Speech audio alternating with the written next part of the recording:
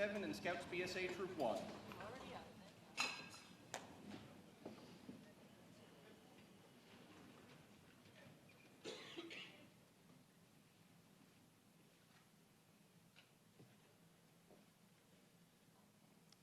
Color guard attention. Color guard advance.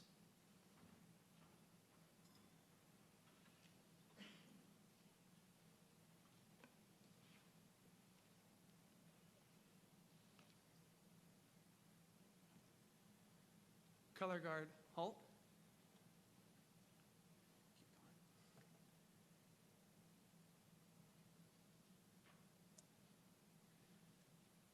Color guard cross the colors.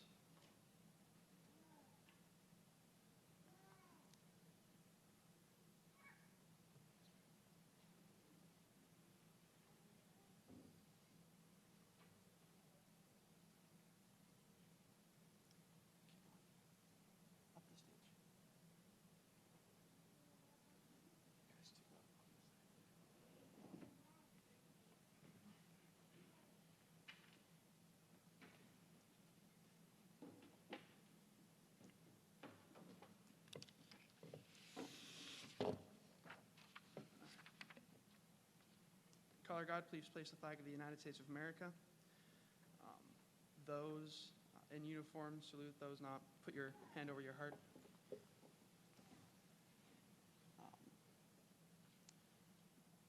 We now recite the Pledge of Allegiance.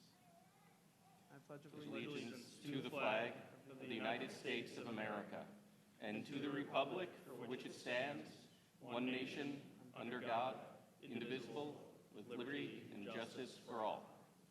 2, color guard, please place the flag of the Commonwealth of Massachusetts.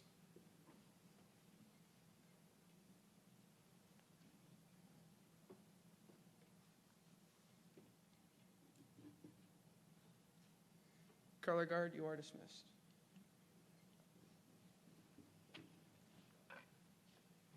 You may be seated.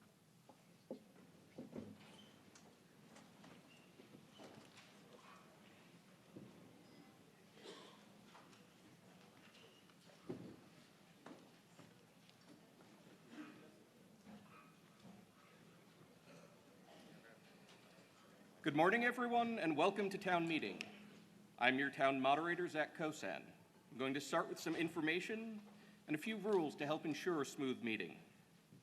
Food will be available in the cafeteria starting around 11 o'clock. A live stream of the meeting will be available in the cafeteria, but the meeting will not be breaking for lunch. You are welcome to return to the auditorium if you wish to speak or cast a vote. We ask that you keep all food and drinks in the cafeteria. No food and drinks are permitted in the auditorium. The meeting has this auditorium until 4 o'clock. If we are approaching that time and still have unfinished business, I will ask for a motion to adjourn.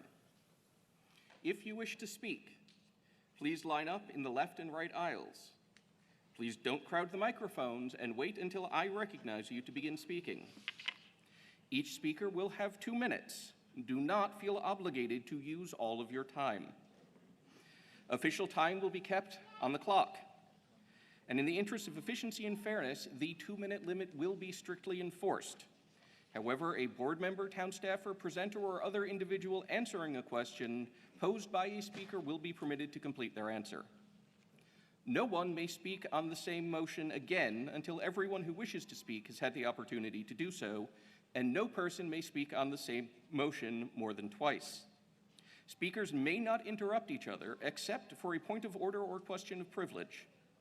When you come to the microphone, please bring your voter pass and open with your name and address. As a reminder, only registered voters in the town of Hopkinton are permitted to address the meeting. All questions and comments should be directed to me as moderator, not to the meeting, the presenter, or any other individual. Please keep your questions and comments within the 4 corners of the pending motion. Questions or comments outside of those bounds will be ruled out of order. Please remember that this meeting is both a body charged with legislative responsibilities and a community. Personal attacks are unproductive. Civility on everyone's part is appreciated.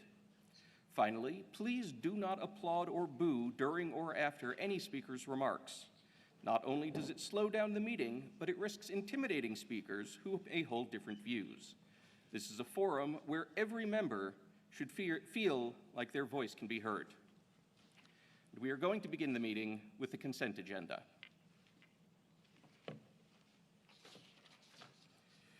To streamline the annual town meeting, we will use a consent agenda. The consent agenda allows a single vote to pass a group of non-controversial items, that is, articles on which all parties agree.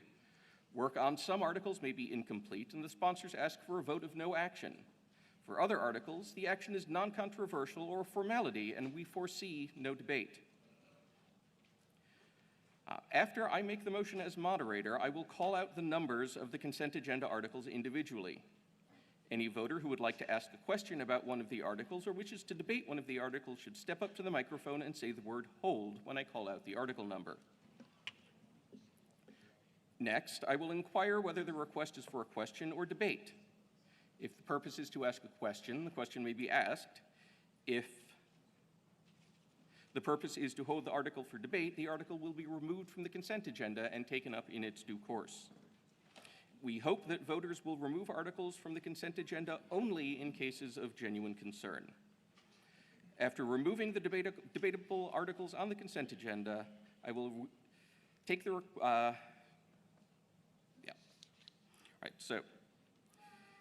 move that the town take action on the articles listed on the consent agenda according to the motions as printed in the 2026 annual town meeting warrant articles and motions document. The consent agenda articles are Article 2, Article 4, Article 5,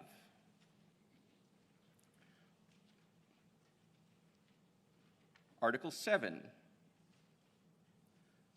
Article 8, Article 9, Article 10, Article 11, Article 19, and Article 39. Seeing no holds, all in favor of the consent agenda, of passing the consent agenda, please say aye. Aye. Any opposed? Nay. The consent agenda passes with over a 2/3 majority.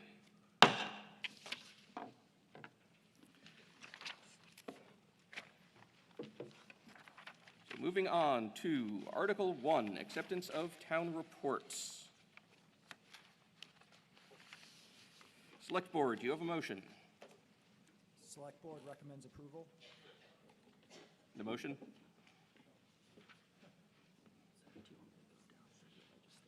You can just stay there. All right, I believe the only presentation for this article is from the Charter Review Committee. Mr. Deegan?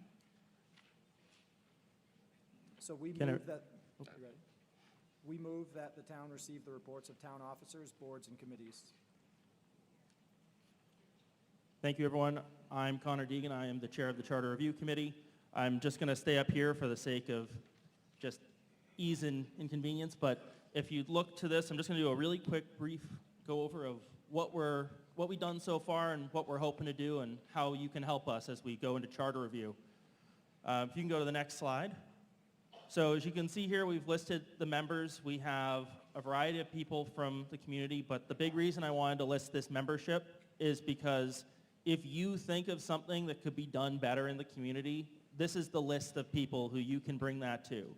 If you can't go to a Charter Review meeting, if you can't get in touch with one of us or me, then please, if you have someone you know, everything that you bring forward, we try to talk about and at least consider. Next slide, please. So the town charter itself is like the constitution of our town, in the same way that we have our laws through our general bylaws.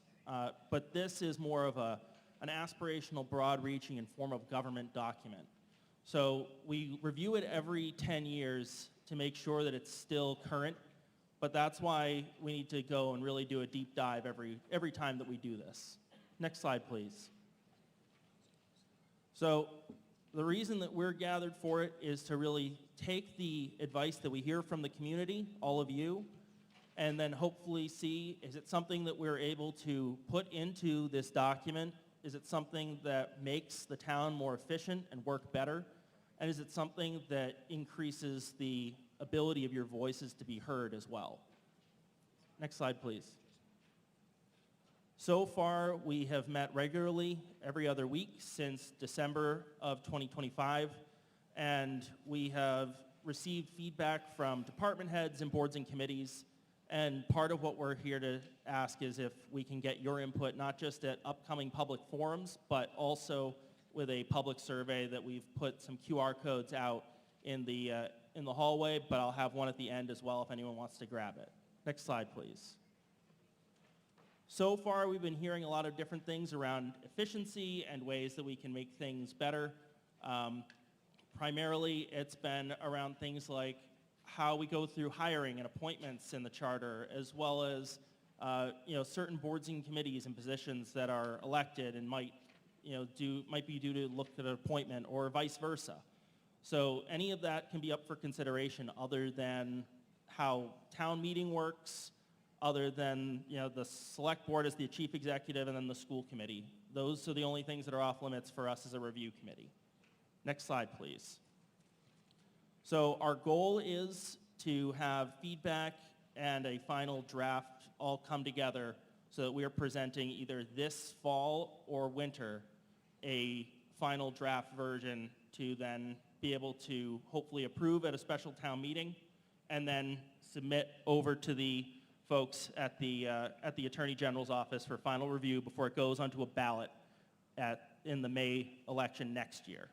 Next slide, please.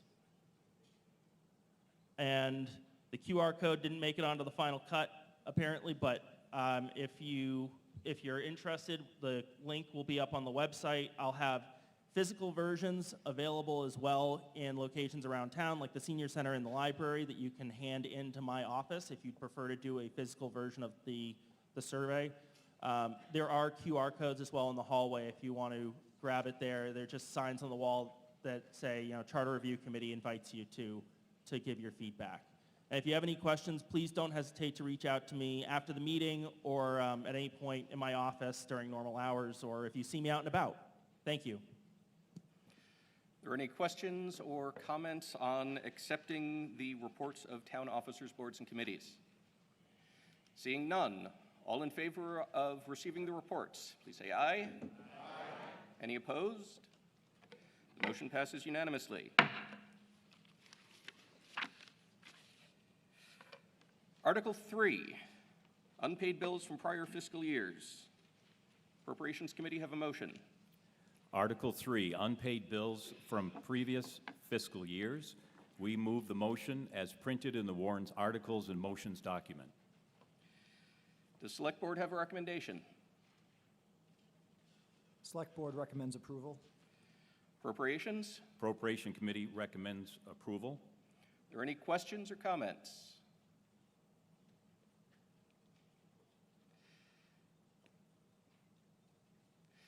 Seeing none, all in favor, please say aye. Aye. Any opposed? Motion passes unanimously.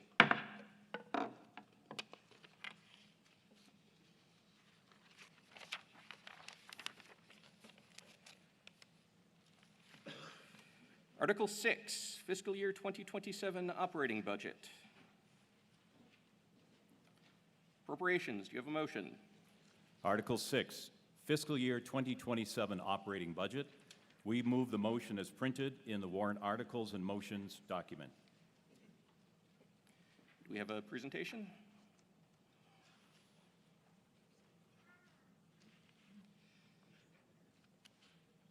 Select Board. Select Board recommends approval. Appropriations. Appropriation Committee recommends approval.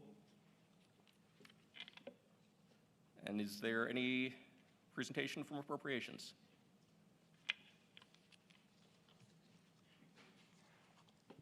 Thank you, Mr. Moderator. The Appropriation Committee is pleased to present the fiscal year 2027 budget to the citizens of Hopkinton for your consideration and approval.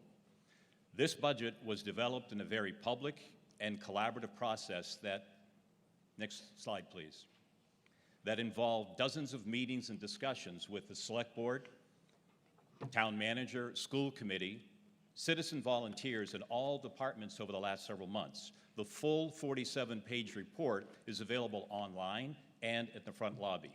Our goal was to have a balanced budget that meets current service needs while protecting the town's long-term health.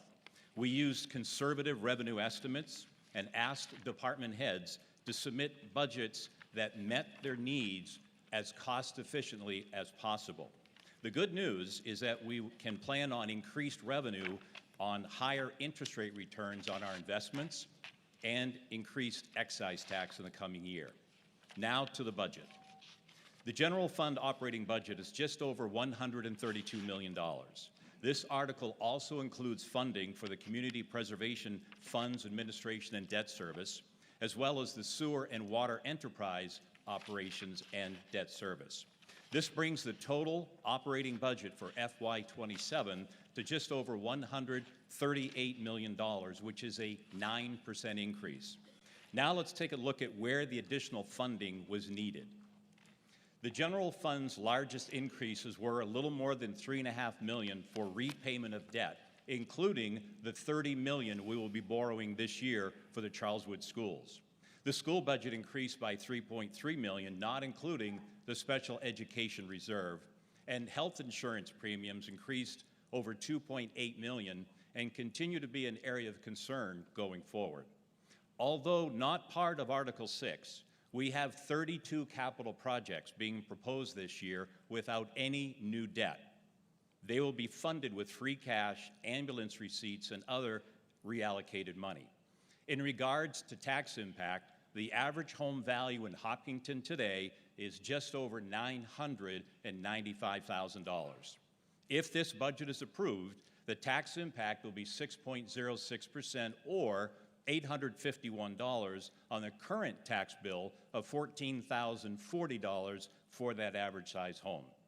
This is where the revenue will come from. The vast majority continues to be property tax, and of that, 84% is residential, followed by state aid, free cash, which we expect to be lower this year, and excise tax. This is where the money is allocated. The Hopkinton Public Schools account for a little more than 50%, followed by benefits and insurance, repayment of debt, public safety, public works, and a few other areas to round out the total. Now let's look at our financial reserves. Our financial reserve policy requires that stabilization and unallocated free cash must be greater than 5% of the general fund operating budget, which today equates to $6.67 million. It's important we stay above that 5% threshold, as it has a direct impact on our bond rating and borrowing costs. The general stabilization reserve will be a little more than $7.4 million, and unallocated free cash will be just over $2.6 million if this budget is approved. That will bring our financial reserve to 7.6% of the general fund operating budget, so that's good news. Also, we have an additional $5.5 million in capital stabilization reserves to help with capital projects in the future. 1 minute. This balanced budget accomplishes our goals, but my final slide is on the future. It's critical that we continue to prioritize needs over wants and closely manage department spending.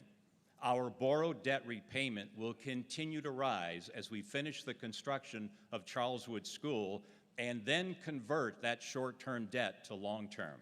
This will directly impact property taxes and potentially our current AAA bond rating. Finally, please be aware that our forecast shows increasing operating budget deficits and a very robust 5-year proposed draft capital plan that will require engaged discussions, debate, and compromise from all of us. Thank you. Are there any questions or comments on the budget?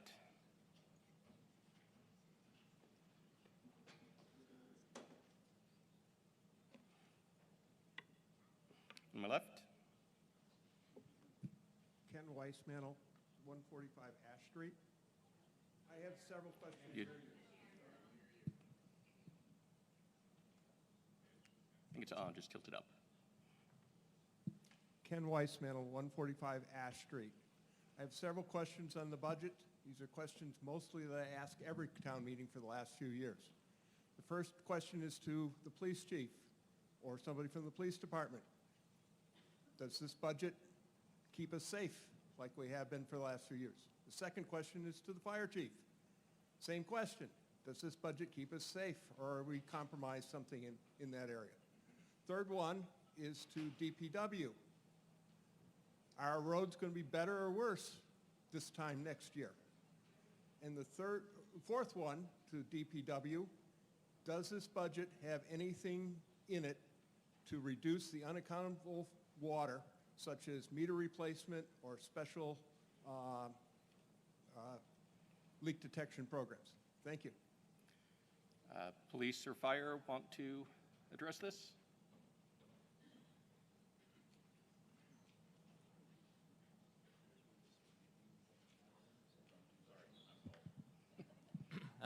Good morning. The budget presented from the fire department is a level service budget. You will not see any changes. Thank you.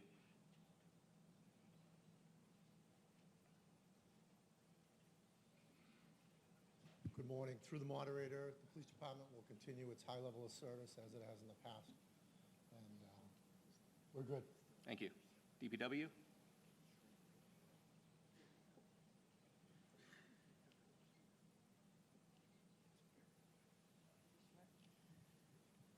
This budget will provide level service for the water and sewer, and as a result of some of the budget adjustments that were made to the general fund, it will be a reduced level of service for roadways.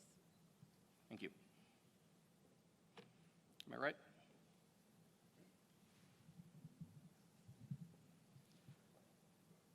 Julius Billiter, here for Overlook Road. My question is to the appropriator or Appropriations Committee. Do you happen to know offhand the average effective annual rate of the interest we are paying on loans previously taken out? And second question is if you happen to know the rate of interest on investments that we've made. Appropriations? Our current interest rate on the short-term bonds or bands that we have on the school is around 3%. That'll have to be renegotiated at some point, maybe a year or so from now. So who knows what the rate will be at that point. But it helps having that AAA rating for sure. As far as return on the investments, it depends. We have several trust funds, OPED. It would really depend on the account, but most of that information is available online, and we can help you find it at some point. Just wanted to be sure that it was there and out there. Thank you.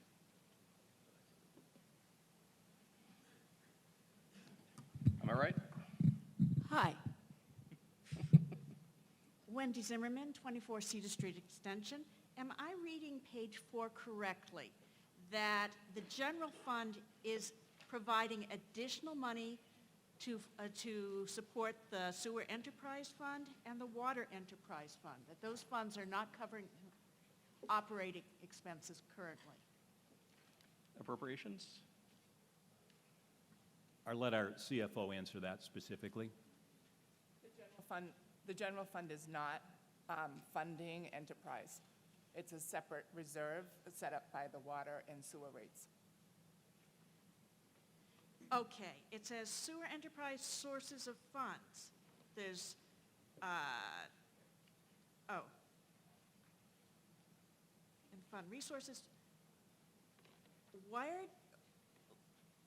Please explain this page to me. Because I see two sources of funds here, one from the sewer enterprise fund and one from the general fund. Could you tell us exactly where on the page, the top, the bottom, because it's a lot of information. Thank you.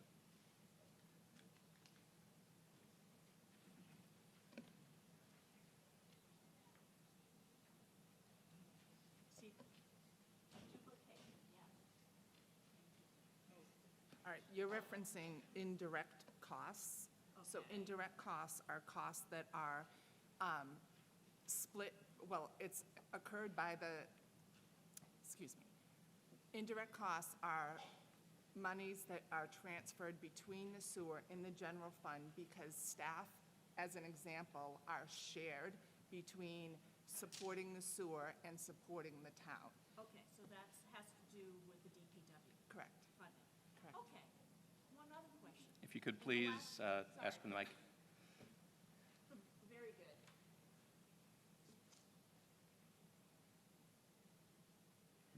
One other question. In the last few years, there have been a number of bonds that have been issued to support projects in water and sewer. I don't see any reference to to how those bonds were assigned to the town Thank as you a for your whole comments. to allow. Ma'am, your time has expired. Fine. Tell me where the general fund and the sewer fund, tell me how water and sewer is paying back those bonds that were taken out by the town against the general. Ma'am, you'll have a second opportunity to speak if you would like. Am I right? Brian Douglas, Greenwood Road. Mr. Moderator, I'd like to ask the Appropriations Committee to maybe just remind us about the percentage growth increase we had from 25 going into 26, 24 going into 25. Just the past couple of years, what that percentage growth was, just to sort of remind us. And maybe you could take a couple of minutes and talk about, or at least give us your opinion on the sustainability of 9% annual increases. Appropriations? I think Kyla's looking up the year to year, so I'm not sure we have that readily available. It feels like it was 7 or so or 8% last year, but we can look that up. And the reality is it's not sustainable because that's what I mentioned at the end of my talk, is that we're going to have some tougher decisions to make going forward. And we'll see what we have to do when we get to that point. But we anticipate growth slowing down as far as the number of new people coming into our town, and that's less revenue we're going to have. We really never know on state aid how much we will or will not get. And as I mentioned too, the healthcare premiums went up substantially this year, over 18% increase just in that one category. So there's a lot of variables that we do our best, and the town professional staff do their best to try to work with.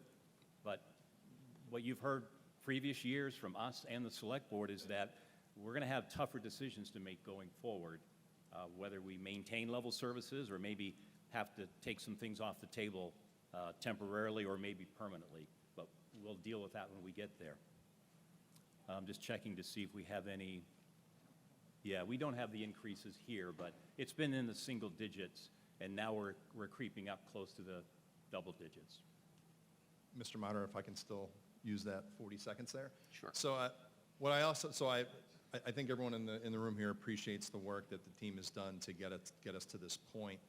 I think maybe what would also be helpful is to understand what actions we're taking behind the scenes to try and address the continued growth that is faster than base inflation.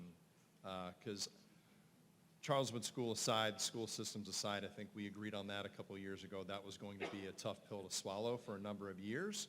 And I think rightly calling out healthcare benefits as, well, I think I saw 18% increase. So I think generally it'd be helpful for folks to understand what are the actions we anticipate taking to really try and bring down those costs. Thank you. No, just to add to the comments before, over the last couple of years, obviously as a town, we've voted to build a new school and improve an existing school, and that's probably a third of the increase is just the debt repayment on those schools. We knew it was coming. Well, it's here. So that's a big chunk of that added increase that we had. And obviously that won't continue to go up year after year after year. That will peak at some point, probably within the next year or two. Am I right? Yvonne Riley, 201 West Main Street. Procedurally, what happens if we vote no? What's the next step? Appropriations? We would have to take it back with all the different town and school departments and see if we can make additional cuts to the budget. And then is there another special town meeting? We would have to have another special town meeting. Okay, thank you. On my left? Jim Miraboli, 10 Ledgestone Drive. So seems like the overall budget increase is 9%. The property tax levy was at 6%. Will that trigger a requirement for a Prop 2.5 override vote at town election? No. And can you just spend a minute explaining? Yeah, because our tax impact on the tax levy is only 2.3%. Everything else is considered debt exclusion. So it's outside the tax levy. Can I ask a follow-up question, Mr. Moderator? Sure. So did you say the levy is 2.3%?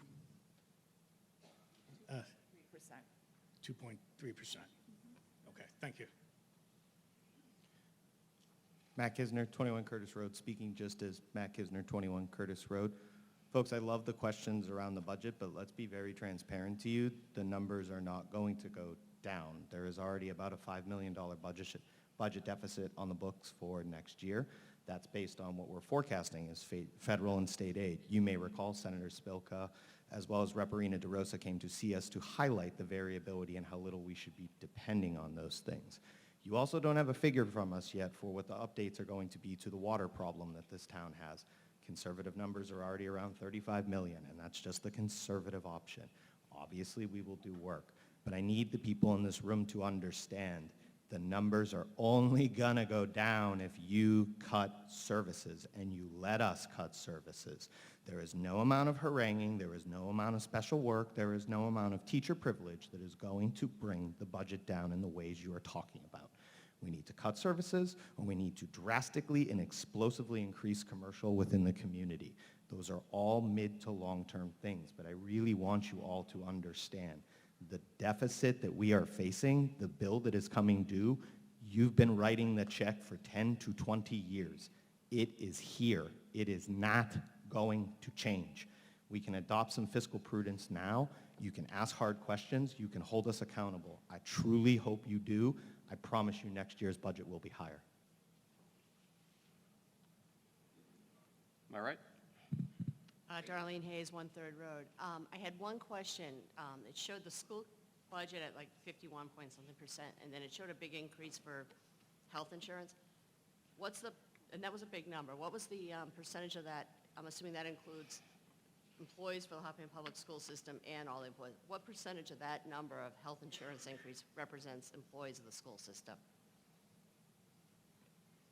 4/5 of the benefit expense is schools and 1/5 is town employees. So that truly means that the school budget is more than 51-point-something% when you add that in.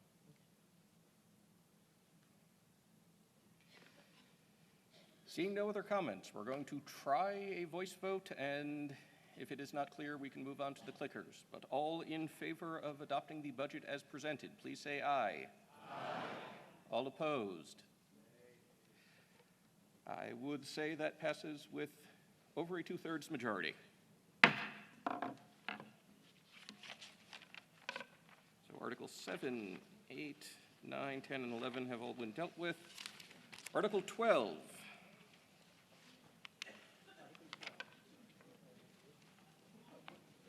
Article 12, Pilot Agreement, Frankland Road Solar Farm.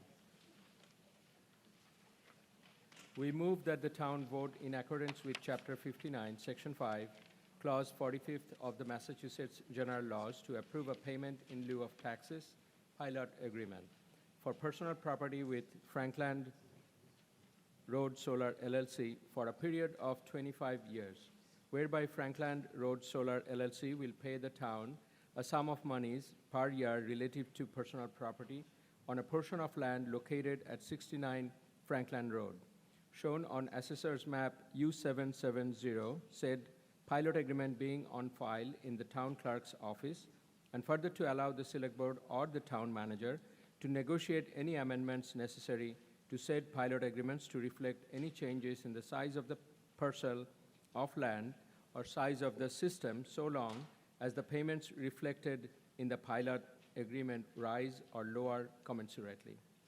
Select Board recommends approval. Appropriations? Appropriation recommends approval. Do we have a presentation on this, Select Board, or are we just opening for questions? We are entertaining the questions. Am I right? Steve Popkus, 24 Cedar Street Extension. I find this article quite vague. Do we have any kind of numbers associated with it that you could talk about, like how much we're actually losing in taxation by them paying in lieu of taxes, all that sort of thing? Appropriations?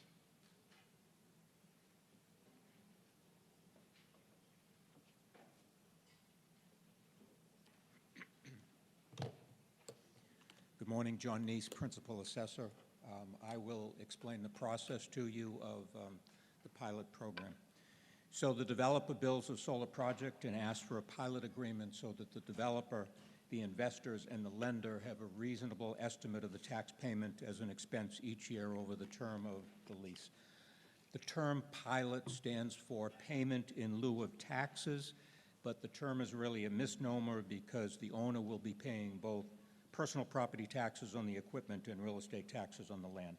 And the total tax payments each year are the same with or without a pilot agreement.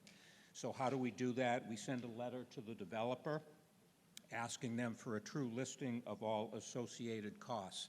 What is that? Engineering, legal, permitting, site work, gate, fencing, access driveway, landscape screening materials, the solar panels and the racking, the inverters, the associated electrical equipment, and any other additional costs. And we also ask them for a copy of the construction contract. Then, after all of that material is received, we do our analysis, and then Town Council prepares the pilot agreement. And I'd just like to read to you some of the language in the agreement. Both the developer and the town need an accurate projection of their respective expenses and revenues. The payments in lieu of personal property taxes over the life of the agreement will amount to the equivalent of the property tax payments that would otherwise be determined for the full and fair cash valuation for the project. The agreement itself has an estimated tax and an estimated payment, but the agreement indicates that the actual pilot payment due shall be the amount calculated by applying the actual personal property tax when known for the contract year to the personal property value listed in the agreement. The developer acknowledges its obligation to pay annual real property taxes in addition to the pilot payments. Real property taxes shall be calculated using the actual assessed land value and the rate in the town of Hopkinton, the actual tax rate for each fiscal year. The developer shall provide written notice to the town of any improvements or additions, and that could change the remaining tax payments. And the other advantage to the town is that the developer shall not apply to the town for any abatement of personal property taxes during the term of this agreement. And then just briefly, it's a 25-year term. It starts at about $180,000 in terms of taxes for the first year. That will reduce each year because the equipment does depreciate, and I don't know, I'd have to add up the 25 years, but you're probably looking at some 10 million or so in terms of tax payments. Am I right? Darlene Hayes, 1 3rd Road. Just a couple quick questions. One, do you have a picture on the map where this is? But two, is this the piece of property that has a going up for public auction sign in front of it on Franklin Road?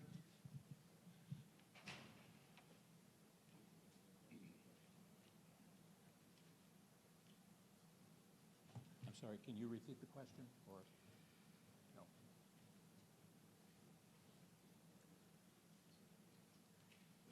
On Franklin Road, where I think it's by the old Liberty Mutual building, there's a sign that says going up for public auction. And I thought that was where the solar farm is. So I wanted to see if this is the piece of property you're talking about that is actually going up for auction, or is it someplace else on the map? That's it. I believe it is 2 separate parcels.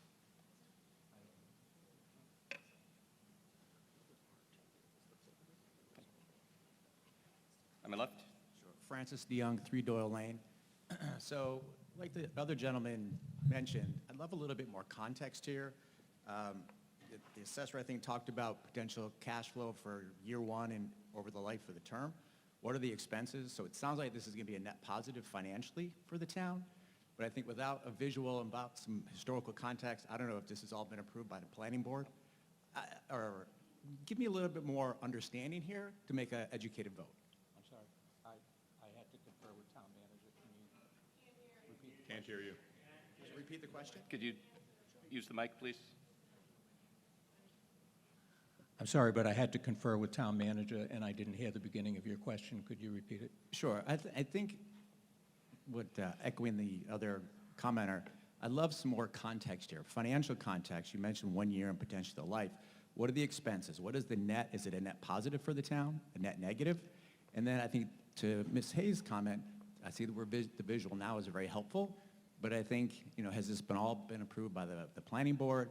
And are we just kind of like giving a vote here for what the town wants to do with this piece of property? I think additional context, financial and visual, and kind of like, hey, historic, would be beneficial. Thank you.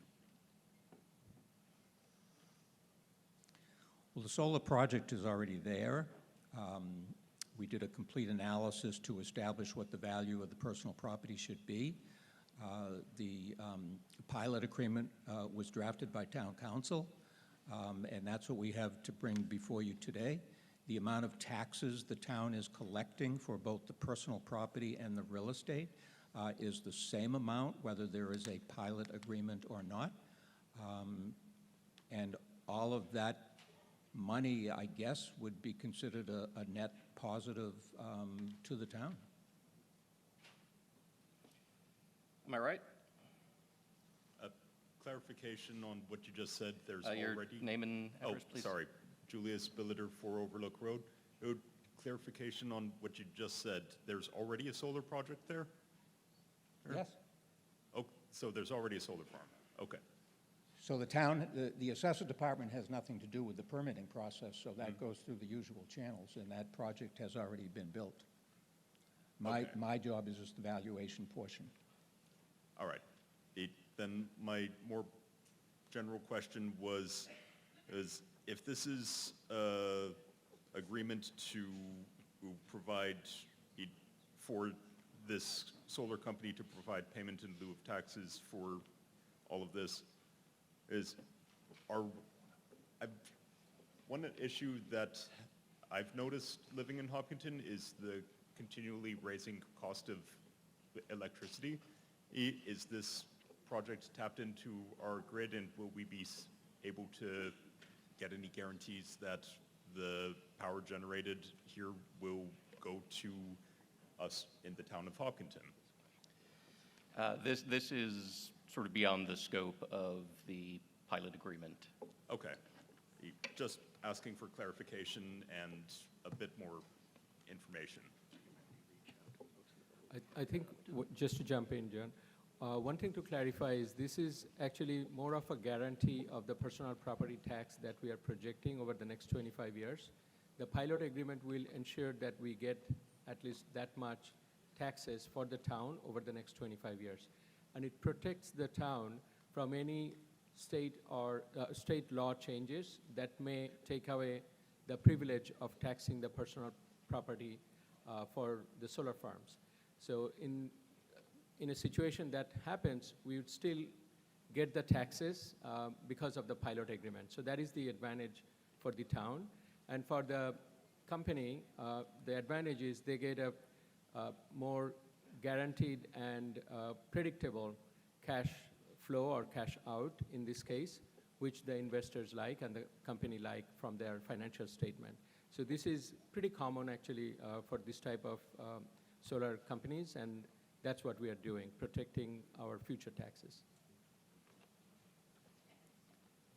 All right, seeing no other questions or comments, we can try this with a voice vote. All in favor, please say aye. Aye. Any opposed? Motion passes unanimously. Article 13, capital improvements. Article 13, capital improvements. We move the motion as printed in the warrant articles and motions document. Select Board have a recommendation. Select Board recommends approval. Does Appropriations Committee have a recommendation? Appropriation Committee recommends approval. Does Capital Improvement Committee have a recommendation? Capital Improvement Committee recommends approval. You have a presentation? Yeah, do we have the slides? We can get 5 on the clock.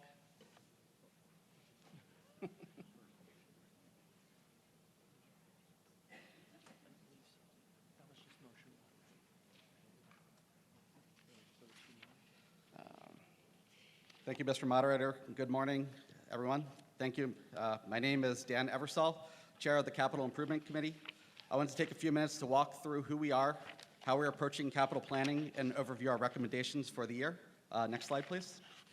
The Capital Improvement Committee supports the Town of Hopkinton's long-term planning by reviewing and evaluating proposed capital requests over $25,000 across all town departments, including the school department and enterprise funds.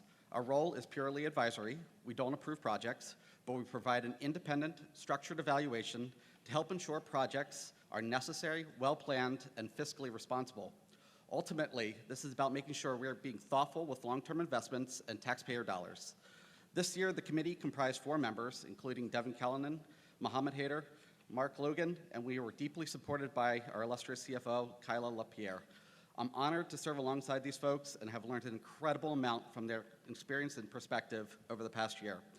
Collectively, the CIC members bring over 100 years of experience across business finance and organizational leadership, including CEO-level experience.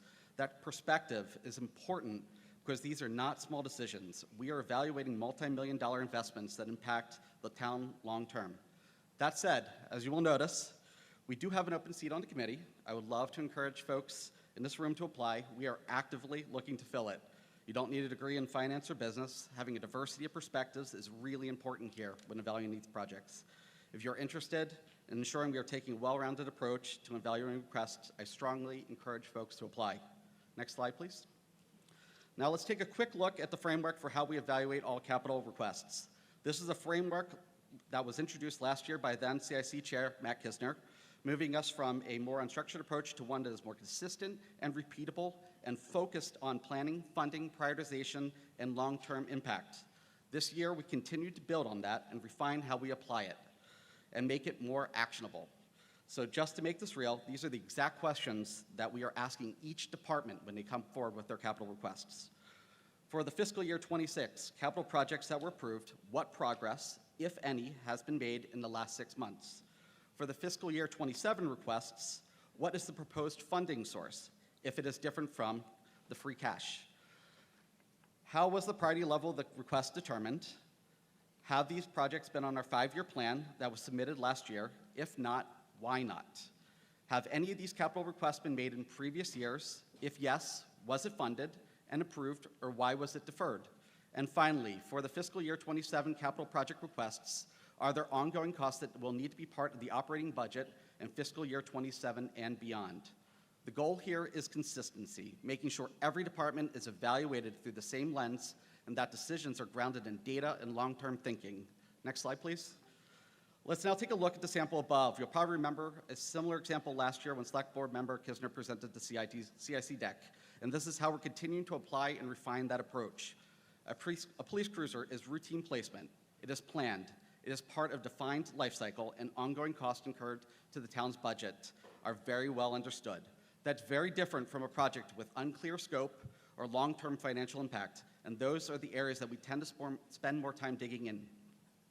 This framework helps us establish or distinguish between standard capital needs and more complex or higher risk investments, especially those that may add to the town's tax burden. Next slide, please.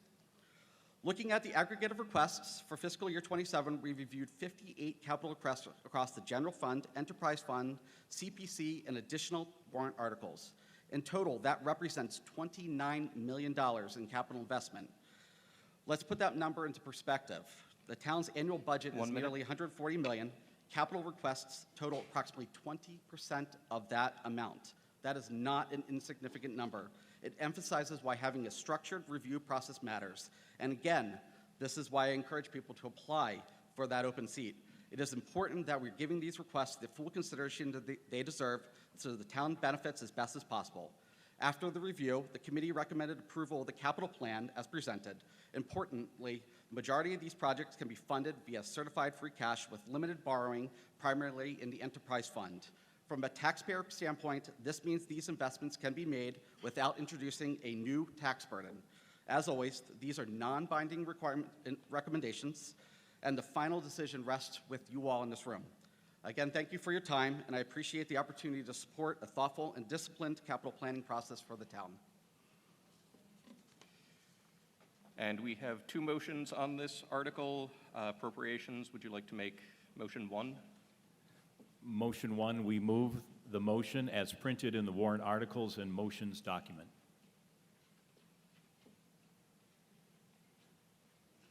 And if we can get that up on screen. It's on page 11.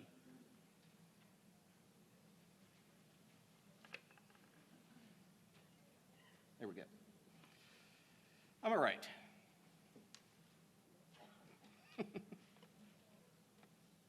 Steve Popkus, 24 Cedar Street Extension. I'm actually almost always in favor of us buying land. However, if we're going to buy, I believe this is Carboni's, is that correct? Do we have plans for this?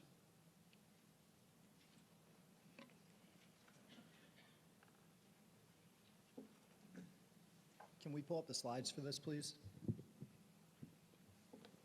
I'm sorry, did I usurp the situation? You were going to present this? I got in the way? Oh. Somebody was going to.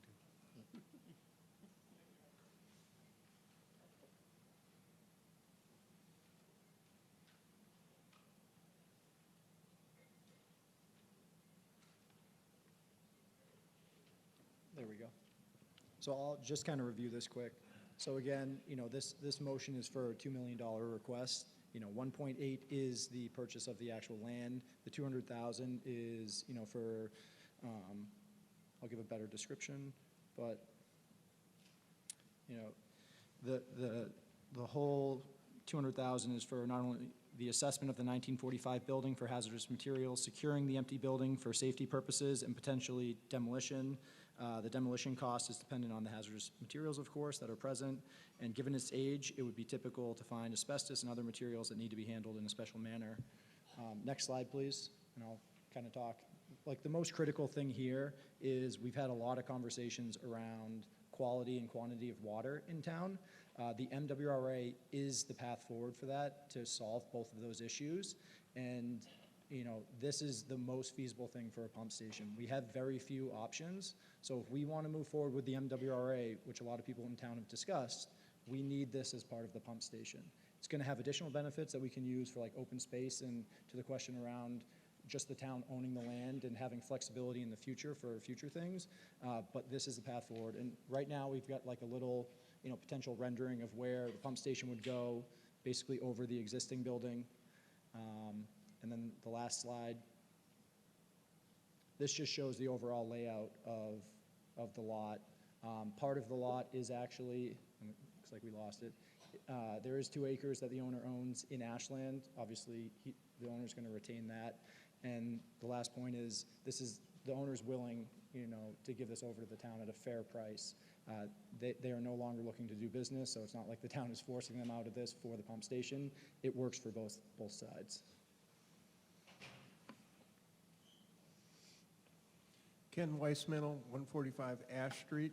I'd like to ask a question on item 23, which is the roadway repavement. It says, We are only on the Carboni's purchase right now. It's 2 separate motions.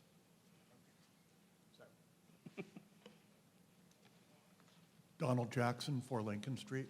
I have a follow-up question regarding the intended use of the parcel. In some of the news articles and other materials that were made available, there was discussion of some of the land being purchased by the Conservation Committee, I believe, and discussion of potential uses, access to Hopkins State Park. Are there any specific plans about that? And if so, could that information be shared? Yeah, so I don't think we have specific plans yet, but open space was certainly, a key designation for this in kind of the back property. And then, just at what point and in what form will those plans be determined, and when will the community have the chance to give input? Yeah, it's a great question, and I'm not sure we can give an exact timeline. I think the biggest thing I meant more like in the process, not calendar-wise. Sorry. Yeah, I think obviously this is dependent upon a favorable vote here for the town to move forward and then quickly assess what the needs are. I know the business is going to operate until the end of August, so, shortly after this, we would probably move forward with plans. Thank you. On my left. Ann Matina, 40 Eastview Road. I actually have a question and a comment about this purchase. My question is, I still don't understand completely how it's being financed, what level of CPC funds are being used for it, and what CPC is getting for that, I guess is my question. So I don't know whether someone from that committee could answer that question. That's my question. And then the second thing, I just want to comment on the projected costs of tearing down the building. Parallel to this, we are also involved with trying to figure out and go forward with the center school reuse. And we've just learned that, plans to take down the back end of that building are going to be significantly higher than anything we thought of in the past, or they could be, depending on when we start tearing down. So I guess my question is are we firm on these numbers? Is this going to change next spring? We're going to come back here and say, we need, a couple million more for the Carbonis property. To answer your first question, per the motion, the $2 million is coming from certified free cash. Okay, so CPC has nothing to do with it. CPC? Ken Weissman, 145 Ash Street, speaking as chair of the CPC. In Article 20, we recommend that you be spending $185,000 to purchase for open space the right-hand parcel, which is got a lot of wetlands where it kind of shows green on that, but it's kind of half the parcel in the back. So that would supplement that amount, I believe.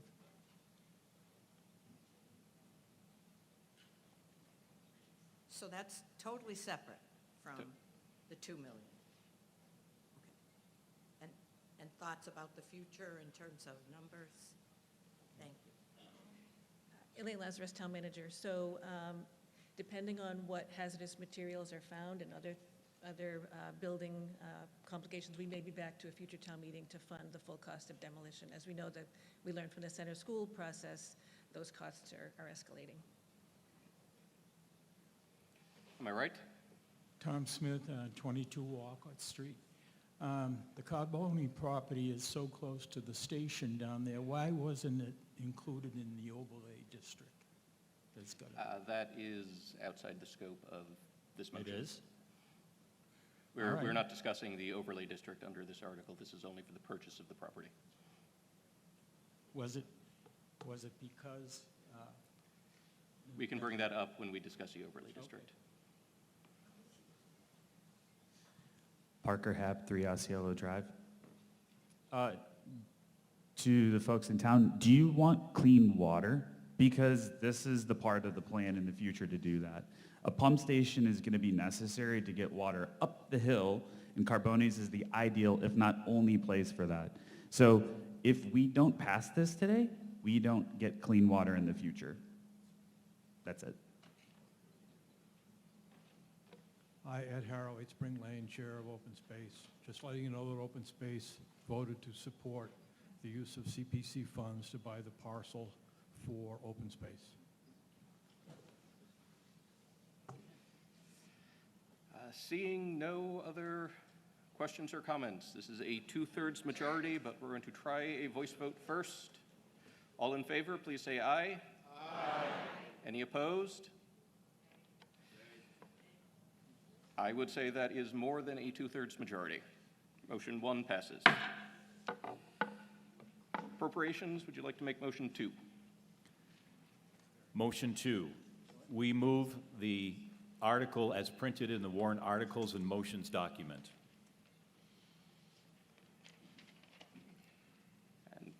Questions and comments?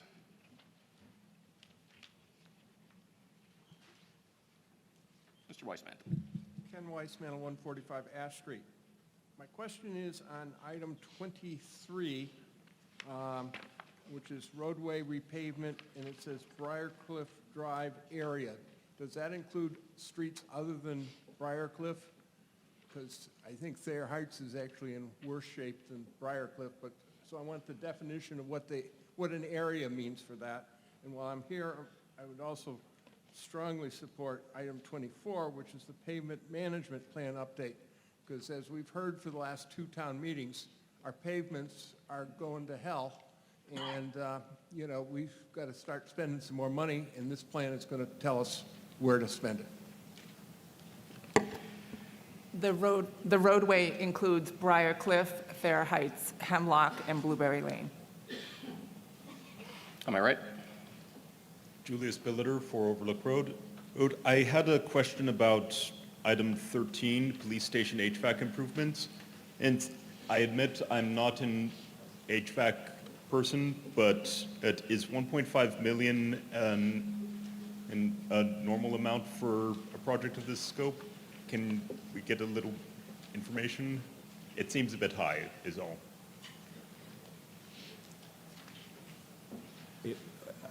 When the police department asked for that particular article, it had to do with the fact that literally the second floor does not have an adequate HVAC system, and they've had problems with the original that was put in a few years ago or several years ago. So it's been vetted by several different committees, and that's why we and other committees did recommend it. It's a fairly large project. Just curious. On my left? Al Rogers, 4 Laurel Ave. I have a question on number 29. What is the quality improvements for Lake Whitehall, and isn't that state property?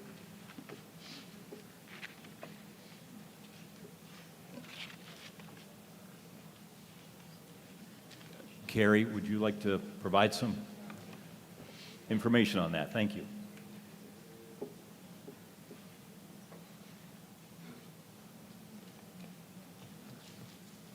No, I believe we might have a slide.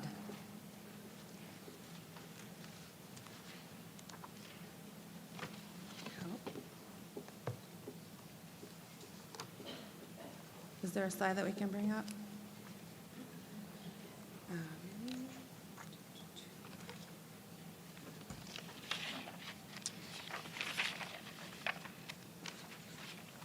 If not, so this would specifically be improvements, you're correct, Lake Whitehall is DCR-owned property. The lake itself is impaired for elevated phosphorus levels. The permit that the town holds from the EPA for discharges of our stormwater under the NIPDES program requires us to reduce the levels of phosphorus going into Lake Whitehall. This particular project is based off a feasibility study that we did for Longwood Drive and for that subdivision on things that we could do to reduce the phosphorus levels coming from the runoff from those roads. And this particular project would install several stormwater control structures along Longwood Drive that eventually discharged into the lake and would reduce those phosphorus levels. Oh, there we go. So those of you who have driven past Lake Whitehall, especially in the middle of the summer, you'll notice now you can pretty much see the surface of the lake, and throughout the summer it gets greener and greener and greener. This is a result of these high phosphorus levels. And as I said, the EPA is requiring that the town reduce the phosphorus levels that we discharge directly to the lake. There's limited, but probably not too much improvement directly at the DCR property. We have reached out to them to try to partner with them for funding, and so far they have not been willing to commit funding to this, but they have been willing to work with the town to make improvements. Am I right? Thank you, Carrie. This isn't specific to this Article 13, Mr. Moderator. Just, I'd like to ask, what is the town's process for soliciting quotes and soliciting bids for like all the capital projects, as an example? Appropriations, can you answer that quickly? There is a procurement process, so we have to follow that process. Thank you. Could you maybe provide a little detail on the process? Like how many, what's the minimum number of bids? How do we talk about conflicts of interest? Yeah, I can try.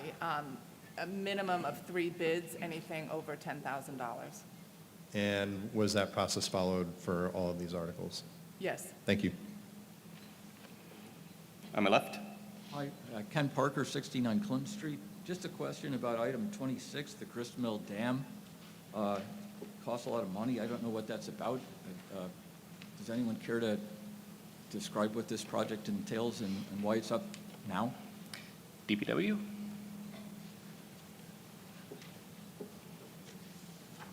That's another one. If you can bring up the slide, I think the photos are very helpful.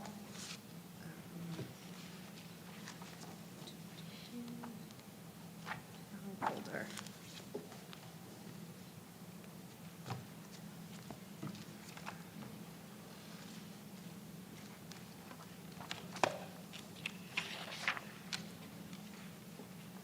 I believe this is item 26. There we go.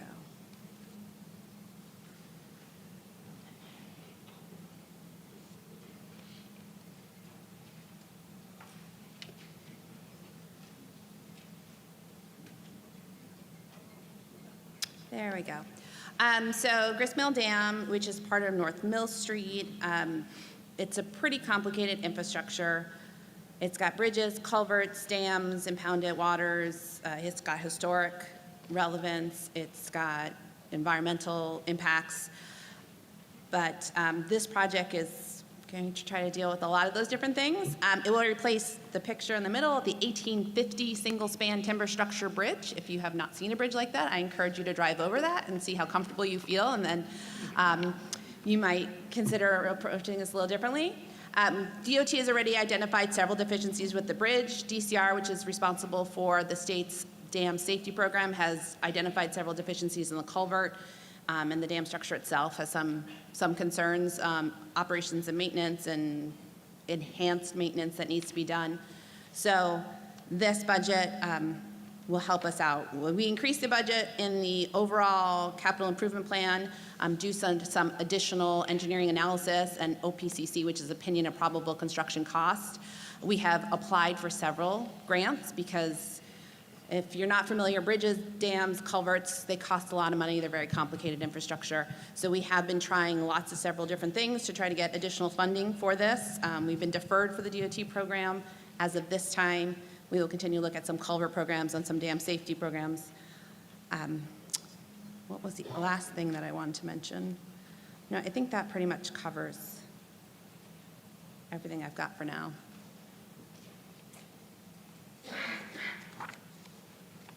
All right. Am I right? Ed Harrow, 8 Spring Lane, long time abutter, 40-plus years, Lake Whitehall. But first, I want to talk about this, because I drove over this bridge twice within the past 2 weeks, putting up turtle signs. And I found it incredibly safe and comfortable. Lovely. Getting back to Whitehall, for probably 40 years, those who've lived in town long enough have known this has been a hot button for me. And back in the beginning of the subdivision, it was a small group versus DEM, which we learned stood for Don't Expect Much. A year ago, more or less, in January, February, I wrote to what is now DCR and said that our town, in the persona of Kerry and Kim Sierra McCauley, who was previously with Concom, put together money out of their budgets to do a proof of feasibility study for this. And that you, DCR, should be willing to pony up with the town to correct this problem, that you were a partial creator thereof.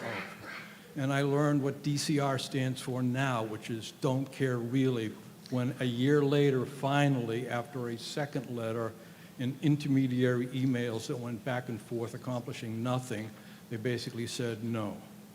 Thank you. I urge you to support this. On my left. Jeff Rowland, 14 Old Farm Road. On item 16, maybe this is a nitpick, but is there a missing 0? And if so, does that need to be fixed? Good catch. Yeah, we just were notified that there is a misprint, not a misprint, we just neglected to have an additional zero for $100,000 for that item. That amount was approved through all the boards and committees that met on it. Is there any objection to a stenographic amendment to correct item 16? Hearing none, item 16 is corrected to 100,000. John Cardillo, 84 Winter Street. My first house in Hopkinton was on Ralph Road. I'm wondering, as part of that development in Longwood and Ralph Road, empty into the lake, is there any plan to include the infrastructure down at the bottom of Ralph Road to catch the phosphates that are, I'm sure, coming down that road as well? I know that the developer skipped town and didn't finish that whole project. It's been ongoing for quite some time. DPW, would you like to weigh in?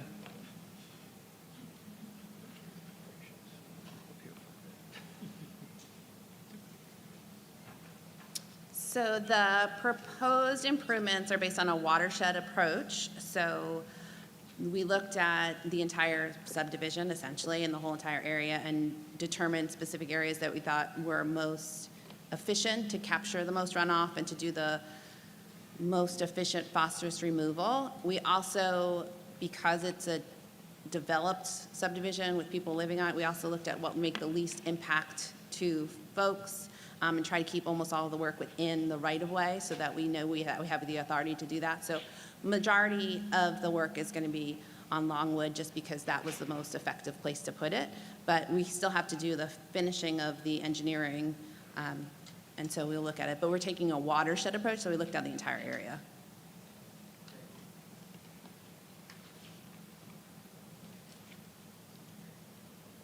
Mike Dion, 7 Donna Pass. My question is, in light of the impending deficit coming next year, why are these all lumped together? Some of these we absolutely have to do, it seems like, but some are need to do or nice to do.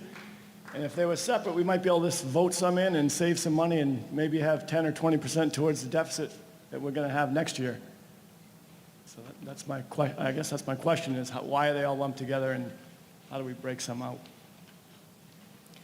Yeah, they were lumped together for expediency by the Appropriations Committee.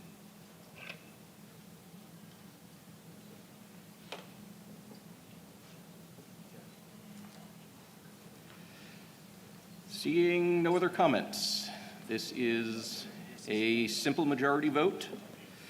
All in favor, please say aye. Aye. Any opposed? This passes with at least a 2/3 majority.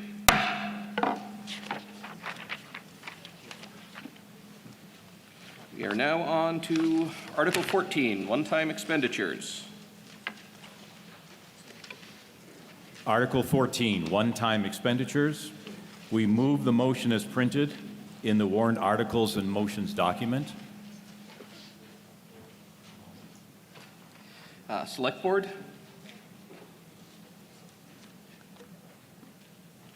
Select Board recommends approval. Appropriations? Appropriation recommends approval. And just a brief explanation, these are all requests that are under the $25,000 threshold in order to be considered for a capital item, and these are all being funded by free cash. Are there any questions or comments? Seeing none, all in favor, please say aye. Aye. Any opposed? Motion passes unanimously.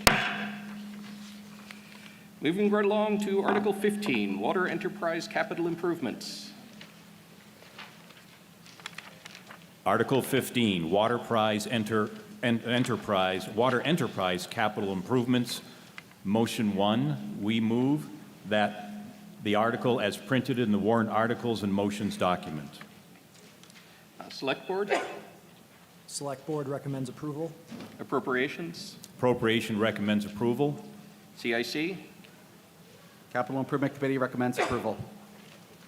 Do we have a presentation on this one? Okay, any questions or comments? Seeing none, all in favor of motion 1 under Article 15, please say aye. Aye. Any opposed? Motion passes unanimously. Motion 2, appropriations. Motion 2, we move the article as printed in the warrant articles and motions document. Select Board, Select Board recommends approval. appropriations. Appropriations recommends approval. CIC, The CIC recommends approval. Just a very brief explanation. This is money that we'll be borrowing, and it'll be paid back by the water retained earnings. That's the source of funding that will pay it back. It's for items 2, 3, and 5, and the majority of this borrowing will not occur until FY '28. Mr. Weismantel. Ken Weismantel, 145 Ash Street. My question is on the funding source for the Grove Street water tank replacement. As you know, water tanks are really there in order to have enough water in case there's a fire. And basically, this article is funding it entirely out of the water users. Only 60% of the folks are connected to the water system. Yet we're going to be happily providing our neighbors that do not have town water with all the water they need during a fire. And so this is one of the items that I do not think should be solely funded by the water users. Anyway, that's my comment. I think that maybe we can correct this at another town meeting. We need tank storage. I also think that the location on Lumber Street, off of Lumber Street, where we have land for a tank, would be a maybe better tank. We had enough land that was bought for a 2 million gallon tank. The first 20 or 30 feet of this tank just holds water up, and we can't use the bottom part because of the elevation of the tank. So getting a spot on a hill off of Lumber Street with a tank where you can use the entire tank makes a little bit more engineering sense to me.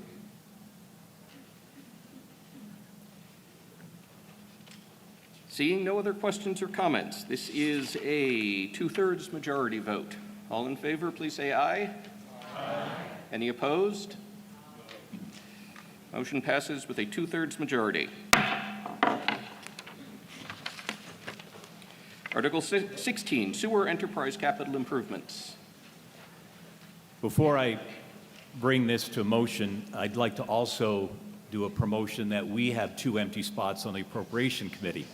So if any of you folks who are kind enough and interested enough to attend these meetings, and we see faces year after year, we'd love to have you apply and maybe come up here and sit with us next time. So 2 open slots. Please don't all rush up right now. Appreciate it. Article 16, Sewer Enterprise Capital Improvements. We move the article as printed in the warrant articles and motions document. Select Board, Select Board recommends approval. Appropriations, Appropriation Committee recommends approval. CIC. Capital Improvement Committee recommends approval. Any questions or comments? Seeing none. All in favor, please say aye. Aye. Any opposed? Motion carries with at least a 2/3 majority. Article 17. Select Board, The motion will be made at town meeting to see if the town will vote to pursuant to General Bylaws, Chapter 28, Section 28-4, to authorize the Select Board to settle a suit requiring a payment of more than $1,000 and to raise and appropriate, transfer from available funds, appropriate from excess bond premiums, or otherwise provide a sum of or sums of money to fund the payment of a settlement reached in the matter of Costas Brothers Masonry versus SureTech, DBA Markel Surety, and others, including any and all costs, fees, and expenses related to the same, said sum to be spent under the direction of the town manager. and Select Board, do you have a motion? Yep. So we would move to authorize the settlement as presented in the warrant in the amount of $30,000 with such funds to be transferred from free cash. And Select Board, do you have a recommendation? We recommend approval. Appropriations? Appropriations recommends approval. Any questions or comments? Seeing none, all in favor, please say aye. Under the buzzer.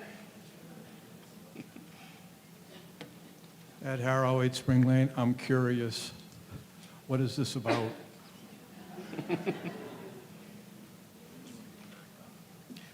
Select Board, can you give us some background? I'm going to ask the town manager to give the background on this one.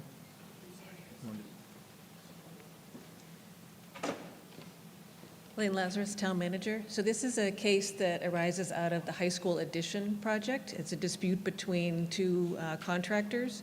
The town was brought in as a third party. And we've been advised by council that settling the case for this amount, which avoids going to trial, scheduled at the end of July, will save the town money because it will be less than the expenses to prepare and go to trial.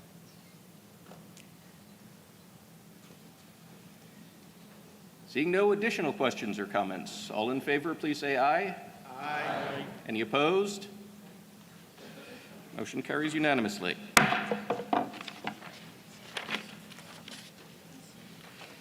Article 18, authorization of drainage improvements for Hawthorne Lane area. This is a citizen petition. If you'd like to come up to the lectern, I believe we have slides for you. You're good. Good. Good morning. My name is Kathy Nagel. I'm speaking on behalf of this citizen petition for drainage improvements in the Hawthorne Lane area. This issue is not new. The town has been aware of a significant drainage failure for years. In 2020, water was discharging from an electrical box, clearly demonstrating a serious infrastructure problem. The town investigated, acknowledged the issue, and obtained Conservation Commission approval for a drainage solution. However, this solution was never implemented. As a result, the property continues to sustain ongoing damage to the home, land, and utilities. This is not a one-time event. It is an active and worsening condition. This article ensures the town follows through on a known and documented problem. Delaying further only increases risk, cost, and potential impact to surrounding areas. I move that the town vote to authorize the appropriate funds for the full design and construction of drainage improvements in the Hawthorne Lane area to resolve this ongoing issue.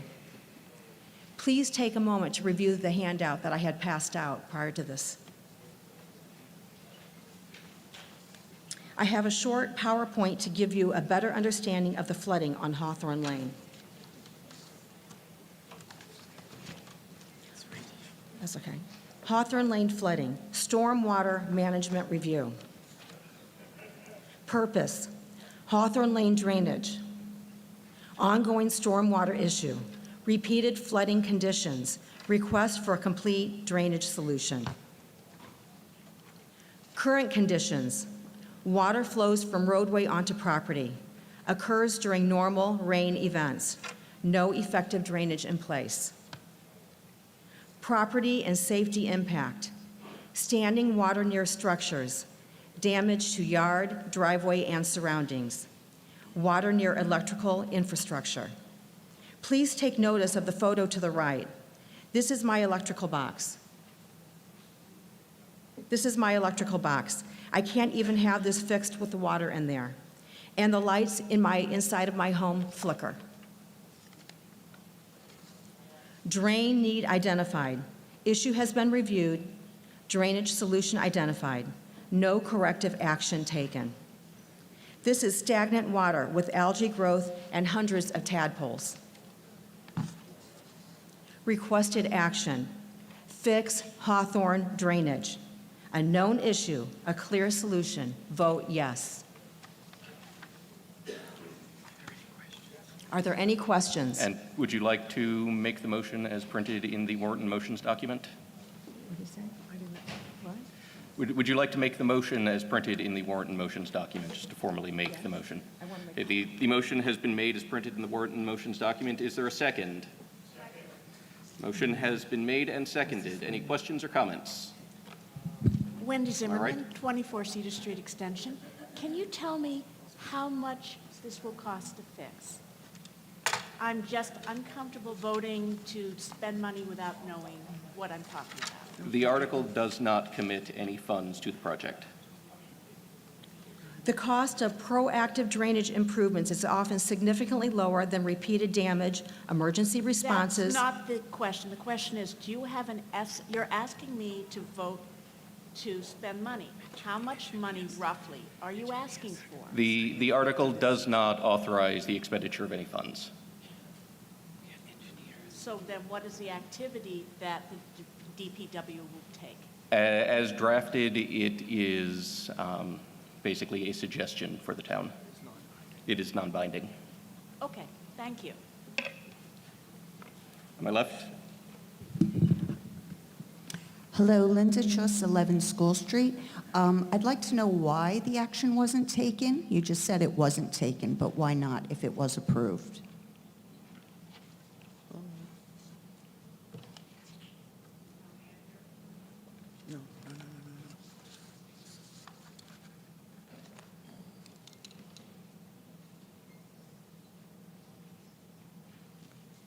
Residents have been raising concerns for years. The goal now is to finally move forward to a permanent solution.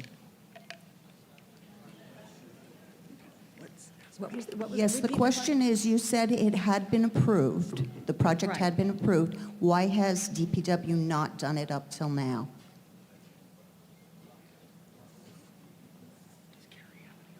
Point of order, moderator. I believe that's a question that may be better addressed by DPW. does DPW have any input on this? There was an answer. Why wasn't it done? Carrie Reed, DPW Director.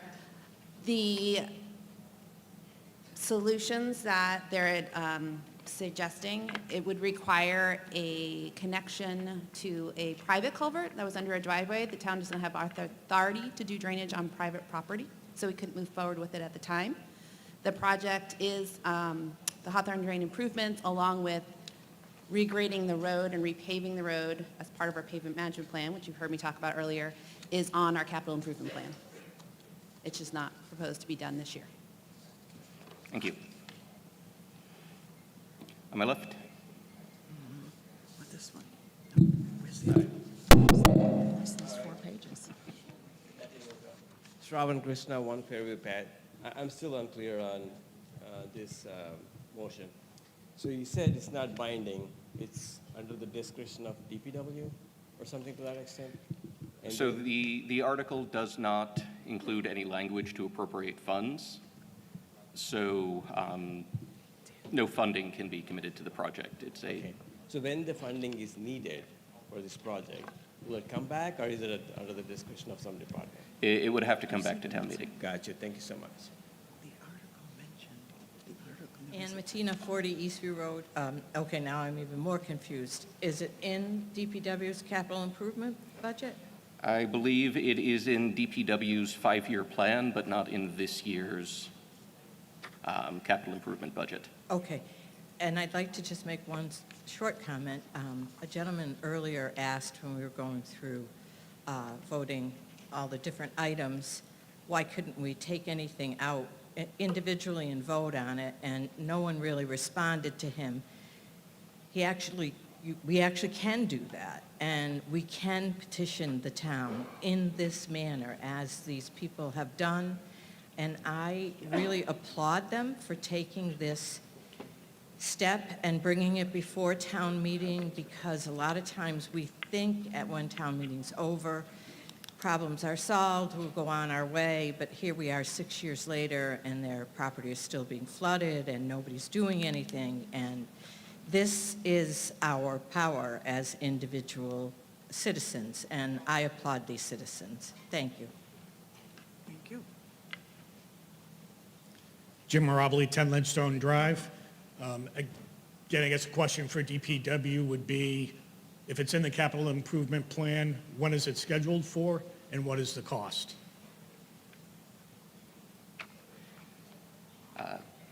DPW, can you address that briefly?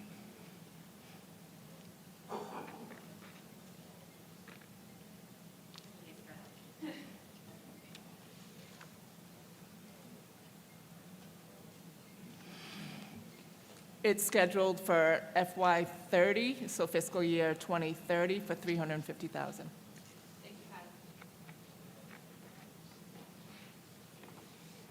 On my left. Hi. Paula Garland, 50 Downey Street. 11 years ago, I lived in that neighborhood, and the problem was just as bad as it is today. And in fact, my home was the first home built in that neighborhood, and that was in '98. The problem was there then, so it's been there for a long time. These guys deserve to have it fixed.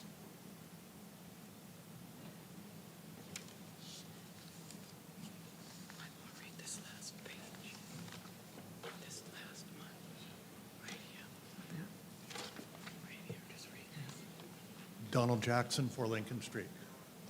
So I completely empathize with the petitioner's frustration about the length of time that this problem has gone unremediated, and for them to hear that this is still planned for now 4 years in the future, I'm sure must be difficult to hear. At the same time, I am concerned that if projects are being prioritized for any sort of work like this, based on what is brought to a vote at town meeting, that seems like a road to chaos. And I would urge the select board, the DPW, to come up with a better way to try to address critical needs, so that it doesn't have to come to this.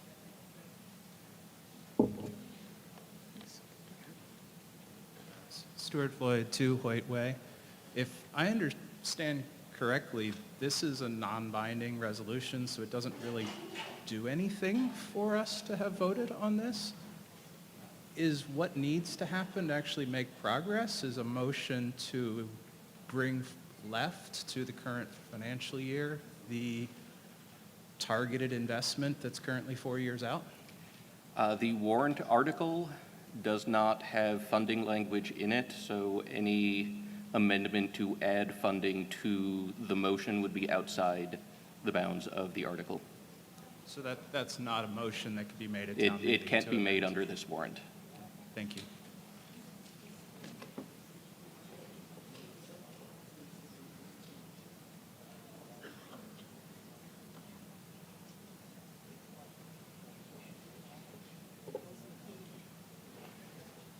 Steve Pappas, 24 Cedar Street Extension.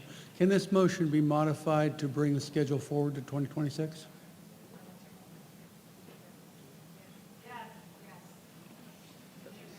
Yes. I asked a question. Sir, could that was Can this discussing- motion be modified to bring the scheduled repairs forward to 2026? It can be, It's already been appropriated according to the schedule. I don't believe it has been appropriated, and on consultation with town council, no. So through the moderator, there is a difference between something being allocated in the long-term capital plan as something that we are planning to spend, and that the money is physically available now in an account somewhere for movement and allocation. We have a plan, folks. Andrew Demore, 28 Wood Street. Mr. Moderator, could you please explain, you keep saying there is no language for funding, and yet it specifically says, and to appropriate such funds as may be necessary. I don't understand. Could you please That's clarify? Article 19 you're looking at there. If we could scroll up to the article for 18. No, I'm reading the top of the page. Right? 18. it says, and to appropriate such funds as may be necessary. Now it's at the bottom of the page.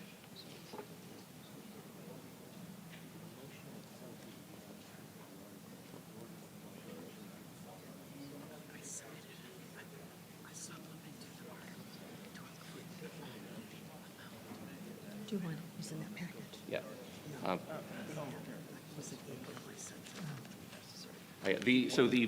What's it?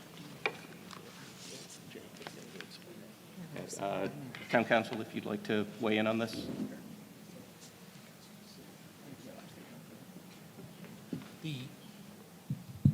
The Jay Tallerman Town Council, the article has no notice of an appropriation. So to the extent that the motion is asking for money that the article doesn't, that would be beyond the scope of the article. So we recognize that that's what's in the motion, but there's no notice. The article serves as notice to the town meeting, which is why when we do articles, we say, and to appropriate a sum of funds.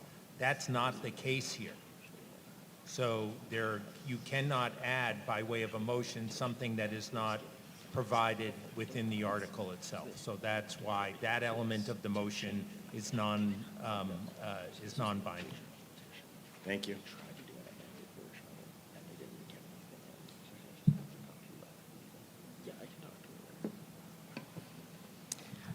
Muriel Kramer, 39 North Street.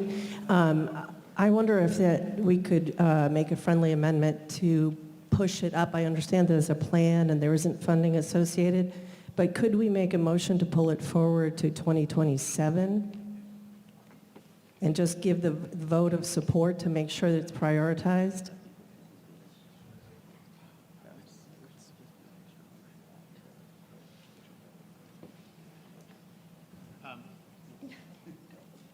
I think that would be more appropriate. We're only spending money for the next upcoming fiscal year. I think this would be a matter that would be subject to either a warrant for a different town meeting or for next year's warrant. We can't appropriate funds going out into next year for operating expenses like this. So if I could, through you, Mr. Moderator, I totally understand that. I appreciate that. I know that there are some plans, for example, for potentially a special town meeting, so I just put that into the petitioner's frame to make sure that you get it on with a funding appropriation. But I think I rise in favor of at least throwing this town meeting support behind this to prioritize it as soon as it can be prioritized for repair. It sounds like a safety issue and a long-standing known problem. And our clerk would like to make a comment. Just, another comment as well is, we do anticipate there is going to be a special town meeting coming up at some point, either at the end of this year or the very start of next year. So if a funding source could be identified, this is something that could be brought up again, whether it's identifying, some funds that are still left in free cash or something for a future meeting, or it could be done again and at the next annual. But I do recommend either way that the petitioners do make sure to speak with the appropriate boards, committees, and staff to ensure that it stays on the radar and keeps moving forward. Michael Riley, 201 West Main Street. I'm in support of this and also amending it if at all possible, as Mr. Kramer suggested, only because ultimately we're talking about a 30-year issue that the town was aware of.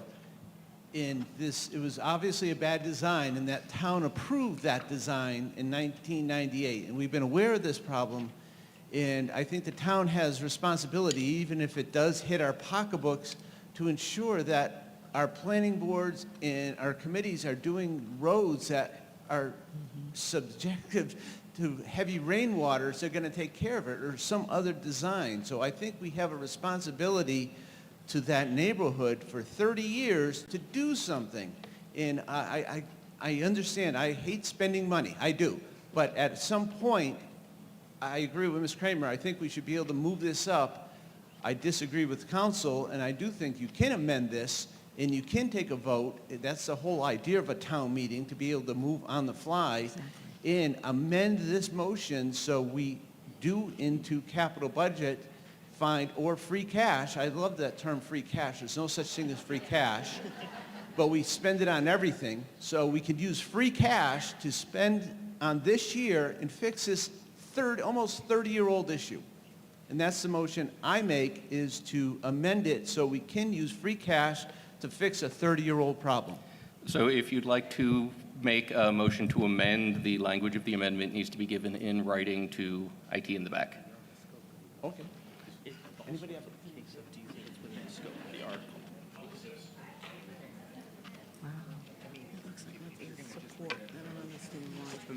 And, Mr. Riley, would you mind just letting us know what, before we make you go and write all that out, the actual language of the amendment that you'd like to propose? These people are great. Thank goodness.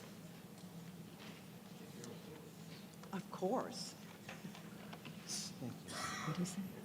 My motion would be that we use free cash and do this project in fiscal year 2027 to repair a 30-year-old issue.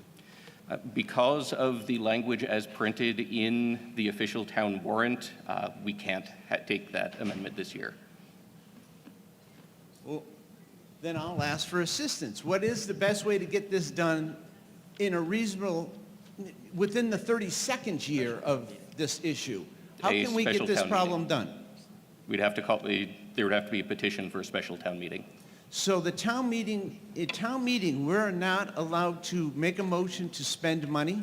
We can make a motion to spend money if and only if the text of the article as printed in the official warrant includes language authorizing the appropriation of funds. So we can make a motion to amend that article to include the appropriation of funds? The article cannot be amended. Only the motion can be amended, and the motion must be within the four corners of the article.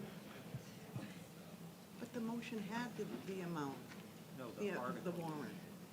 The article in the warrant as published is the only article I can work from. It does say to appropriate such funds as may be necessary. That is the motion. It's the text immediately under the gray box that limits the bounds of the motions that can be made under the article. Did you see what I just presented to you? Unfortunately, I can only go in with That the was warrant that submitted. has been certified by the town. That was submitted. That was a supplement to the original warrant, and it was approved. I can only go with the warrant as certified by the select board. So they included funds to the select board, and the select board omitted that, I'll assume accidentally, but now they're limited that they can't change that. Can we get the select board to confirm that it was unintentionally omitted?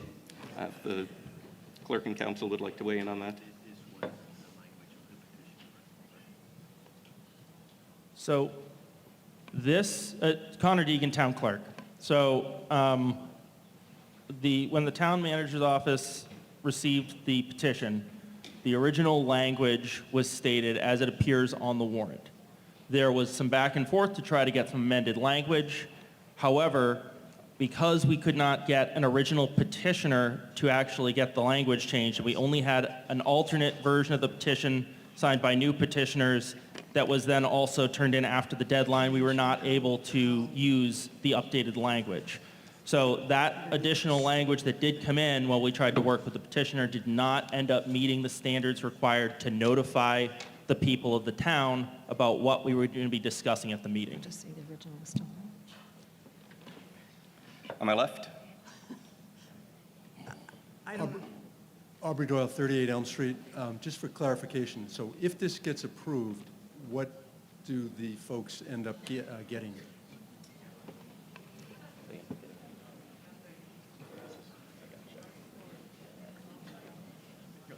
What they get is a strong indication from this body that the DPW should prioritize this as they're forming their budgetary asks for the next town meeting.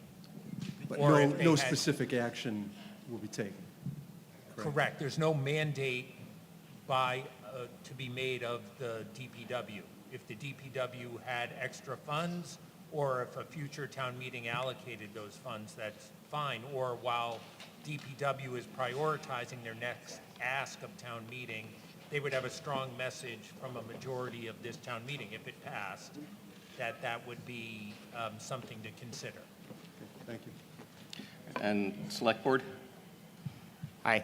So I suppose I'm the one you would expect to hear from on this. So folks, there is a process by which you make a motion or make something available to the town as desirable, and it's called coming to the select board or the relevant governing body that is empowered on your behalf to do this. We can't go through this and just try to put things out here in real time. You have approved the FY27 operating budget. You have approved the FY27 capital budget. There is not money available to reallocate this. Just because it is a line item in a plan does not mean there is real money available. You are having a hypothetical conversation about spending money that does not exist. We would be so happy to engage with you, work with you, partner with you on this issue and any other one. Please come to Select Board, come to Planning Board, come to the town apparatuses that are meant to do this. Please do not try to govern on the fly here. Not only is it not possible, it is disrespectful to the people you have elected to try and support you. There is a reason that we have a process. There is a reason we have a long-term plan. There is physically not money available to reallocate as you are discussing here. It would require significant revisions to the budget and likely require a special town meeting. Please come to Select Board, engage the town apparatus. Don't try to open the checkbook here in real time. Yes, Tom Smith, 22 Walcott Street. I guess I'm directing it to town council. Is there a liability to the town if we ignore this problem for a number of years and somebody gets electrocuted there or her house burns down? Exactly. It's a hazard. As counsel, I don't have It's a enough liability. information to assess liability as presented, and what I can glean from it, I'm not particularly concerned about imminent liability, but the devil is always in the details on such things. If there is a town-created problem, then we always take those things seriously. There are various immunities and privileges that the town possesses, and how those would fit in, to the extent that liability was presented, would be something we'd have to analyze. But I can't do that here on the fly. But you do see my reasoning for saying that. I appreciate the question. Just in terms of liability, it's not something that any competent attorney would give you an answer with any kind of definitiveness on the fly like that. Yeah, well, I hope you look into it because people could turn around and sue us for a lot of money if somebody gets hurt. Thank you. Leslie Facari, 57 Greenwood Road. I'd like to make an amendment to the motion to add the specific words and to prioritize the review by fiscal year 2027. That's okay if you could speak to IT in the back so that we can get the language up. So you're accepting my language? We- You are accepting It needs to be The- FY28. fiscal year? By fiscal year 28? Okay. Yeah, once that language is on the screen, we can debate the motion Thank or you. debate the amendment. I'm sorry, I read recently an article about government, and it talked about how we worry and get lost in the process and don't worry about the result.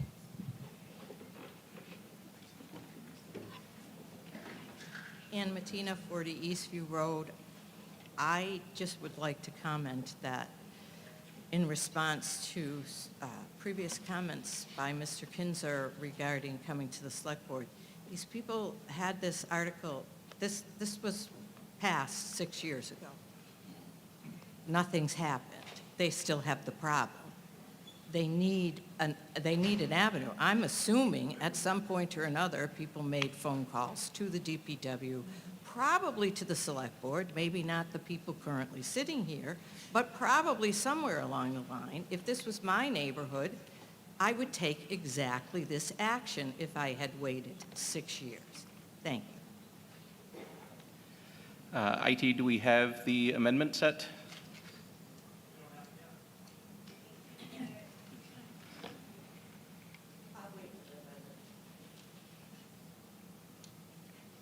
Mr. Moderator, D. Wilson, Schofield Road, 4 Schofield Road. Could we table this for a few minutes while that's being drafted and take a few more things off the agenda? Thank you.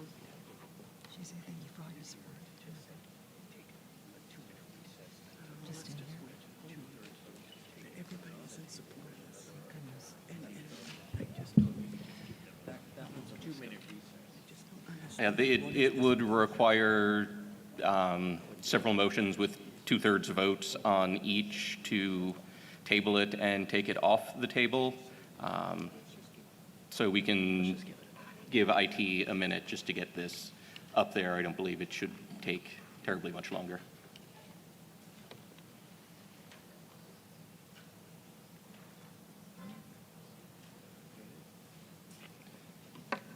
We good? All right, so there is a motion motion to amend on the floor to add the yellow highlighted language to the motion. Is there a second to the amendment? Is there any discussion on the amendment? Muriel Kramer, 39 North Street. I rise in favor of this amendment. And I just want to remind people, I know the town meeting is is feeling in favor of these folks.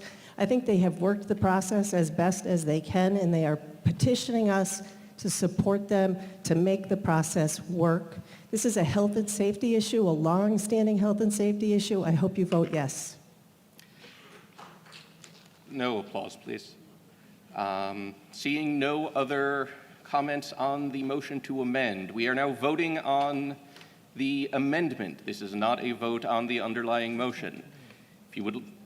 If you are in support of amending the motion as currently shown on the screen, please say aye. Aye. Any opposed?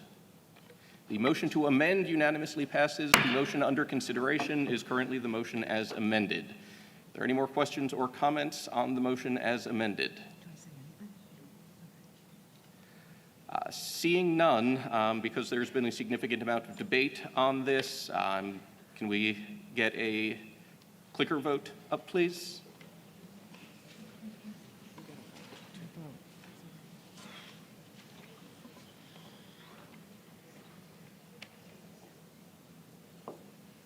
Could open the vote.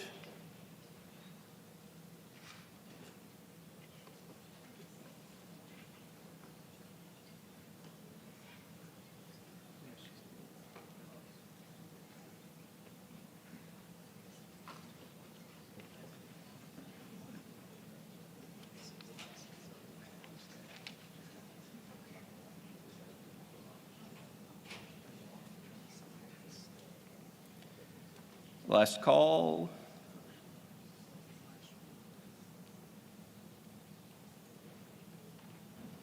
We could close the vote, please. And the motion passes 152 to 23. Article 19 has been dealt with by the consent agenda. Article 20, community preservation recommendations. Mr. Moderator, Ken Weissmantel, 145 Ash Street, speaking as the chair of the Community Preservations Committee. I will make the motion in just a second, but I'd first like to thank our hardworking members of the CPC that looked at a bunch of projects and made this recommendation. I'd like to thank our admin, Shannon Isaacs, whose support is really good for the committee. And I'd like to thank the town manager for her Elaine Lazarus for negotiating our 2 land purchases that we're recommending tonight. CPC recommends spending on projects that are in recreation, open space, historic preservation, and community housing. 9 projects are recommended by CPC this year. 2 different motions are required because one requires a majority vote and the other one, because it's a land purchase, requires a 2/3 vote. I move that the motion as printed, motion 1 as printed in the motions, warrant articles and motion document. So I We'll start with the presentation. Basically, the 9 pieces we're doing, the first one has no money. The cricket field was not approved as designed, and so we're going to repurpose that to look for other locations within the town for that. Second one is headstone preservation, which we've done this 4 or 5 times before that. This is about all that can be done in one season. Phase 1 of the rehabilitation of 11 Ash Street. 11 Ash Street is Center School. Phase 1 is our big ask this year for $2,400,000. We were looking for $25,000 for recreation, for benches and picnic tables at various parks. We're looking at $250,000 for lighting at the pickleball tennis court at Fruit Street. $25,000 for the restoration of the floor in the library, the Ellsworth Conference Room. You approved smaller amount of money last year. When we went out to try to find somebody to do it, they couldn't do it for that, so we revised the budget up to $25,000. Next slide. We have the limestone around the town hall is starting to deteriorate and fall apart due to, I guess, its age. And then we have two land parcels. One is a small landlocked parcel off of Winter Street for $35,000, and then we're willing to contribute $185,000 for 5 acres in the Carboni land that was approved on an earlier article. And then we will work with the town to figure out what part of that goes to open space and what part remains with the town. Next slide. Okay, the Pine Field, as I said, the plan was not approved by the planning board, and so we're expanding the scope, not asking for any more money to be spent because there's still money left in the budget. But if this goes forward, there will be a big ask coming from CPC next year. Next slide. I guess that the red X is really just saying that that plan didn't make pass muster. Next slide. Historic headstone restoration. Some of them are in pretty bad shape. We go forward and get them fixed up. So there's a couple of before and afters right there. Next one. This is the Ash Street portion. We're currently working on the schematic design of the facility. This is to do the hazardous waste removal and the demolition of the 50s and 80s addition. This is a great shared partnership between the town of Hopkinton and the Center for the Arts. Next slide. This is kind of the first concept of the basement level to be used by the Center of Arts. We'd be adding on the right a lobby entrance of some sort. These are still in the preliminary portion, but this is kind of what we're thinking as of now. Next slide. This would be the first floor. Notice a couple conference rooms, and this is Parks and Rec's floor. And so they would have some activity rooms available in some of the old classrooms. We'd have a big conference room. Next slide. This is the upper floor. This is youth and family services. Much needed services in town with really inadequate facilities currently, but this would bring them right along. Next slide. Okay, benches, some benches at the town commons, some picnic tables, et cetera, and also at EMC Park, $25,000. Next. We're looking at pickleball, $250,000 from the recreation reserve. 1 minute. Okay, and next slide. $25,000 for the floor in the library. Next slide. The limestone, particularly around the doors, is starting to deteriorate. We need to replace that in some future time. This is for the engineering of that. Next slide. Open space, you can see the yellow small parcel. The land to the right and left of that is already town, and just north of that is already town open space. So this would be a nice connection parcel. Next slide, and last slide, I think. This is the Carboni land. We're looking to get the back half. You can see that part of that's wet. Next slide. And we're already starting to accepting applications for the next year. So that concludes the presentation. By the way, if somebody doesn't want to vote on all of these, you can make a motion to separate these for individual discussion. Thank you. Select Board. Select Board recommends approval. Appropriations. Appropriation Committee recommends approval. CIC. Capital Improvement Committee recommends approval with the exception of items A and C. CPC. Does CPC have a recommendation on their motion? Oh, we recommend approval. We made the motion. All right, so we are on motion 1, non-land purchase articles. Hi, sorry I'm short.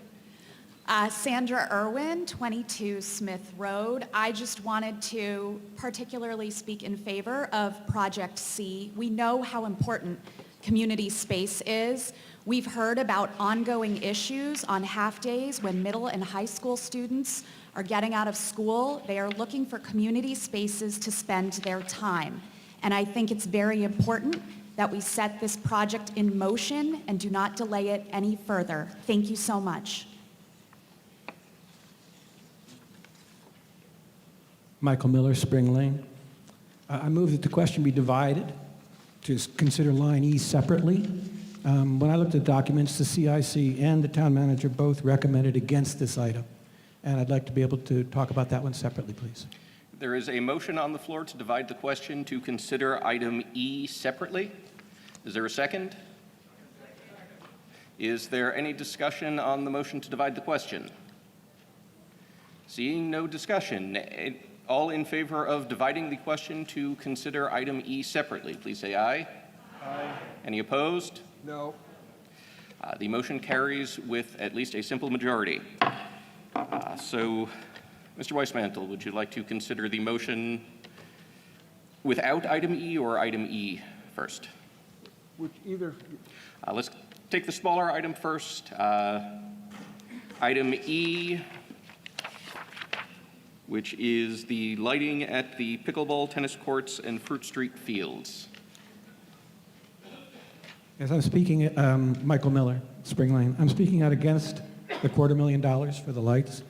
The location is surrounded by conservation land all around it. And this is going to be a significant disruption to a lot of the nocturnal wildlife that live there. And so that's the negative side. The positive side is not at all clear to me. There's, you know, I walk there a lot, and I have seen those courts empty during the day a lot of the time.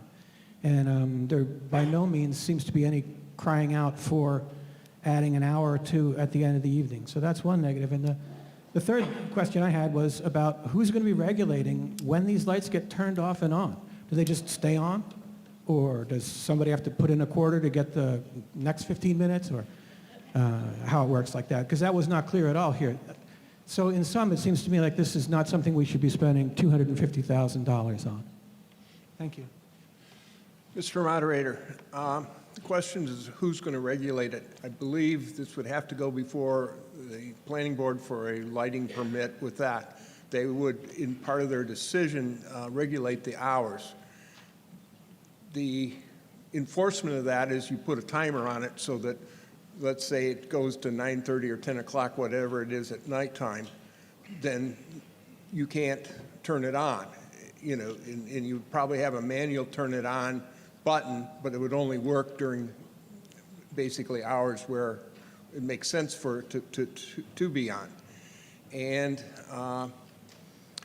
these lights are the LED type lights, which are much more localized and onto the courts as opposed to, you know, a big glow off in the space. So it's a much better lighting service than, you know, what we might have on some of our other fields.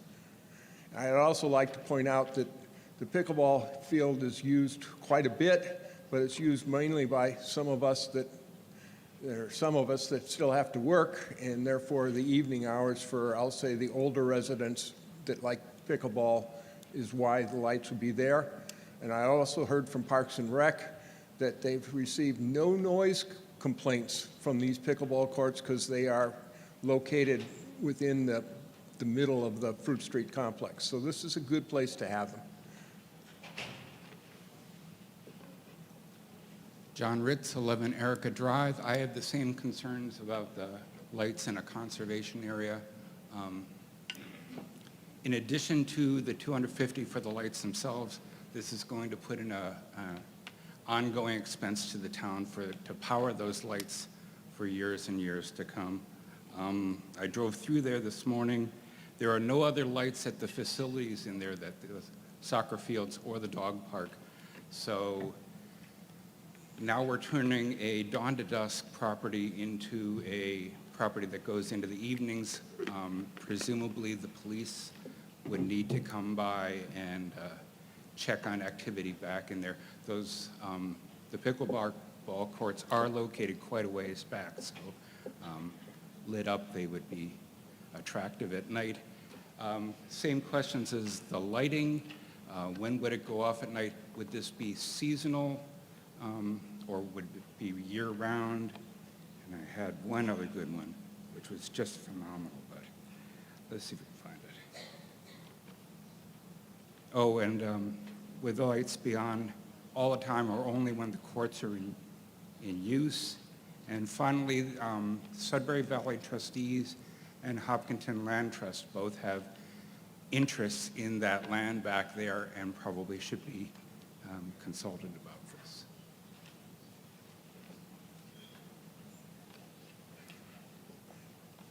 Mr. Weismantel, do you have a comment, or? I didn't think there was a question in there.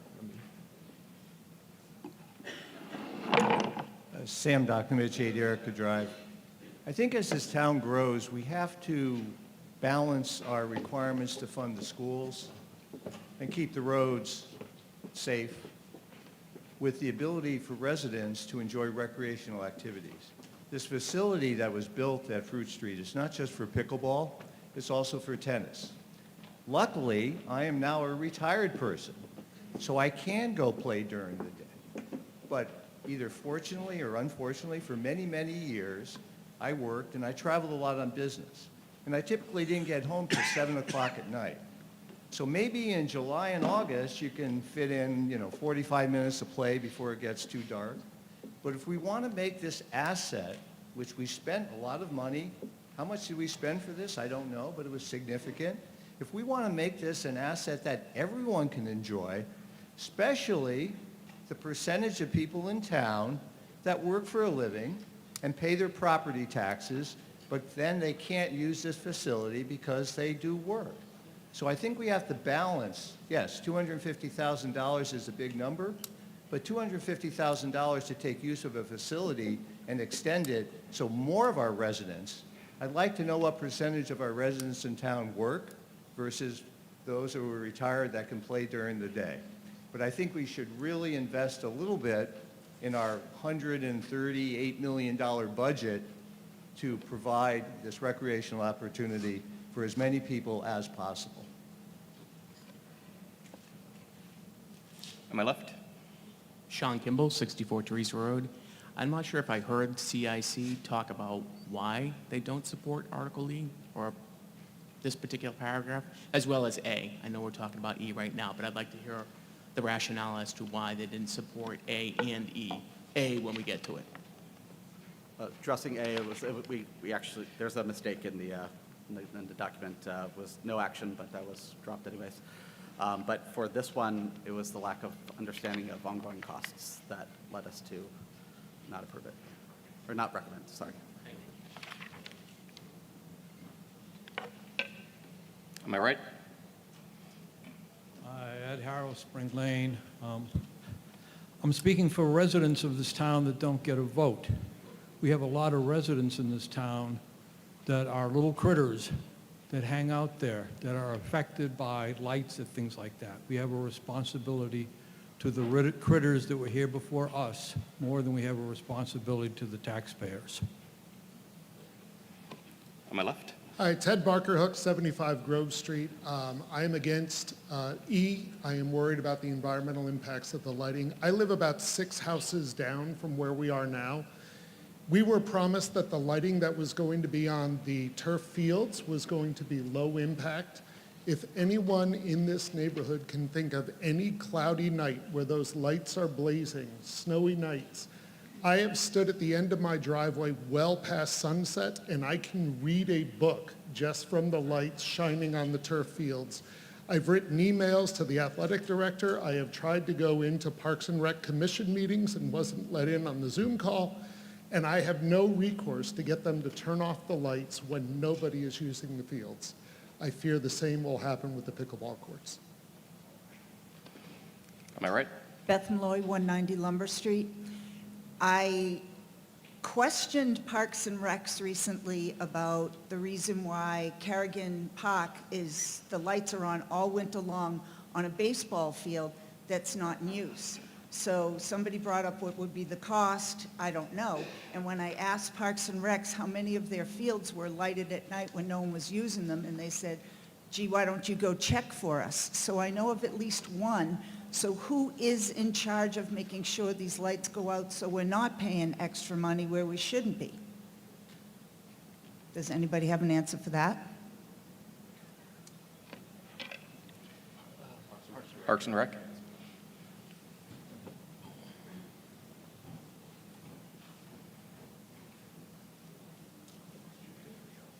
Hi, everyone. John Lewis, Director of Parks and Recreation. So I'd like to touch on a few points here and questions. The first is Parks and Recreation would have the ability to control the hours.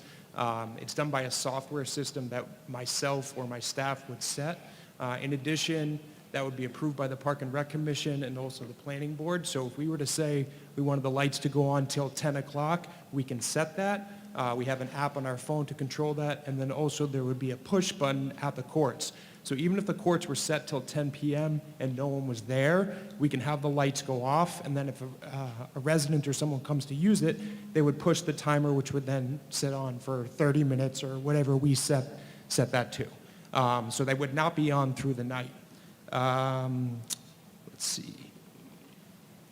The use also, while pickleball is known as a senior sport, we have a lot of requests from high school students, teens, and a lot of other younger generation kids who would use these at late night when they're looking for other things to do. A nice active activity down at the Fruit Street Fields would be good. And let's see. Essentially, yeah, those are the questions that were asked that I can shed light on, but I'm happy to stay. Dan Terry, 9 John Matthew Road. I'm the chair of the Parks and Rec Commission. And John made most of the comments that I was going to make, but this came to us because there was demand, and initially we pushed back on this. We pushed back on this, the lights on the original design, because we misunderstood the engineering required for this. We thought that the cost of the lights would be significantly more because of the infrastructure going along Fruit Street. I'm certainly not an electrical engineer, but we had someone point out, and we verified that with a vendor that came in and gave us a cost estimate for this, for the proposal, that suggested that that there is adequate infrastructure going up the street. If the infrastructure needs to be upgraded, then we would not be able to move forward with this funding at that dollar amount.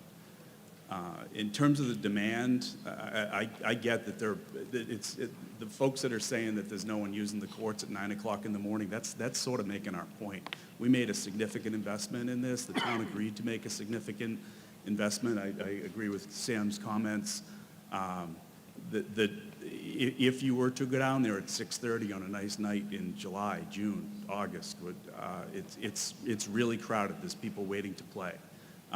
The time period that people are using these courts is crammed. This would, in the summer, it wouldn't extend it by that much, but certainly in September, October, March, April, it would extend the playing time that people had to go out and recreate. I understand that CIC had some questions and could not recommend this, but I happened to look when we got news of that at Milford, who has outdoor pickleball courts with lights.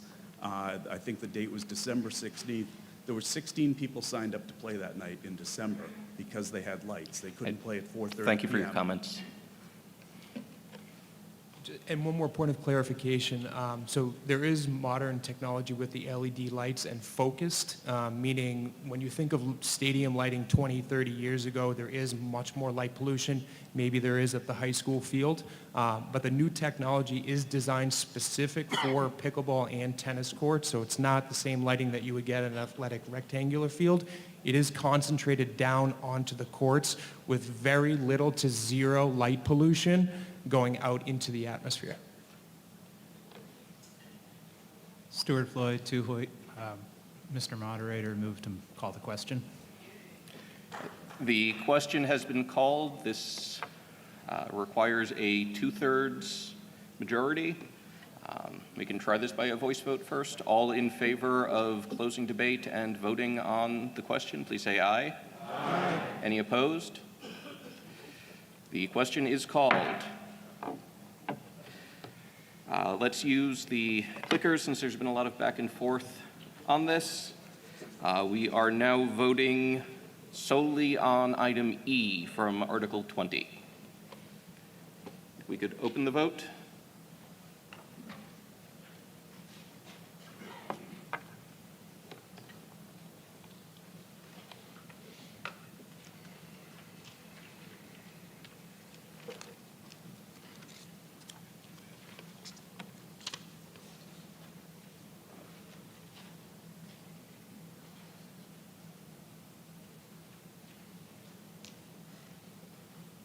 Last call.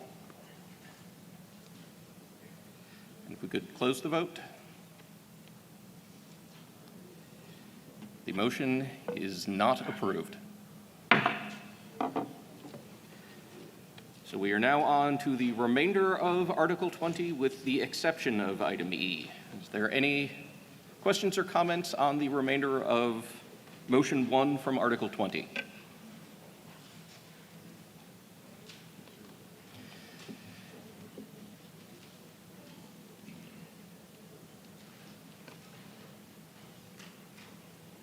Hi, Ed Harrow, speaking as Open Space Chair.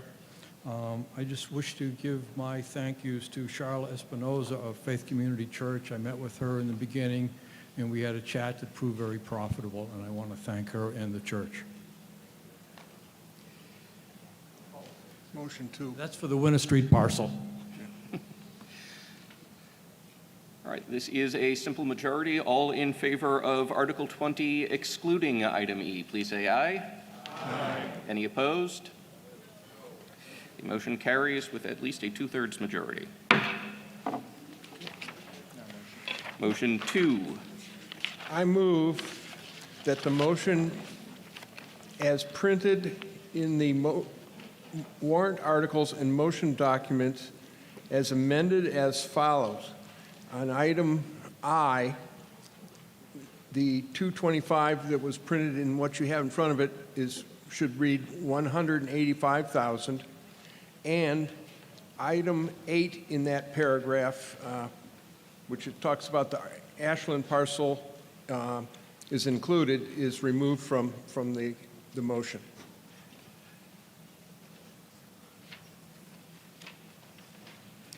So are we good with what's on the screen? What? Is that all good? Looks good. Okay, is there any questions or comments on motion 2 for Article 20?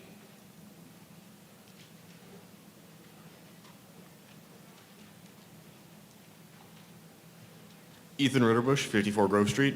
So my understanding was that one of the parcels, the one behind Carboni's, was wetlands, so it wouldn't be of productive use to many people, and that's why the town was acquiring it. But I would like to hear more about the other parcels being bought. I heard that it was close to another parcel that we already own for open space. I just wanted some assurances that that parcel is being used for something, that like people are enjoying it, the town is benefiting from it, because it doesn't make sense to expand a parcel of land just because we want to expand it. But if there's something productive that we're using it for, I'd like to hear more about that.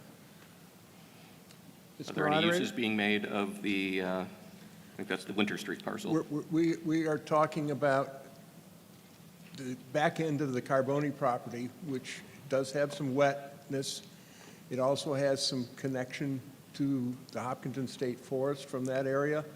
It's typically what we would purchase for open space purposes, and this would be allow trails to be put in there in the conservation restriction for the Carboni property. So you're saying that all of the parcels included in this document are related to the Carboni's property and would just be wetlands and stuff that we would put trails through? That's all the uses that we'd get out of them? CPC is recommending purchases for open space purposes at this town meeting. So it would be just for open space. And then the other parcel is a small parcel off of Winter Street that, quite frankly, I think there's quite a few trails that are going through it. It's a landlocked parcel, but we have, on two sides of it, we already own the property around it as open space. So it just kind of adds or makes that as a more cohesive trail network. All right. Thank you.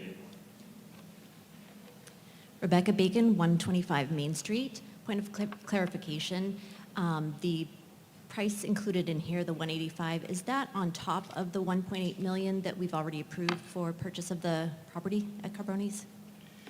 I believe, and CPC, please correct me if I'm wrong, but this is for open space adjacent to the Carboni's property that is going to be used for the pumping station. So this is separate from the general purchase of the Carboni's property, correct? I believe we will be contributing and lessen the tax. We approved, I believe, $2 million earlier motion. And so, this also includes some study work to figure out what we're going to do with parts of it and where we're going to draw the line, survey work, et cetera. So it's a little bit more than just buying the land, but I suspect the $2 million would buy it, the whole property for the town, and then the fact that we're putting another $185,000, we might not spend as much as the town's non-CPC money. All right, seeing no other comments, this requires a 2/3 majority. Let's try it by a voice vote. All in favor, please say aye. Aye. Any opposed? Motion carries unanimously. On to Article 21, amend MBTA Communities Multifamily Overlay District bylaw.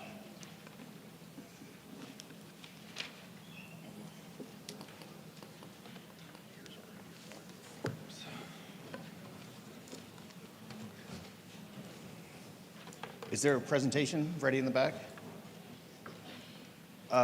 As we get the presentation up, I'd like to move the article as in the motions and articles document as written.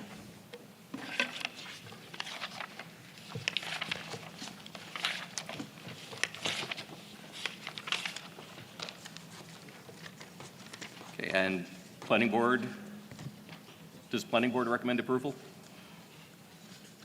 Yes, Planning Board recommends approval, hence the motion. Whenever you're ready. All right, it's nice to see everybody this morning as we approach noon, getting closer to noontime. I've been before you a couple times before to talk about the MBTA Communities Zoning Overlay District that's required by law in the town of Hopkinton. So what we're trying to do here is amend the map to comply with state law. And I'm going to go through a few slides just to give you some background and get into what we're trying to do, just to bring us in compliance with state requirements. Next slide. As a refresher, in 2021, back when Charlie Baker was governor of Massachusetts, the state passed the MBTA Communities Overlay District Law, General Law 40A, Section 3A. And in that map, Hopkinton is a MBTA adjacent community. And it means we need to have 50 acres of land designated as MBTA overlay district to support 15 units per acre and 750 units total in the town. Next slide. So as a refresher, what does this mean? A zoning overlay district is a regulatory tool that applies additional zoning to specific land areas. This only impacts zoning. It doesn't mean anything has to be built. Next slide. Like I said, it doesn't mean that anything has to be built. We're not required to provide water or sewer access to these land areas. The town nor the state plans or intends to remove any existing housing on these parcels. Next slide.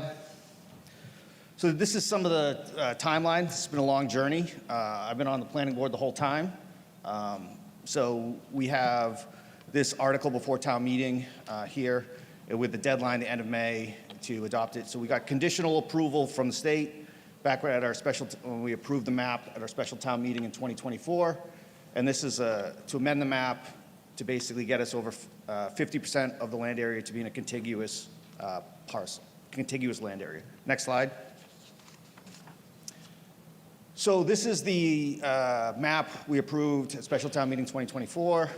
I think there was some ambiguity because the state reviews these maps after the fact. Our downtown district in Walcott Valley, we thought would be considered as kind of one land area, but they said, no, you need a physically connection on a map. Even if a road's in between, you need to be connected top up map-wise. So to do this, we looked at our options. Next slide. And this is what we're proposing. So the downtown Walcott Valley District, the area in blue, is to basically connect on a map those parcels to the downtown district and Walcott Valley District that would now be known as the downtown/Walcott Valley District, and to remove a parcel on Cedar Street, 19 Cedar Street, to basically try to balance out the best we could, not adding additional land. Next slide. So this is what the overall impact of the town would look. This is the new map for the zoning overlay districts. Next slide. So what does this mean in totality? The requirements are 50 acres, 750 unit capacity, gross density of 15 units per acre, one land area of 50% in one contiguously connected land area. So the updated proposal the net is try to minimize any impact. So that's the end of my presentation, and now I'll take questions, if there are any. Any questions or comments?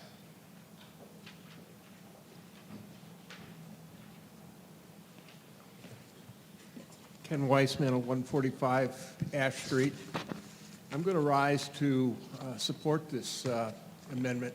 I think everyone knows that I do not think the MBTA community's law is a good one for the Commonwealth, but we're stuck with it, and I think the planning board's done the best way to kind of pencil in, meet the requirements, and then hope none of it gets built.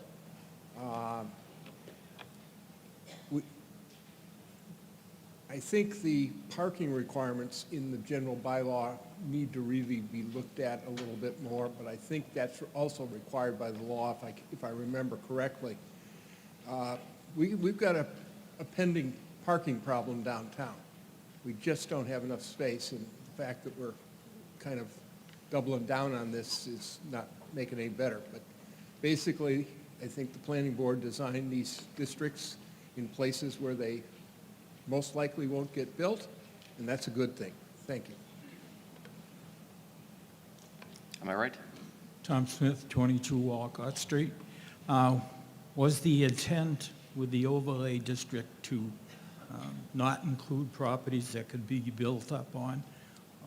Did you just pick them out so they can't be built on? So you're talking about the entirety of the map? The entirety of the map. So the intent is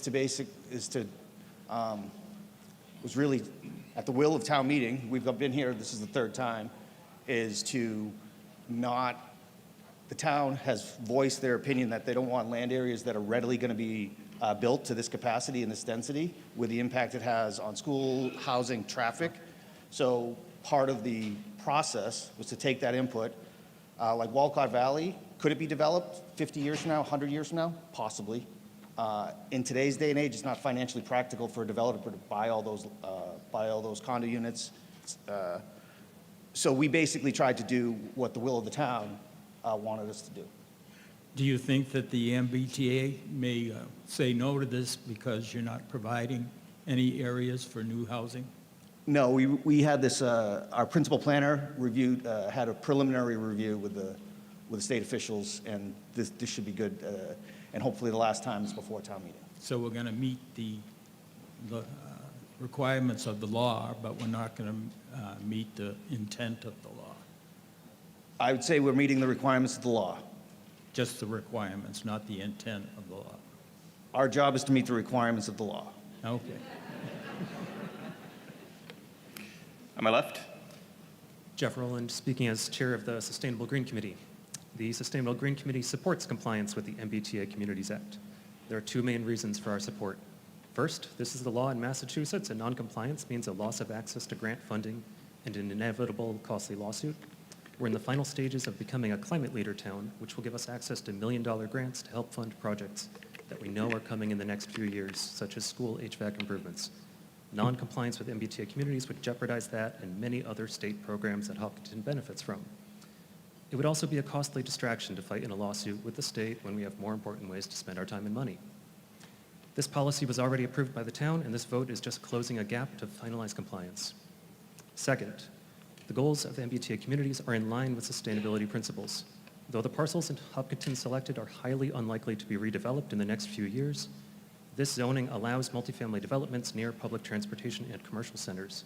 Denser housing decreases vehicle miles traveled and uses less land and resources per capita, allowing more natural lands to be preserved. Plus, with our adopted building code, any large multifamily buildings will be built to extremely efficient passive house standards. Compliance with MBTA communities is overall the best way to meet the needs of the many people who want to live in our state and town while minimizing the strain on resources. Thank you. On my left, or my right, rather. Donald Jackson, 4 Lincoln Street in Hopkinton. I just have a question about, I guess, the scope of this particular article. Today, are we voting simply on the proposed modification to ensure the continuity of the 2 previously approved districts, or does this vote in any way basically reverse the vote that was taken previously to approve the previous plan before the state suggested modification? So the way the article's written is it's basically, in the documentation, it has the existing article, and you can see where things are added or stricken. So it's modifying I would describe it as modifying the article that was accepted at town meeting in 2024. So I guess maybe to rephrase my question, if the town meeting was to vote no on this article, would that also, in effect, invalidate the approval previously? No. No, it wouldn't. Thank you. It wouldn't invalidate it, but through the moderator, it would make us in non-compliance because we have a deadline to be in compliance by the end of May. So we're not the only community in this scenario. The state has set up, they've kind of, I think, set up dates and deadlines as they go. And so we have till the end of May to be in compliance. Understood. And I would also say that this was a very long, drawn-out process. I urge my fellow residents to approve this so that we can put this behind us. Thank you. Sean Kimball, 64 Teresa Road. I have a question with regards to capacity. So the requirement is 750 units. Mm-hmm. What are we at now? So and then my follow-up question is the residents that are going in at the old Hopkinton drug site, how many units are going in? I don't know. So the requirement this is addressing is not the number of units, but the contiguous district. So this is not intended to change the number of units, but to take 2 adjacent but not contiguous districts and connect them with the minimum number of parcels to make them into 1 contiguous district. The reason we were non-compliant was because a certain percentage of the high-density by right land needs to be in a single contiguous district, and The adjacent but not officially contiguous districts that were in the original plan were not approved by the Commonwealth. Could I make a comment? Just for clarification, the Hopkins and Drug redevelopment is not being developed under MBTA community zoning. It is the downtown business district, so they're able, as part of the downtown business district, they're able to construct their project under those zoning bylaws. Thank you. Tom Smith, 22 Walker Street. One last question. The houses that are included in the overlay district now, can they theoretically be built as a multifamily unit to meet some of the requirements? Or if a bunch of the homeowners got together that provided, and they could tear their houses down and build a multifamily unit? So besides the land basically connecting downtown and Walcott Valley, the whole downtown business district can already be developed in multifamily, like I just mentioned with Hopkins and Drug. So that area can be developed. The strip of land connecting Walcott Valley to downtown is the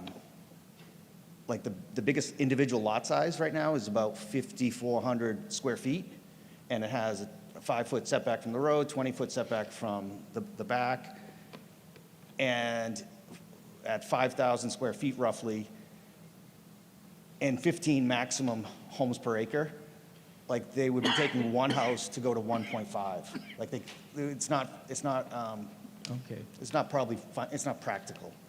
I understand there's something coming before the Zoning Board of Appeals where they want to combine a piece of property that's not in the overlay district with one that is in, and I forget the number of houses they're requesting. So I was wondering if houses in that district could be made into multifamily houses. That's all I was asking. Like I said, houses in the downtown business district, as the preliminary map, those can already be made into multifamily homes.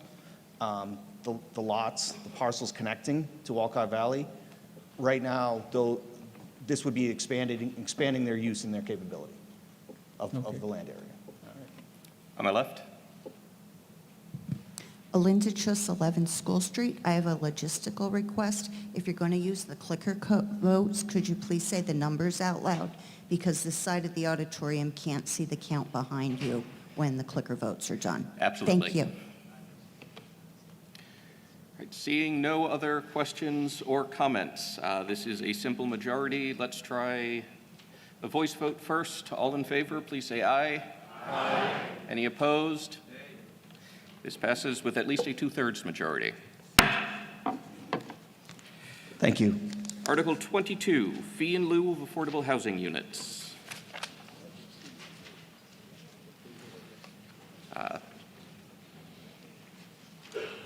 This is Planning Board.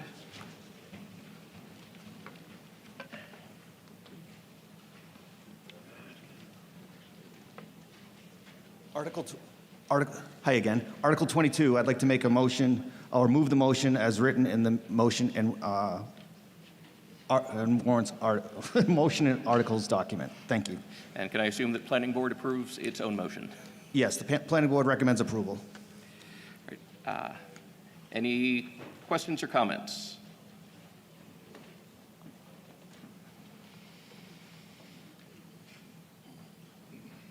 Sorry, it takes me a minute. Steve Popkus, 24 Cedar Street Extension. Can you explain the meaning of this? Does this mean that somebody could say, well, I don't want to build an affordable house here, therefore I'm going to give you some money, and we don't have to do it? What's this mean? So that basically exists today. In Hopkinton, there's affordable housing requirements in the state of Massachusetts. It's a state that every community has 10% of their dwelling units as affordable, or developers can build projects that don't adhere to the local zoning bylaws. So every town and community wants 10% of their housing, their inventory of dwelling units to be considered affordable units. So now, right now, when a developer builds a project, they can basically build an affordable unit as part of their project in the development they're building. They could potentially build it off-site or rehab or redevelop a property, or they could make a payment in lieu. What this is doing is basically making that payment in lieu a higher dollar amount. Okay. Beth Malloy, 190 Lumber Street. I was on the Affordable Housing Fund Committee for many years, and we had very little money until the Legacy North or whatever, they didn't put in for affordable housing, so they owed a bunch of money. We have not added any more affordable housing to our numbers in years and years. So I say, no, we have a bunch of money. Yeah, take it at a higher price, but let's start making them actually give us the houses. That's what we need. So right now, the way the zoning bylaw is written is for a developer to even be able to give a payment, it would have to get approval by the planning board, which in the past 2 years that has not happened. I would honestly like to see the planning board push back on these builders and say, no, we don't want in lieu of, we want the units. I would say that's what the planning board is doing. This is just an extra protection if it makes sense for the town to, on any given project, there's different circumstances. This just gives extra protection to the town to get more money if it makes sense in that specific project. So in your 2 years on the planning All board... right, this should be addressed at a planning board meeting. It is outside the bounds of the current motion.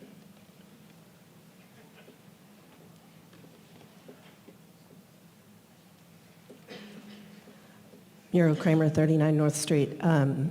In my time on the planning board, we tried to get a developer who was cooperative to go ahead and put in the units.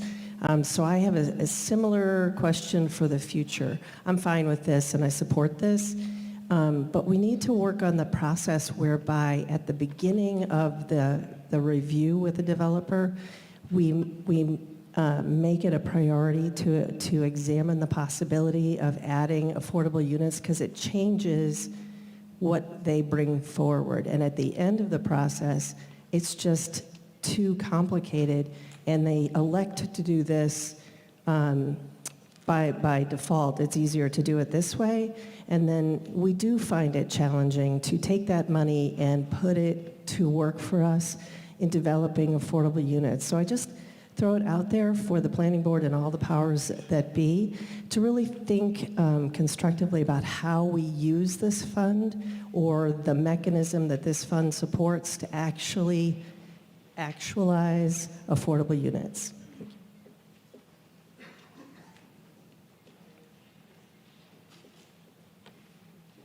Darlene Hayes, 1 3rd Road.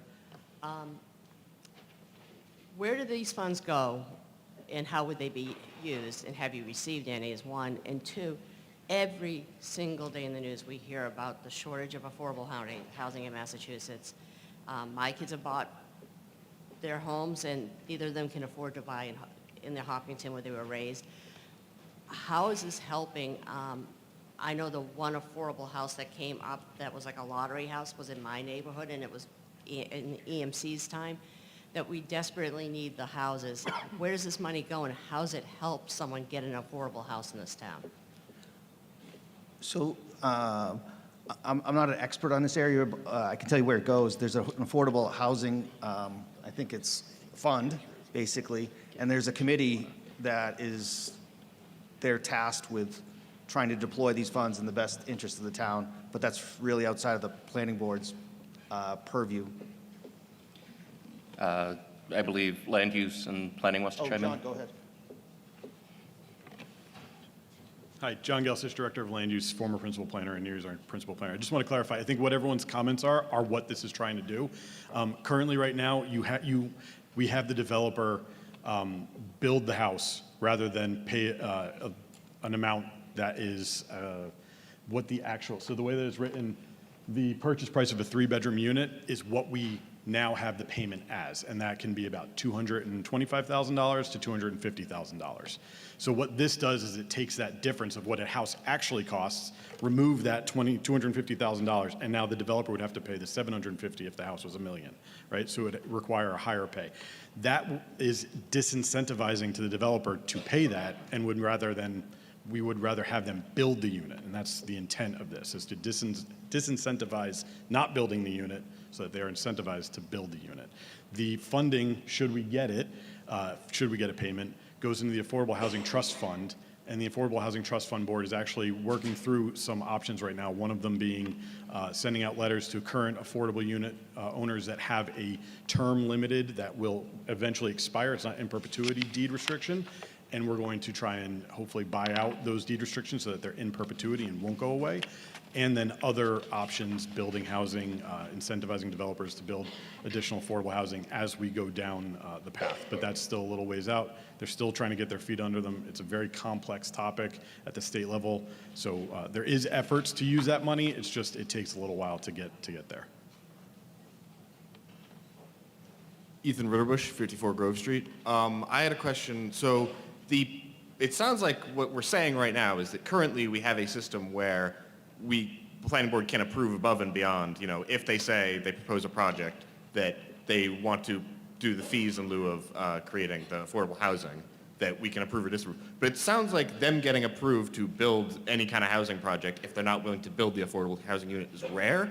And I guess my question is why are we increasing the cost to build any kind of housing if it already sounds like the cost that most developers are not willing to pay the cost we already have of building the affordable unit? Are we just blocking any housing that's getting built if it doesn't include them building some affordable units and being like, oh, eventually someone will come around with an affordable unit included in their plan?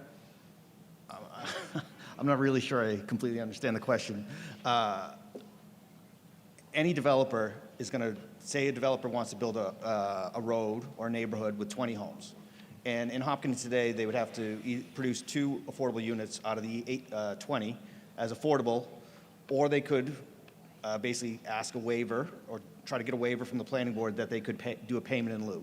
Yeah, so I guess I'm asking how many in recent years have asked for that waiver and how many have been granted? Since we changed this, it was either 23 or 24 town meeting to basically require a waiver, and the planning board has granted 0. And have any been asked for? 1. I would like to say that I am speaking against this increase in the fee in lieu of payment, because I think just any housing units being built would be better than none, because we couldn't get the developer to include a certain number of affordable within it. So I'd like to speak against raising the additional payment, because I think I would rather incentivize building in general than incentivize specifically that we build affordable, because I think that just having more units would be useful in and of itself. Thank you, Mr. Moderator. Friend Young, 3 Doyle Lane. I was just trying to do the math on this a little bit, and I think I've got it. So Rob and John, is essentially what I heard earlier, the median single-family home is about $995. Yep. Call it $1 million. I think that's a 4-bedroom, but rough, Okay. yeah. So 3 is the bedrooms math a little less. almost $1 million minus the, would you say, John, 225? So the developer would be on the hook for 750, give or take? Roughly. And I'm in favor of this. I think, having been on the planning board in the past, I think developers looked at this previously as the easy button to try to pay. And I think this makes it now a much more, I think a developer really has to decide. I'd almost kind of say even go higher than this, quite frankly, because if we want to try to get affordable housing and developers to do this, they need to kind of have skin in the game and feel the pain. So I'm all in favor of this, if not go higher. Thank you. Lucia Lopez, 4 Marshall Ave. I'm on the Affordable Housing Trust Fund Board, but I'm speaking as a private citizen. It's very difficult to spend money when you have it. So we've been working hard. We've been working with the town. We would love residents to also come and push forward, but there is actually property on Knoll Road that has been approved for an affordable unit. And we have basically set the money aside for that, and it hasn't happened yet. So it's a slow process. So we would much rather have the developers build the affordable units and provide them to the towns so that they're available for the residents sooner. And that's what this amendment to the bylaw is attempting to do. Thank you.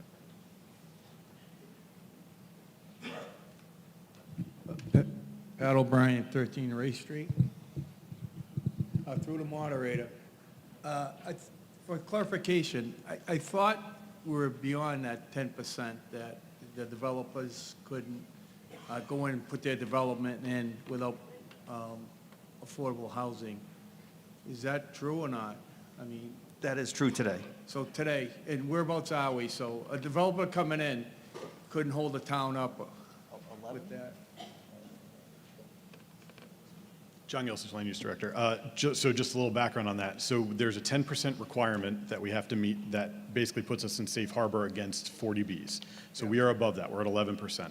So what that means is that a developer can't come in with a 40B and change zoning and do the development that they want. However, we have a affordable housing requirement, an inclusionary development requirement in our zoning that requires any subdivision, 6 units or more, to make 10% of their development affordable.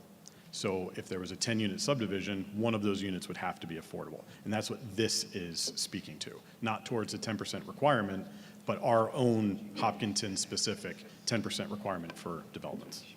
Okay. Thank you. Mary Larson Marlowe, 238 Hayden Rose Street, past planning board member, past zoning advisory committee member and chair. This is a zoning bylaw change being proposed. That's what this motion is about. And all it is doing is increasing the amount that developers would pay the town in the unlikely event that the planning board allows them to pay us instead of doing affordable housing. That's all it is. It's increasing the amount. So I wanted to clarify that after Ethan spoke. This is not disincentivizing affordable housing. It is giving the town more money to work with if we are getting money instead of an affordable house. But it is not disincentivizing what planning board is trying to do right now, which is get developers to build affordable housing when appropriate. And I stand in support of this motion. All right, this requires a 2/3 majority, and there's been a little back and forth, so let's get the clickers up.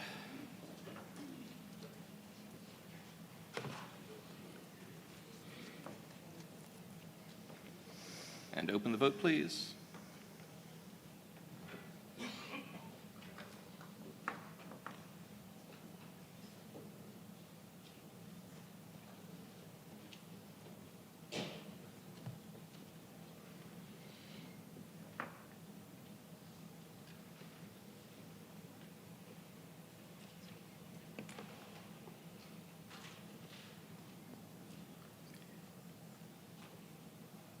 And last call.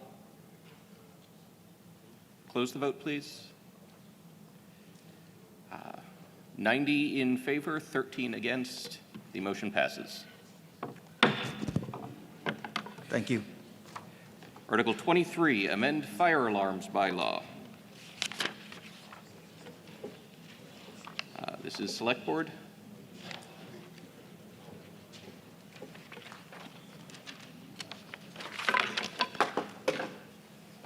On behalf of the fire chief, we move that the town vote to amend the general bylaws of the town of Hopkinton as set forth in Article 23 of the 2026 annual town meeting warrant. Evan, could you speak up a little? I think people were having trouble hearing.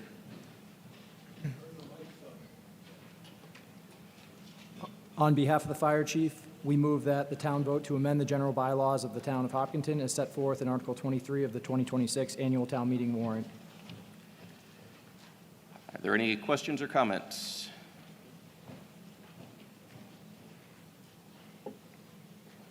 Sam Documents, 8 Erica Drive. Just point of order, there was only 103 votes for that last article. Do we still have a quorum? We have a quorum until a quorum count is called.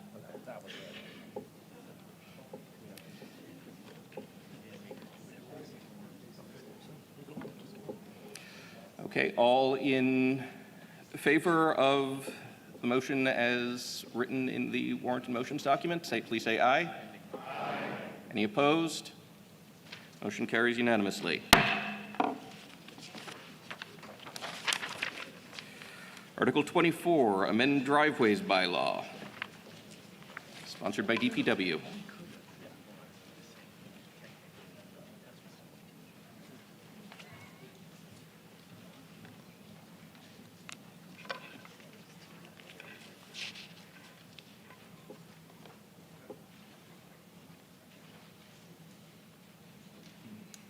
Could you please bring up the slide for this?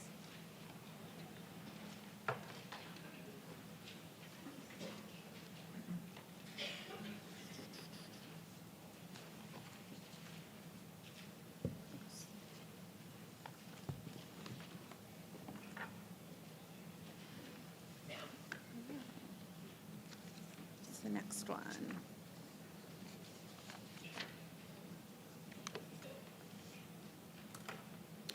All right, so the DPW is proposing to make some minor changes to the driveway bylaw. Good summary is right here. Essentially, we are asking for a little bit of clarifying language to emphasize that it's for new driveways or modifying driveways to a public right-of-way Okay. as opposed to, Carrie, could you just formally make the motion oh, I. and then explain? Move the motion as written in the motion warrant. and- As written in the articles and warrants document. Thank you. Good time being this. All right. Yep, so, and then the other thing that the bylaw update will do is reference technical updates so that we don't have to change the bylaw every time there's a technical update. And it also provides additional reference for the fire department specifications and the SWOT path analysis. That's all I got.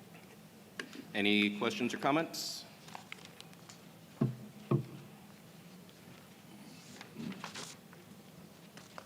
Bad penny today. Okay, Steve Popkus, 24 Cedar Street Extension. Cedar Street Extension is the old Tom Kelly house. For those of you who are familiar with it, was built in 1901, which means that the driveway... Get closer to the mic. Can you hear me now? Oh, yeah. How's that, better? Steve Popkus, 24 Cedar Street Extension. 24 Cedar Street Extension is the old Tom Kelly house. It was built in 1901, which means it predates all of these codes.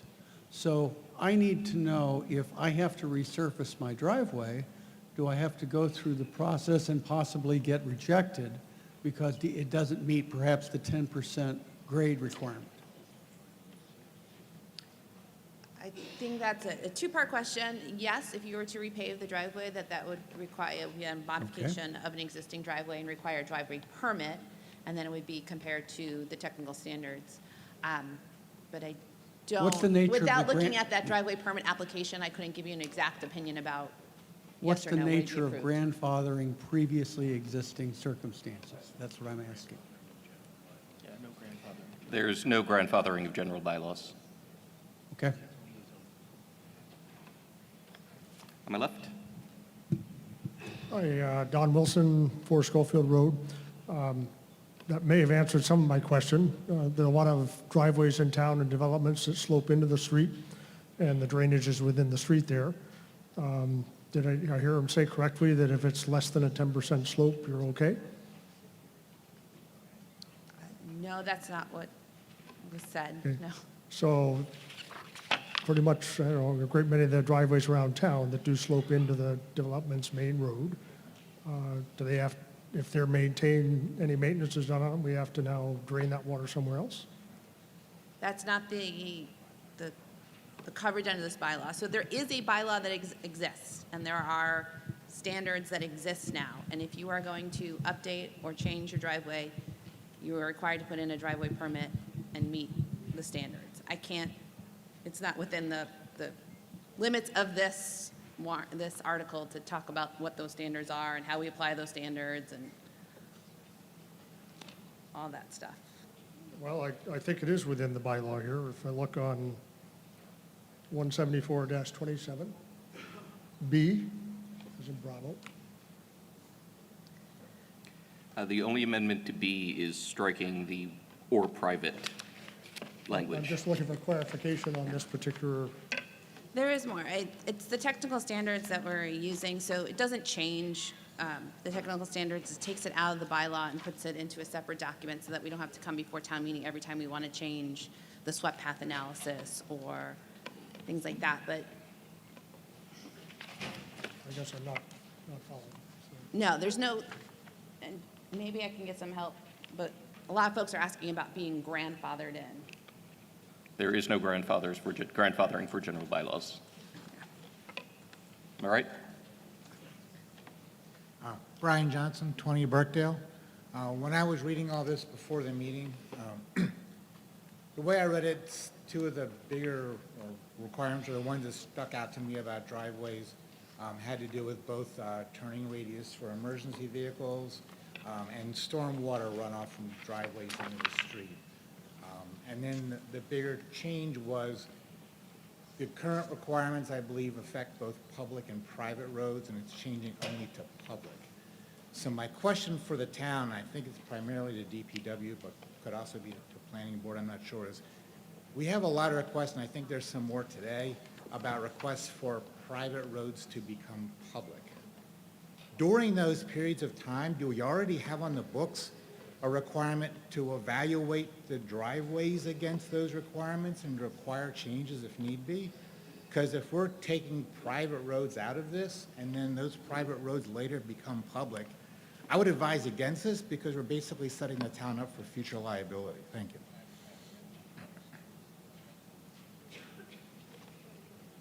Mike Riley, 201 West Main Street. Through the chair, I'm actually going to follow up with that. So what I read is this is only for public roads. So if there's a private road, you don't have to seek a permit? Correct. Thank you. All right, this is, seeing no other comments, this is a simple majority. All in favor, please say aye. Aye. Any opposed? No. That was a little close. Let's get the clickers.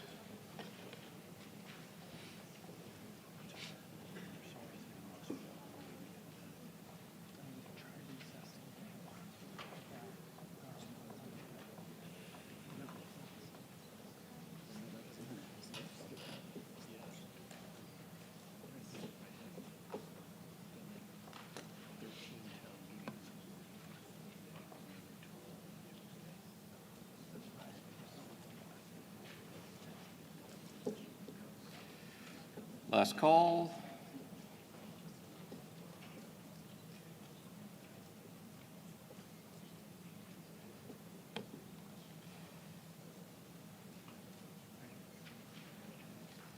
If we could close the vote, please. 69 in favor, 50 against. The motion passes.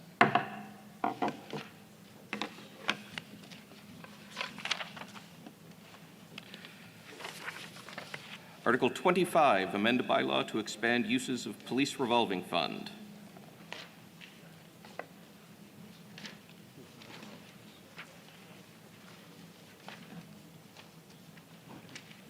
Select Board.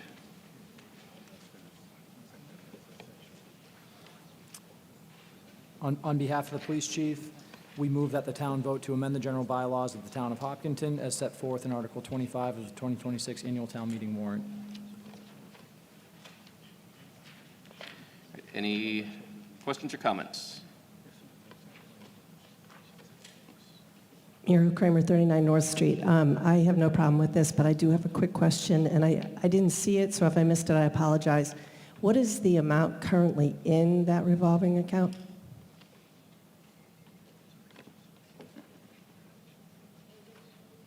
I don't have that handy.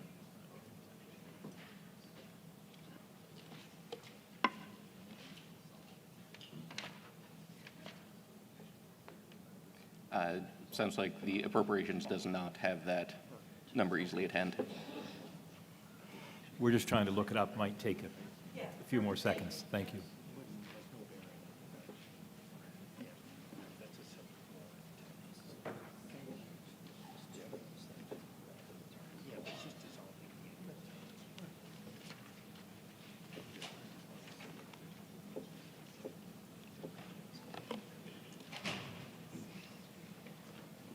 Do we have that number?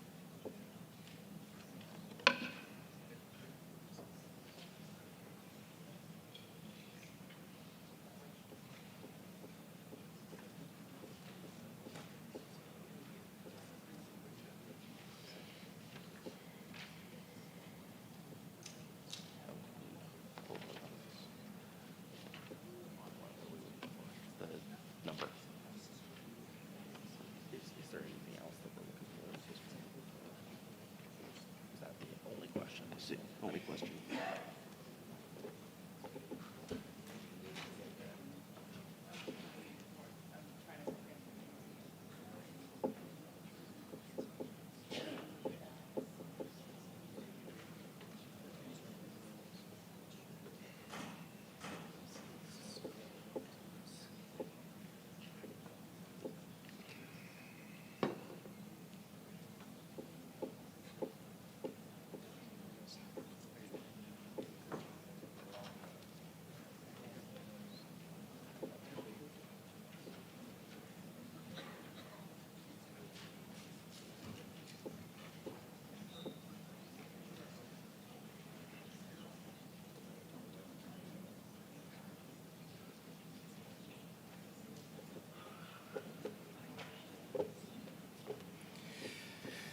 While we're looking for that, Mr. Weissmantel, do you have a question or comment?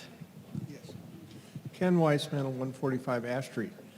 What is a cruiser fee? I understand what a detail fee is, but what's a cruiser fee? Chief, you'd like to speak to that?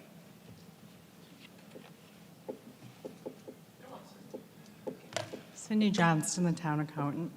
The cruiser fee is assigned when the detail requires a cruiser. A lot of times that is on a highly traveled roadway that you need a cruiser for additional safety purposes.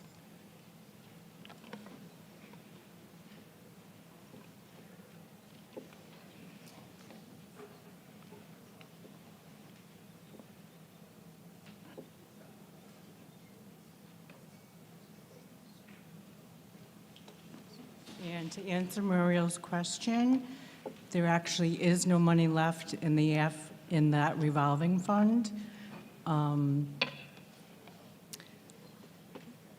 which is why this is so important that we make these changes so that the revenue sources from a detail, which include the admin fee and the cruiser fee, go into this revenue fund to increase the balance. And one of the other recommendations I made that I stated before the select board is we should look into increasing the cruiser fee, which right now is only $50 per day, which is so minimal. It's not even an hourly rate. The chief's recommendation, which he will be discussing with town administration, is to increase it to the current FEMA rates. In addition, Part B of my recommendation is to look into when we require a cruiser and possibly increase that need. I did do an We can analysis. address that on a warrant article that covers it. I'm sorry. We can address those issues on a warrant article covering that. The current warrant article is just adjusting, Okay. expanding the use of the revolving All fund. May I just, for a moment, for clarity? So just for clarity, we take in 10% of the billable details fees, and that's available. And this cruiser fees also associated. So if we bill out $1 million, roughly 100,000 figuratively comes into the town. The police department has access to, say, $15,000 for software for managing the bill, for filling the details and managing the details and tracking the details, and accounts receivable. What this will do is allow us to also use it, the money for cruisers, which I feel is actually looking towards, I say it was Cindy's idea, it was a great idea. It looks for funding from the source that is actually creating the need or the cost. So it's same silo. Thank you. This is simple majority. All in favor, please say aye. Aye. Any opposed? Motion carries unanimously.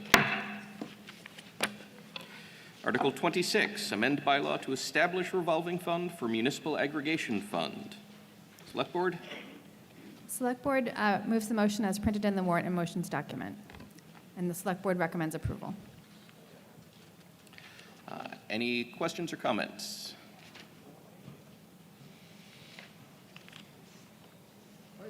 Don Wilson for Schofield Road. What is the municipal aggregation fund?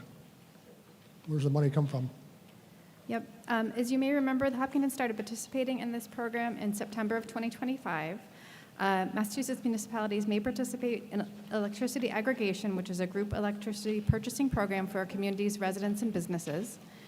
Through the Hopkinton Power Choice program, the town uses collective buying power to give residents and businesses greater control over the cost and environmental impact of their electricity supply.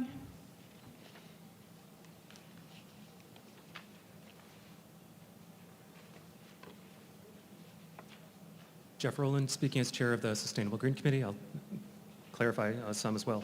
The Sustainable Green Committee supports adoption of the Municipal Aggregation Revolving Fund. Our municipal aggregation program is named Hopkinton Power Choice. Since the creation of Hopkinton Power Choice, Hopkinton ratepayers have avoided more than 1,300 metric tons of CO2 emissions and saved over $225,000 in just 6 months. For comparison, 1,300 metric tons is equivalent to driving a typical passenger vehicle 3.3 million miles. With current worldwide energy issues, we expect Eversource's prices to rise again in August, but thanks to this program, Hopkinton ratepayers will be insulated from those effects and continue to save money. Built into the contract with Power Choice, a small amount has already been set aside for the town's usage. This article is just a bookkeeping measure to make those funds accessible through a revolving fund that will be used for energy projects, such as the installation of municipal solar panels or strengthening the energy security of some of our most vulnerable residents. We look forward to the creation of this fund. Thank you. This requires a simple majority. All in favor, please say aye. Aye. Any opposed? Motion carries unanimously.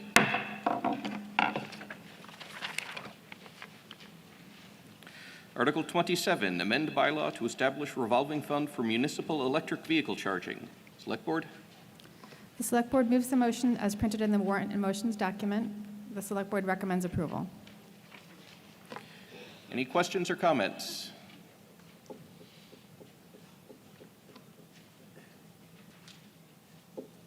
Me again, Jeff Rowland, speaking as chair of the Sustainable Green Committee.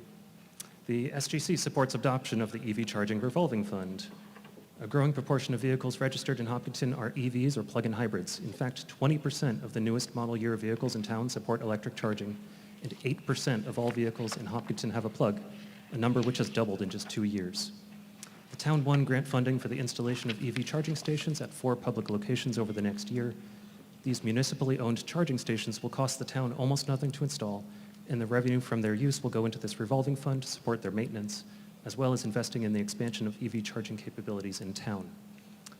More charging options also increases the odds that travelers will pause in town to charge up and visit local businesses. The creation of this fund should allow the charging stations to be self-sustaining from their revenue and not require funding from the town. Thank you.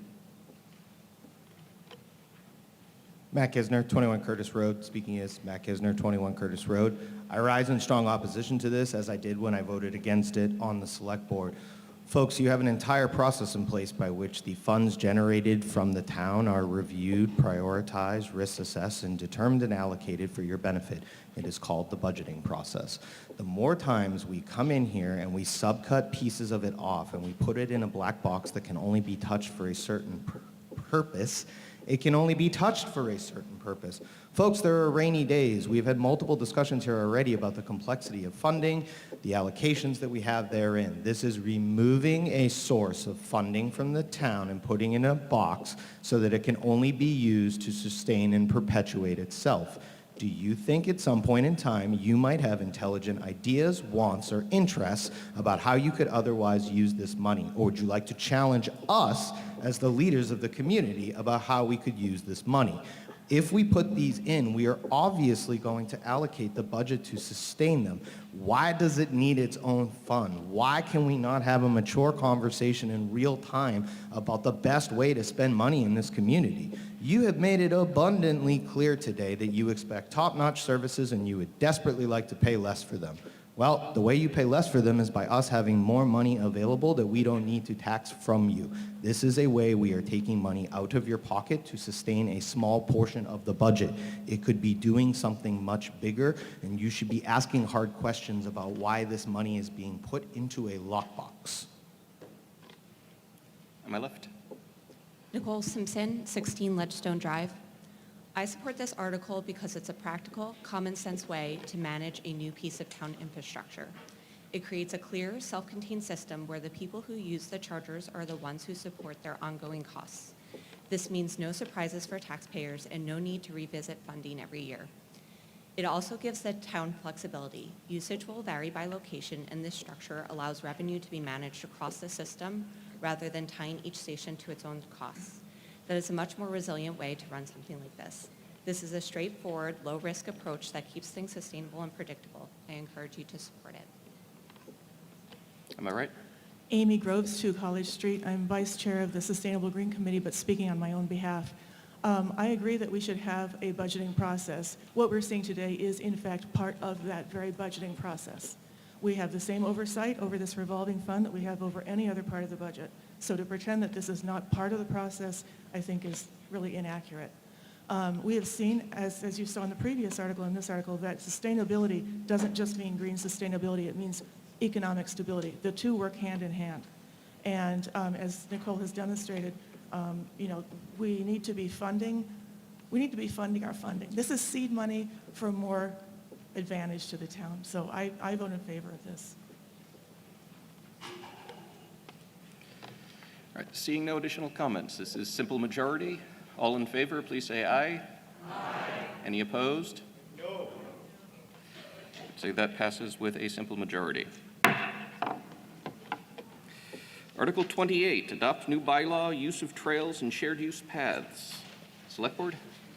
On behalf of Select Board, we move that the town vote to amend the general bylaws of the town of Hopkinton as set forth in Article 28 of the 2026 annual town meeting warrant. Any questions or comments?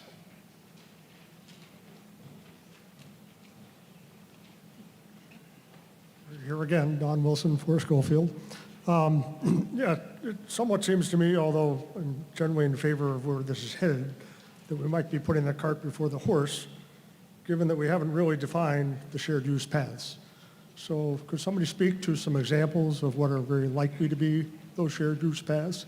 And in particular, talk to the bike path in the main corridor that's being done right next to a walkway.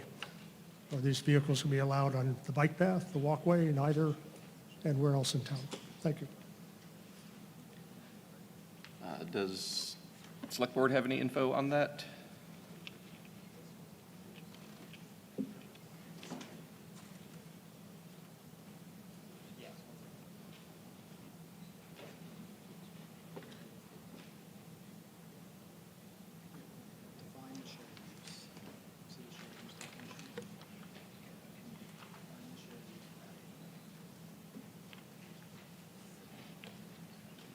So I want to be clear, folks, that I'm reading from the packet here.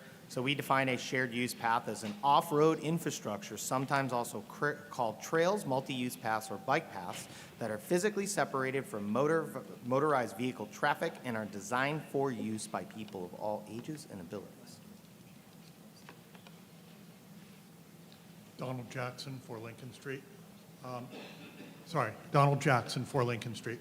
I support the concerns about safety that are associated with, especially with more powerful electric bicycles. However, I have 2 concerns about the article as written. First, it's unclear to me why those concerns only apply on paths and not on other aspects of our infrastructure, such as sidewalks. Second, from a practical concern, I find it difficult to see how a speed limit for these types of vehicles could actually be enforced. Thank you.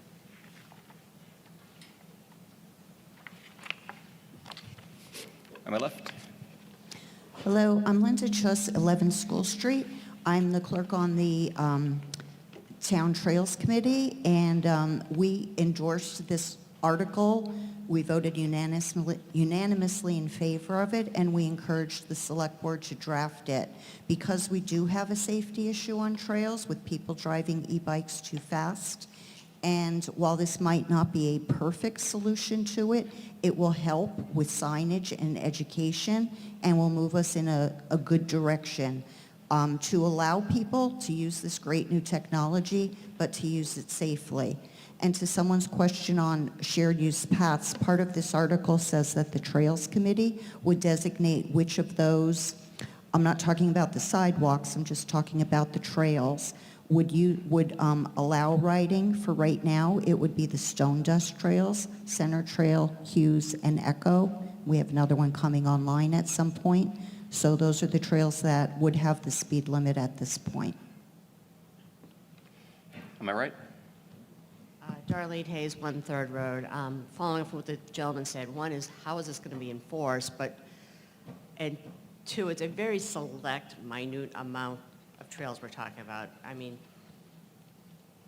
and I see up at where our beach place is that we see these a lot more and more kind of getting in the way, but I don't understand how big of an issue this has really become and what the enforcement really would be and how much of a burden that is on our police.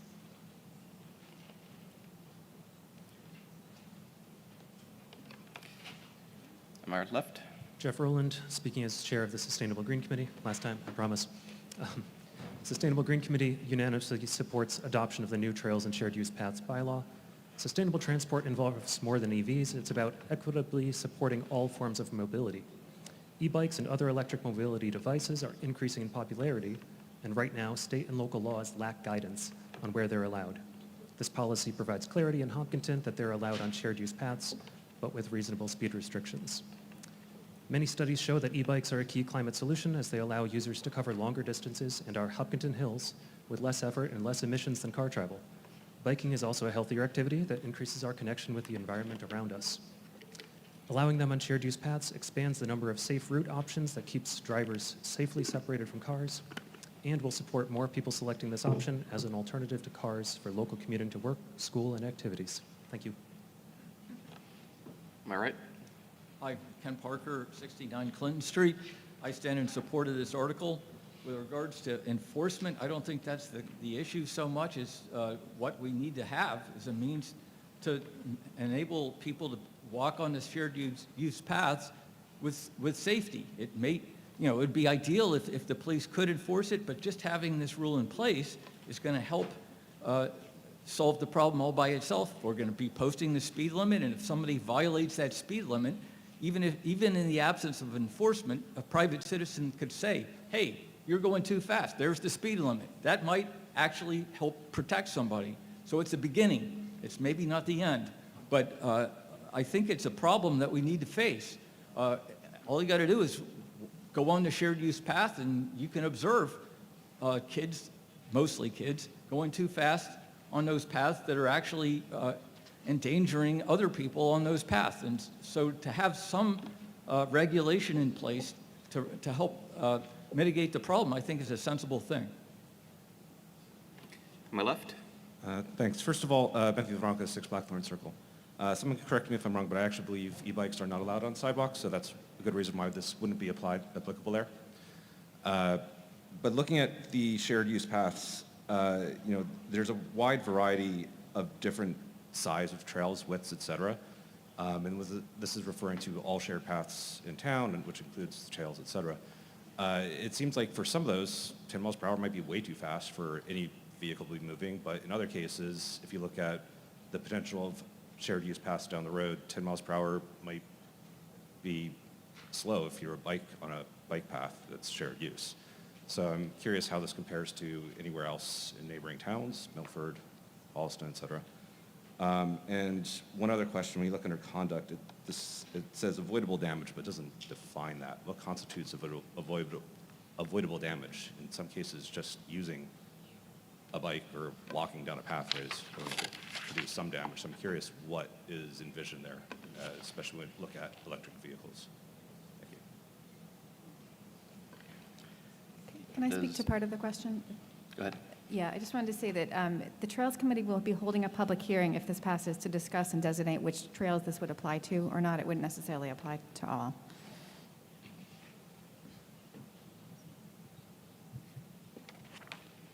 Leah Butler, Rafferty, 5 Meadowland Drive. I generally support this. The speed limit is giving me a little bit of trouble, though. A very quick Google shows that normal bikes at normal speeds tend to go 12 to 14 miles an hour. So if we're going to be allowing an e-bike, it seems that you would want to allow it at the speed that normal bicyclists would also bicycle at least. So it feels like we're limiting it lower. I was just wondering where the 10 miles an hour came from. So just to clarify, this will apply to human-powered bicycles as well as e-bikes. This is not an e-bike exclusive speed limit. But only on shared use paths. The bikes would have a different speed limit on roads. Okay. Thank you. Ed Harrow, 8 Spring Lane. On my left. Oh, sorry. Go, Nicole. Nicole Simpson, 16 Ledgestone Drive. I am in support of this policy for trail usage. I ride an e-bike regularly to get around town. I carry my 2 kids on the back, run errands, and get up hills like Ash Street that would otherwise make biking impractical. And when I'm riding with my kids, safety is everything. The more we can stay off the roads and use shared use paths, the better. Cars are the biggest risk to cyclists by far. Having clear, consistent rules about where electric bikes and similar devices are allowed makes it much easier to choose safer routes. Without clear guidance, people are left guessing where they're allowed to ride, which leads to inconsistent behavior and potential conflict. This bylaw creates a simple, understandable framework. Shared use paths are open with speed limits. E-bikes, scooters, and mobility aids share a common purpose, helping people move around more easily. That includes teens gaining independence, parents traveling with kids, commuters seeking a car alternative, and older adults or those with mobility challenges staying active and connected. If I couldn't use trails like Center Trail, it would limit my ability to get myself and Could my you kids. get a little closer to the mic? If I couldn't use trails like Center Trail, it would limit my ability to get myself and my kids to the schools and other destinations safely. This policy expands those safe connections. At its core, this is about making our existing trail network more usable, more predictable, and safer for everyone who relies on it. Am I right? Ed Harrow, 8 Spring Lane. I suggest that this is unenforceable. It's nothing to do with e-bikes. It's nothing to do with mobility devices. It has all to do with XY chromosomes at a young age. I was that once. This would not affect me. If I saw a sign 10 miles an hour, first of all, I don't have a speedometer on my e-bike, or I don't have a speedometer on my bicycle. I don't know what 10 miles an hour is. It's a good idea. It's not enforceable. On my left.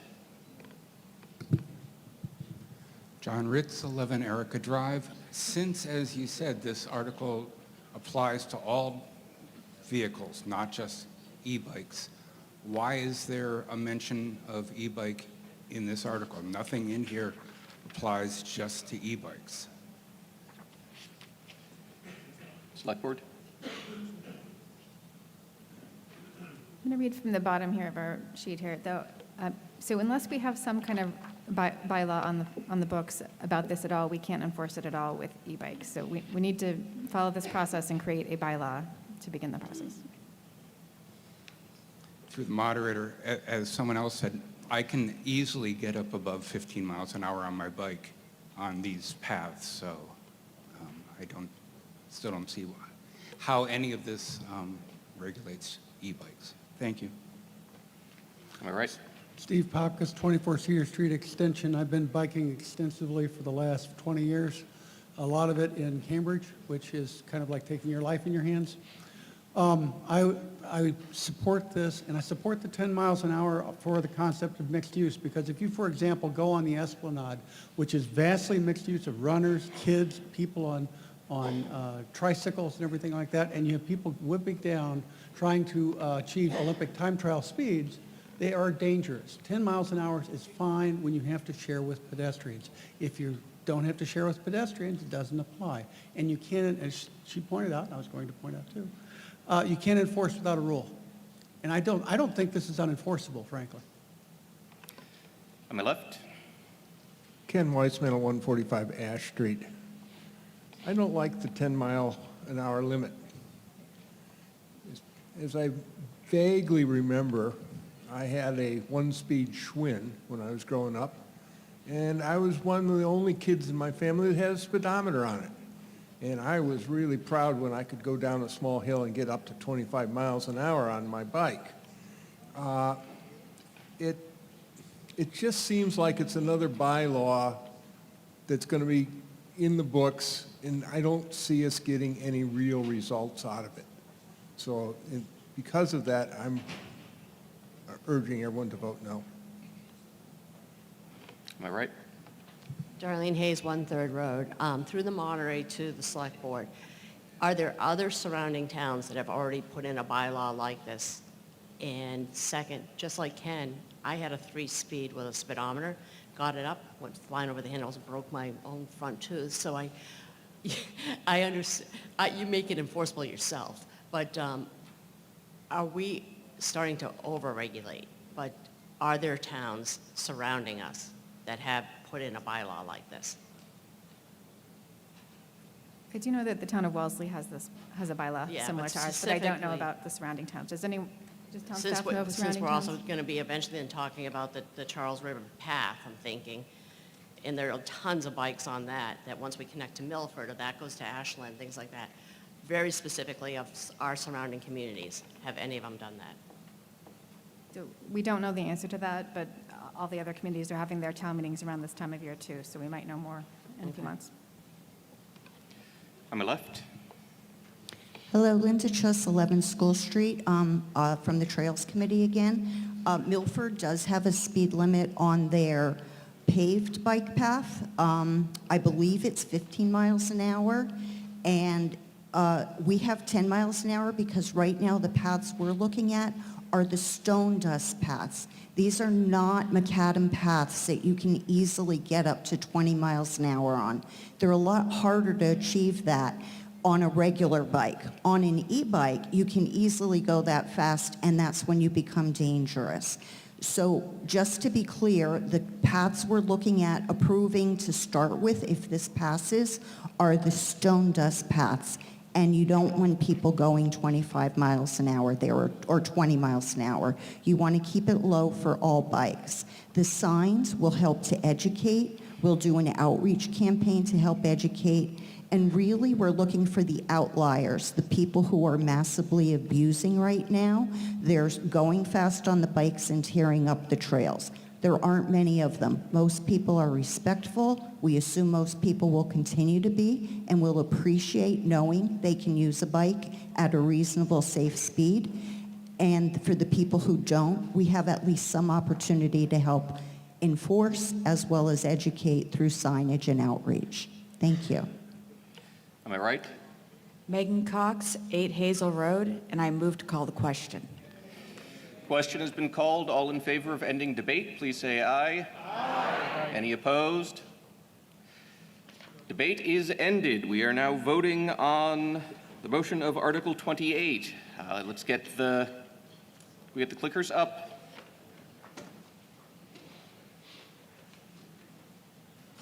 And open the vote.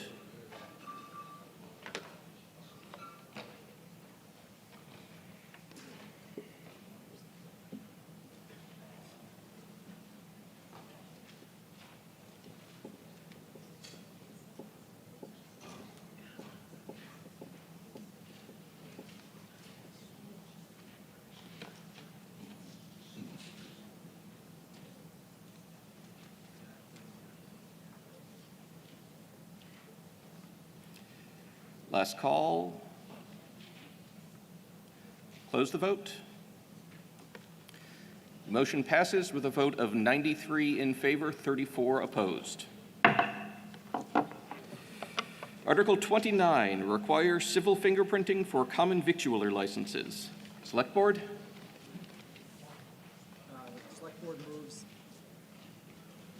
Select Board moves that the town take no action on this article.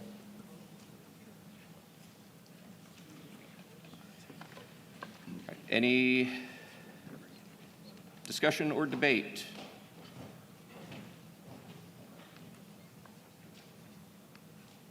Sam Docnovich, 8 Erica Drive. Through the moderator, can the Select Board tell us why you were requesting us to take no action? Yeah, great question.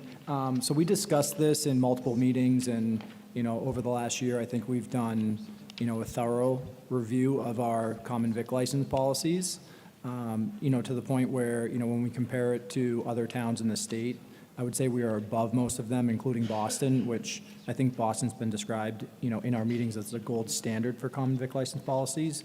And again, this is through updates.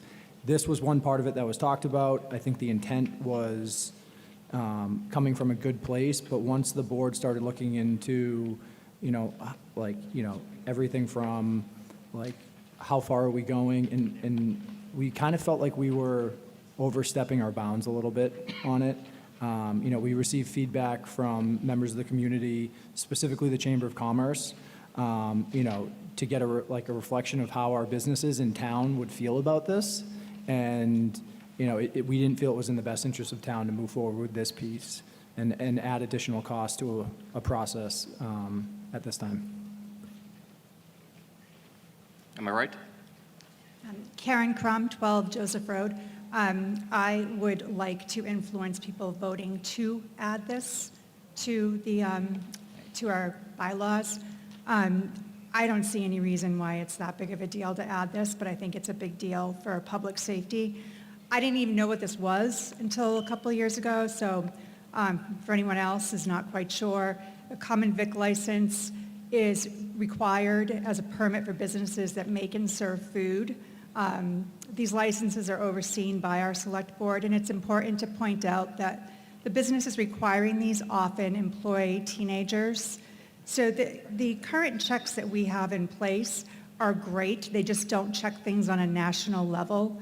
Having fingerprinting, it allows us to avoid a lot of things, like someone coming in and not being who they say they are on paper. I mean, that can just happen. It's simple to do without a fingerprint.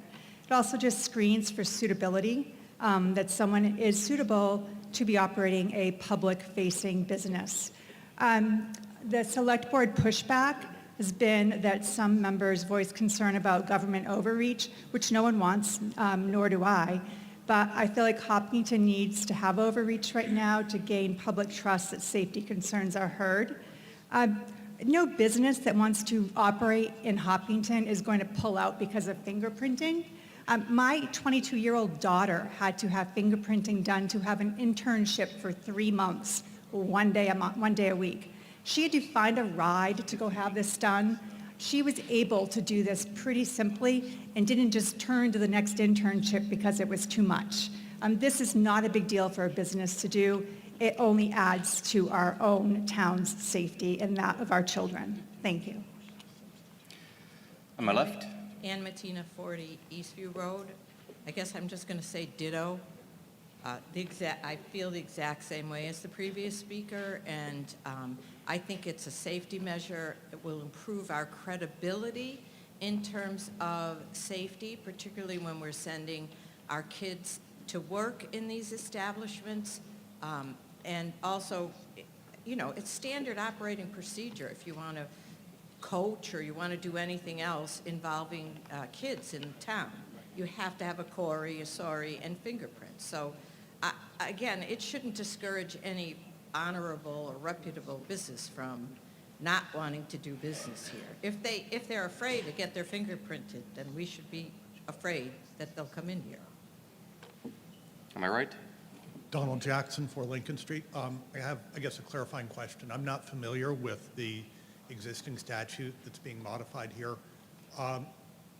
Is it already defined, you know, so say somebody does this, undergoes this, and it turns out that they do have a criminal background, is it already defined what the process is, or are there specific offenses that would or would not be disqualifying? As far as like the policy itself, I think it's not as much changing it as much as we felt like this was something that should come to the town and let town meeting vote on, because it's an important thing. There's been a lot of sensitivity around this. And again, our take was, over the last year, we've improved our policies. I can't list off the details off the top of my head, but, you know, it's gone, from just Corey to adding the SORI, like the sex offender registration check as well. So we have improved it. And then this was just something where when we looked at, adding the process and the cost of that process, the board voted not to move forward at this time, but we did want it to come to town meeting. I guess for me, I'm still struggling to understand. So if if this check is run, right, if we implement this, if the check is run, is it already defined, what criminal history would be either disqualifying or would trigger a review, or is this, basically, because as written, it looks to me like we checked, right? And there's nothing about, somebody potentially could come up with, a really troubling record, but this statute doesn't state anything about what would be done with it. And there could be other offenses which really don't impact somebody's suitability to run a business. And again, what is that process? If I could, through the moderator, we do already have this bylaw for ice cream truck vendors in town, so I don't know if the town manager or town staff could answer what would be the process if an ice cream truck vendor did have a flag on their criminal record.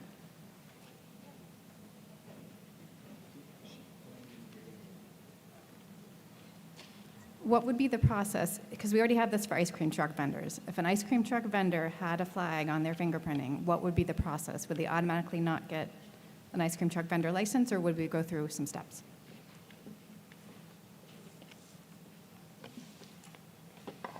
So the current bylaw says that the police department shall communicate the results of the criminal history to the licensing authority, together with an evaluation of the applicant's suitability for the proposed occupational activity that's proposed.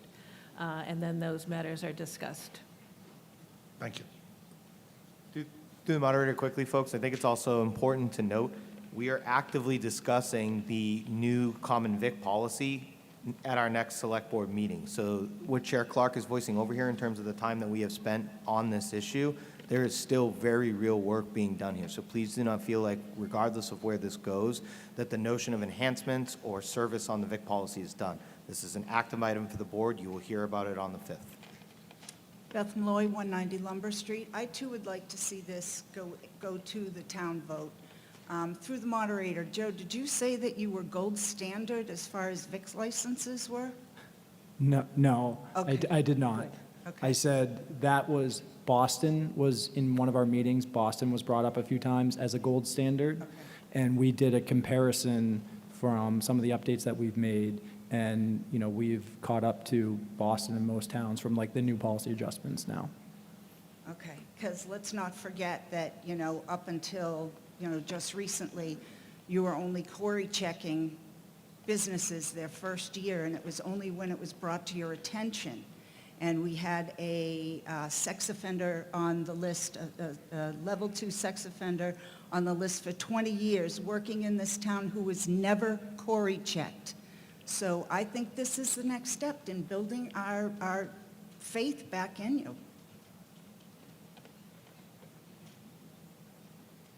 Tina Burl at 7 Daniel. I'm a baby boomer. I went to college and grad school in the 70s. I'm no goody two-shoes, and that's okay. It's fine. It's a motorcycle. However, as a special needs teacher, I was forced to be fingerprinted, and my fingerprints are floating out there. I don't steal, I don't hurt people, I don't molest children, and I'm collateral damage, and I resent it.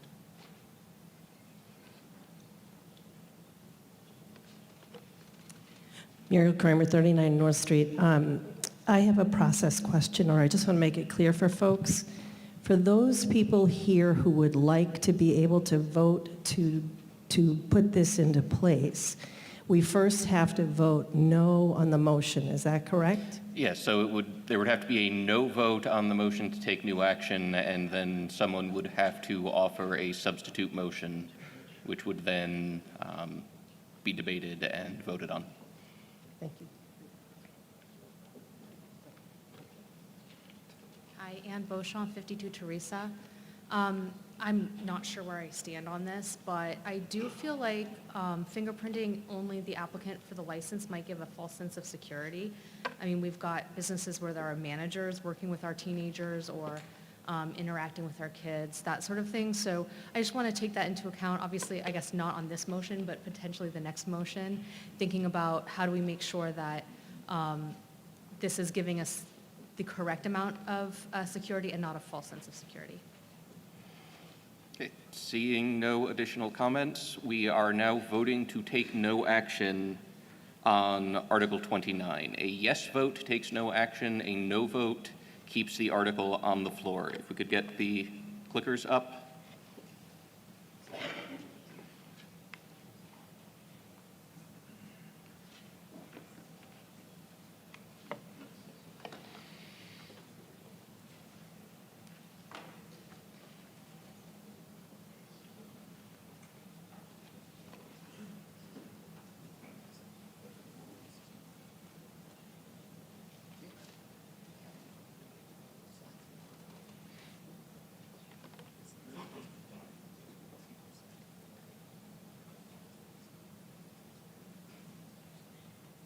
Last call.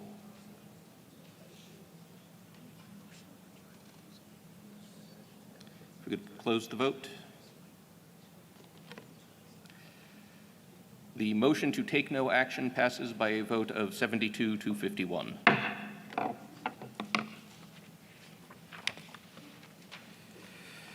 Article 30, lease of 148 Lumber Street. Is sponsored by the Historical Commission.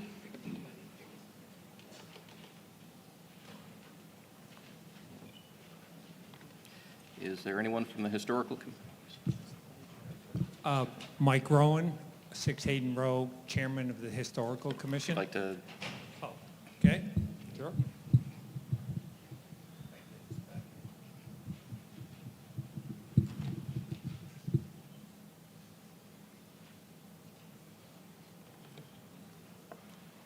(148) Lumber Street, Could you commonly make known the as... motion before we start the Sorry, presentation? I'll repeat what yes, thank you. Mike Rowan, 6 Hayden Row Street, Chairman of the Historical Commission, and I support this article. 148. Do you move the motion as written in the warrant and motions document? Okay, thank you. I move the motion as written in the Article 30. Is that all right? Yeah. In the motion? In the motion document. Sorry. 148 Lumber, McFarland Sanger House is one of the oldest structures in town. It was originally part of the Deerfield Estate development, and the developer wanted to tear it down. The town acquired it from the developer with a too small parcel of land.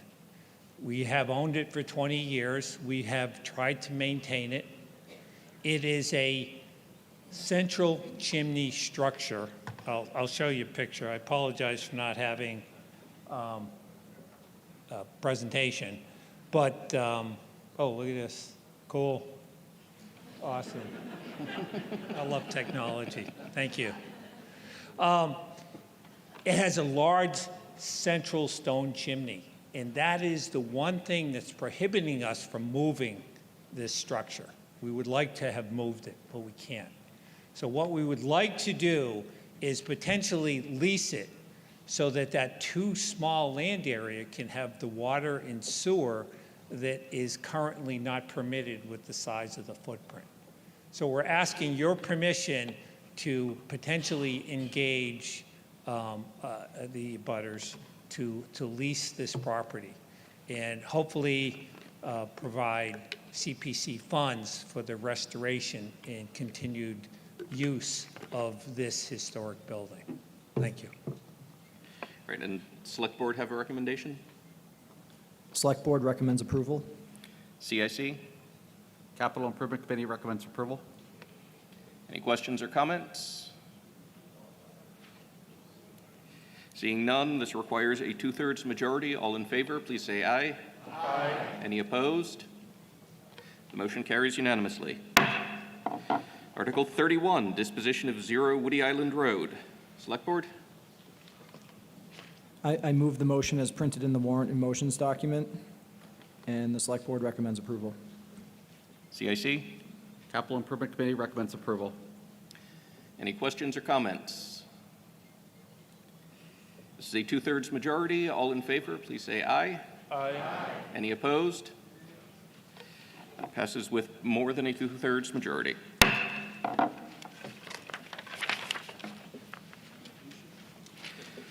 Article 32, acceptance of Whisper Way as a public way.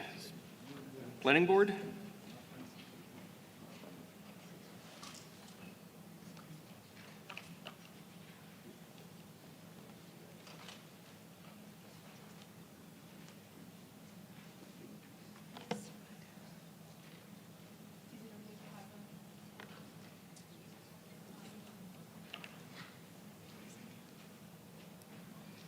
Do we have anyone to make this motion?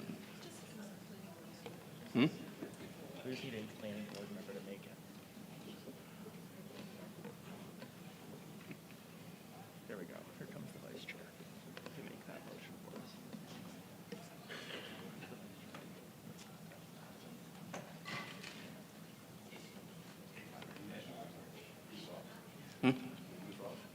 I think so.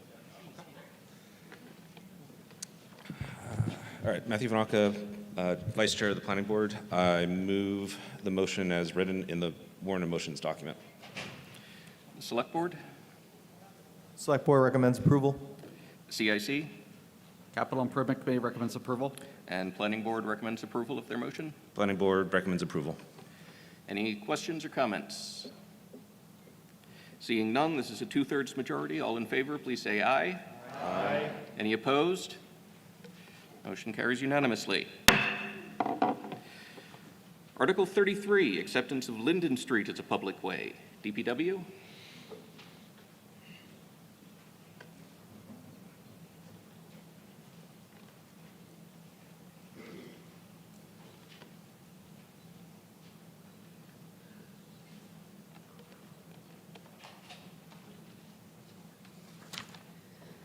I make a motion to move the article as written in the motions and warrants document. Select Board? Select Board recommends approval. CIC? Capital Improvement Committee recommends approval. Planning Board? Planning Board recommends approval. Any questions or comments? Seeing none, this is a 2/3 majority. All in favor, please say aye. Aye. Any opposed? Motion carries unanimously. Article 34, accept easement at 64 Grove Street. This is DPW.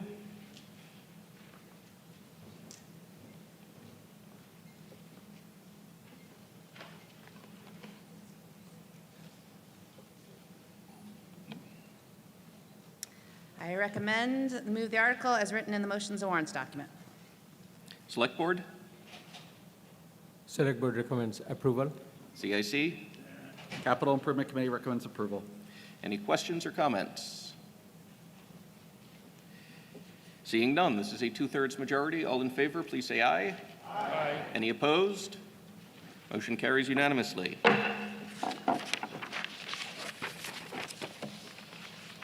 Article 35, grant easement at 174 Hayden Row to 145 Hayden Row. Select Board? Mr. Moderator, we move the motion as written in the warrant and motions document. And you recommend approval? Select Board recommends approval. CIC? Capital Improvement Committee recommends approval. Questions or comments? Seeing none, this is a 2/3 majority. All in favor, please say aye. Aye. Any opposed? Motion carries unanimously. Article 36, grant easement at 147 Hayden Row to Verizon. Select Board? Mr. Moderator, we move the motion as written in the warrant articles and motions document. Do you recommend approval? Select Board recommends approval. CIC? Capital Improvement Committee recommends approval. Questions or comments? Seeing none, this is a 2/3 majority. All in favor, please say aye. Aye. Any opposed? Motion carries unanimously. Article 37, grant easement at 147 Hayden Row to Eversource. Select Board?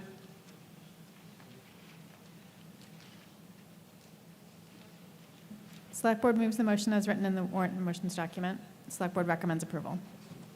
CIC? Capital Improvement Committee recommends approval. Questions or comments? Seeing none, this is all in favor, please say aye. Aye. Any opposed? Motion carries unanimously. Article 38, acceptance of Osceola Drive and Zero Osceola Drive, amendment of Chapter 174, Article 6, Section 174, TAC 22, minor repair, authorization of limited appropriation and policy direction related to private ways. This is a citizen petition, and we have a proponent here. Do I have to make the motion? Since there's several motions, so just one at a time. could you make motion 1? Can I just say As printed is totally. Yeah. I motion to, accept the... I move motion 1 as printed in I move for motion 1 as printed. the warrant articles and motions document. I can't hear you. In the warrant articles and motions document. In the warrant article and motions document. In the warrant article and motions document. Is there a second? Second. There being a motion and a second, you have 5 minutes. Cool. So wait, I get 5 minutes per motion? 5 minutes. We have to have a motion for the article, so you have 5 minutes to present your... I'm not going to do that to you guys, I promise. Yeah. I'm just wondering. My name is Parker Happ. I live on 3 Osceola Drive, and I know I don't have a lot of time to talk, so I'll be brief. I never met 60-year-old Michael Osceola, who developed Osceola Drive in 1993. In fact, I was 4 years old, living in Illinois. And fast forward to 2022, though, my daughter was 1 year old at the time when my wife, who was pregnant with our son, we moved in at 3 Osceola Drive. And less than 15 months after that, we got a letter in the mail from DPW that said that our plowing was going to be suspended. And it said because we were on a private road. And specifically, it says, since the roadway has not been publicly accepted and no progress has been made towards that goal, DPW can no longer perform snow plowing or maintenance on Osceola Drive. And so that's the reason we're here today, folks. The thing is, though, I didn't really understand what a private road was or why we were getting it pulled, our plowing pulled. And so I went to the town and was given 30 years of documents to cipher through. Now, I'm not going to bore you with the 30 years of documents, but here are the 3 things that I learned that I think are important today. 1, acceptance of Osceola today is not precedent setting. In fact, in 1991, 1992, 2016, and even 2020, private roads were accepted by the town, some not even fully complete. Number 2, in 2016, the town had a program which was trying to accept private roads as public. And it's because some were abandoned by developers. And in fact, we're sort of like that too. Michael Osceola is no longer with us today. And he was actually trying to, in 2016, get Osceola accepted by the town before he passed in 2018. And the reason it wasn't accepted is number 3. The reason it wasn't accepted in 2017 is because the paperwork needed to be updated. And so in November of 2025, Me and my neighbors went to the planning board and we got the paperwork updated. But here's the thing, I want to preempt you because there might be folks that are opposed to this and you might hear some pretty creative things. I don't know why we're cycling through all these slides, but one, some people might not be aware, we had plowing for 30 years before it was suspended in 2024. The town has done repairs on the road historically as well, and so that's nothing that hasn't happened. But you might hear that, oh, this is going to cause a avalanche of other roads to come before town, and we're all facing just the same taxes as you are. What is this going to impact your wallet? There's only 2.74 miles of roads like Osceola that exist today in the town. Do you want to guess how many public miles of public road there are in town? Anybody? 123 miles. So even if we accepted every single private road that's like Osceola today, the impact on the town in terms of an operating budget would be minimal. I mean, I don't get excited about finding a quarter on the side of the road, and that might be what it impacts you per year for some of this maintenance. But that all said, accepting Osceola Drive is about fairness. I always roll my eyes when people say, we pay taxes. But it's true, and we do pay taxes, and we didn't get an abatement when our plowing was suspended 2 years ago. So in a way, we've kind of been subsidizing your guys' plowing costs. All we're asking to do today is not asking for a handout. And if you read our article, it explicitly states that we don't want $1 appropriated to fix Osceola because we want to be treated like every other road and sent to the back of the line for assessment as a public road for if any maintenance needs to be done. What I would say is this, it's about fairness, and we simply want to have our plowing services restored. We really hope that you accept Osceola, and there's some other stuff as well as part of this too that I'm happy to speak to, but I'll put a minute back here. All right, does Select Board have a recommendation? Yeah, so I wanted to clear this up a little bit. So at our meetings, we approved basically the layout, which I would call motion 1 at the time, because we wanted this to come forward to town meeting and be discussed. But this morning, when we opened our meeting, the board discussed, with the council there, and the board unanimously voted to not approve this and not recommend it. For the reasons of, one, we feel like it's, going to bring risk and potential liability to the town. We support the diligence that was done by the planning board and the DPW director, who also did not approve this or recommend it, and just frankly by the advice of council to not recommend. Thank you. CIC? Capital Improvement Committee recommends disapproval. Appropriations? Appropriation Committee recommends disapproval. Planning Board? Planning Board recommends disapproval. And I believe DPW wanted to make a brief comment.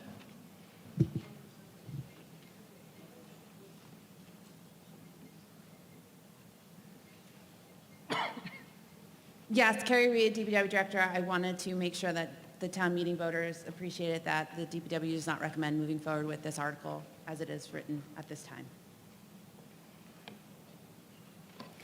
On my left? Through the moderator, Leslie Ficari, 57 Greenwood Road.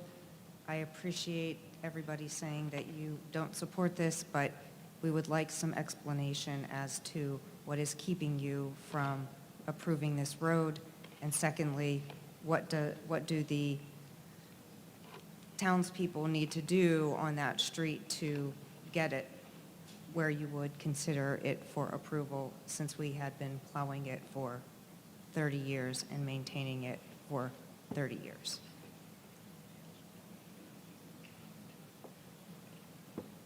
Mr. Clark, would you like to start? Sure. I think one of the things was, there's costs associated with bringing the road up to standards. I don't know those standards off the top of my head.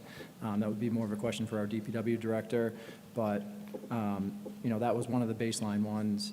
Again, I don't remember all the due diligence done by the planning board and the DPW director, but, from the select board standpoint, we supported those opinions.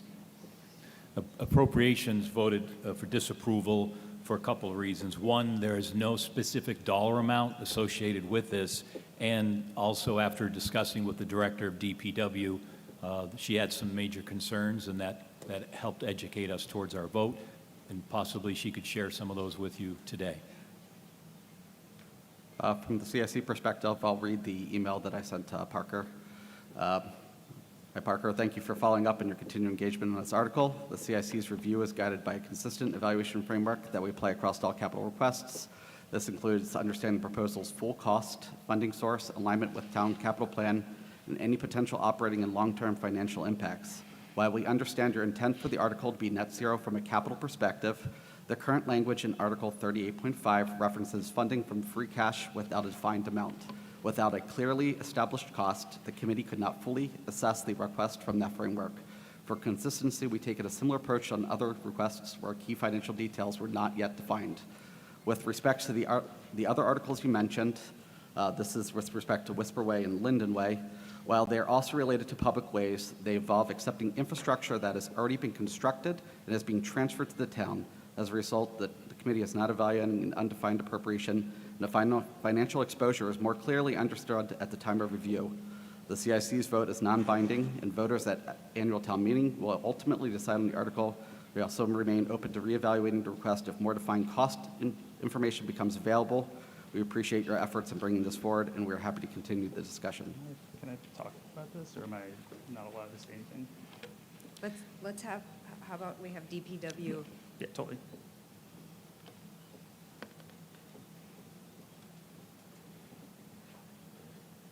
So this particular road, Osceola Drive, was approved under the subdivision rules and regulations. And the subdivision rules and regulations have very defined requirements for a street of what the standards are and what was need to be done. On several occasions, the planning board and the town reached out to the developer and the abutters. We found letters dated 1999, 2001, 2003, 2009, 2014, 2022 that very clearly said, these are the steps that you need to do. These are the things that you need to get approved. These are the improvements you need to make. And they weren't done.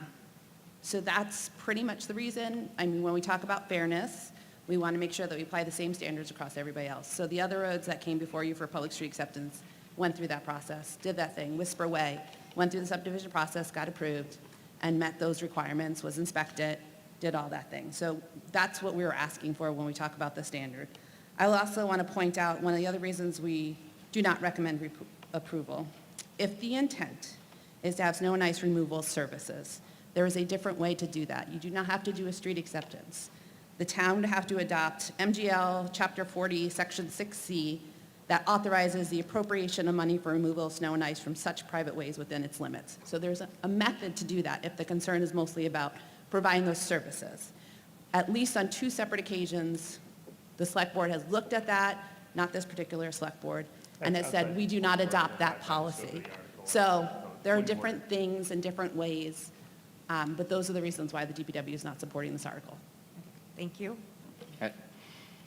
On our right. Hi, Darlene Hayes, 1/3 Road. I live in the neighborhood of Osceola Road.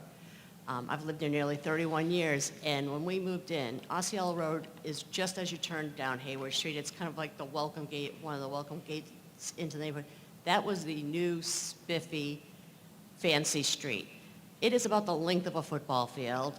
It's very wide, and I just don't know, as good neighbors in humanity, how do we go back and take services away from people who bought their homes not knowing that they were on a private way, it's not in their deeds, and it just doesn't seem neighborly. I stand in support of this, and I think at times process needs to adapt and change and realize that there's also humanity and being good neighbors. And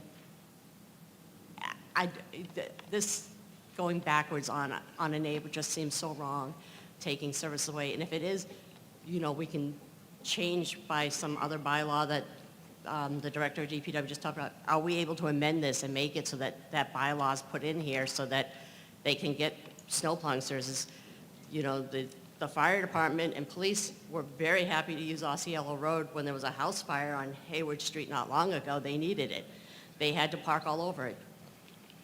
It just seems un-neighborly not to support this. Thanks. On my left. Yvonne Riley, 201 West Main Street. I also support, but I'm just, as a citizen, we've had 2 petitions here today about roads with 30-year-old issues, right? One was a road that's been flooding, and I think that the room was frustrated by that. That's been same for 30 years. And this road has been fine to plow for 30 years, and we're going to turn back and say no now? I'm frustrated by that. So there's no question, just for us. Am I right? Hi, Jeff Marchese, 35 Woody Island Drive. My question is, I hear a lot of the no's because you don't have the numbers, right? So whose responsibility is it to help come up with those numbers to determine what that cost is, right? That's my question. First question, I guess. So I would like to respond to that. So there's two processes in town. There is the planning board process, which what the director is referring to, where residents, it's typically developers, go and they have a plan, and it's 23 steps, and that's what you approved with Whisper Way today, is the planning board process for road acceptance. What we did is citizen petition process, which is through the select board, and it's by simple citizen petition that we got 10 signatures and could go ask to vote. So our view is we've followed the steps, and we followed exactly what DPW said in their letter in 2024, which said, recognizing this has not been publicly accepted and no progress has been made towards that goal, DPW can no longer perform snow plowing. We did exactly what she said to do in 2024. And now the town wants to change their mind again. And it's just kind of tough. Doesn't really answer the question. So like, who's responsible for coming up with the cost? We have an engineering study that was performed as well that will be turned over to the town as part of the conditions that were required for the planning board too. So we did an engineering study. Ultimately, it's the DPW director's responsibility to ensure that any publicly accepted road meets the requirements of acceptance. It would ultimately be her who would be helping to assess what the requirements are for the road to meet standard, likely in accordance with an engineering study that Mr. Happ is referencing. Ultimately, there are standard requirements for a road to be accepted in town. We would gap against those. The cost would be the cost based on materials and real time. I could ballpark it for you. I've heard somewhere between 170 to 200. That's a ballpark. The numbers will shift based on if and when we do this, what the materials are, the situation on the road, et cetera. So if there's a no vote, is there a path towards still doing this? Thank you for your comments. Your time has expired. Hi, Sabine St. Pierre, 1 Woody Island Road. So I've lived on the lake the last 20 years. I'm very active in the Lake Association.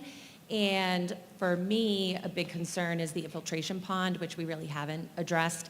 So if this road doesn't come up to standards, that infiltration pond also will not be up to standard. And that, for those that don't know what it is an engineered filtration system for things like sediment and phosphorus in the watershed so that they don't end up down in the lake. And we as an association have been doing a tremendous amount of work trying to mitigate storm runoff. So, you know, I have a vested interest in seeing it accepted because then the infiltration system will be fixed. We just heard earlier the article about Whitehall and their major phosphorus issue. So things are just coming down Hayward. If you don't know, it's at the top of Hayward. So all that runoff would go down into the lake. So I'm in favor of this article. Thanks. On my left. Al Rogers, 4 Laurel Avenue. Laurel Avenue is not a town-accepted road. I've been there. I built my house there 43 years ago. I've maintained the road. I've plowed the road and sanded the road myself for 43 years. Now I have to pay for my own sand because we don't have resident sand anymore. So before, at least I was able to get resident sand to sand the road. Now that's gone. I'm not asking for my road to be accepted. Even if I support Osceola Road being accepted, even if it doesn't, there should be some sort of a plan in place. I'm not getting any younger. I have to bring my trash up to the top of the hill. It's quite a steep hill. I have to get my mail up there, and I'm paying the same taxes as the people on Hillcrest Drive, which we're off of. My neighbors up at the top of Hillcrest have complained about water runoff through their property, so the DPW put berms in place, which funneled all that water down Laurel Avenue. Now all that water goes down my road that I have to maintain, and I'm getting, all that stuff. So, I'm not asking for my road to be accepted, but there should be some sort of a plan in place to take care of residents that are paying their taxes, just like people that are on town-accepted roads. Thank you. Am I right? Muriel Kramer, 39 North Street. Yeah, just following up on that conversation, a little bit of the conversation. I understand that Osceola and a couple other roads fall into a gap.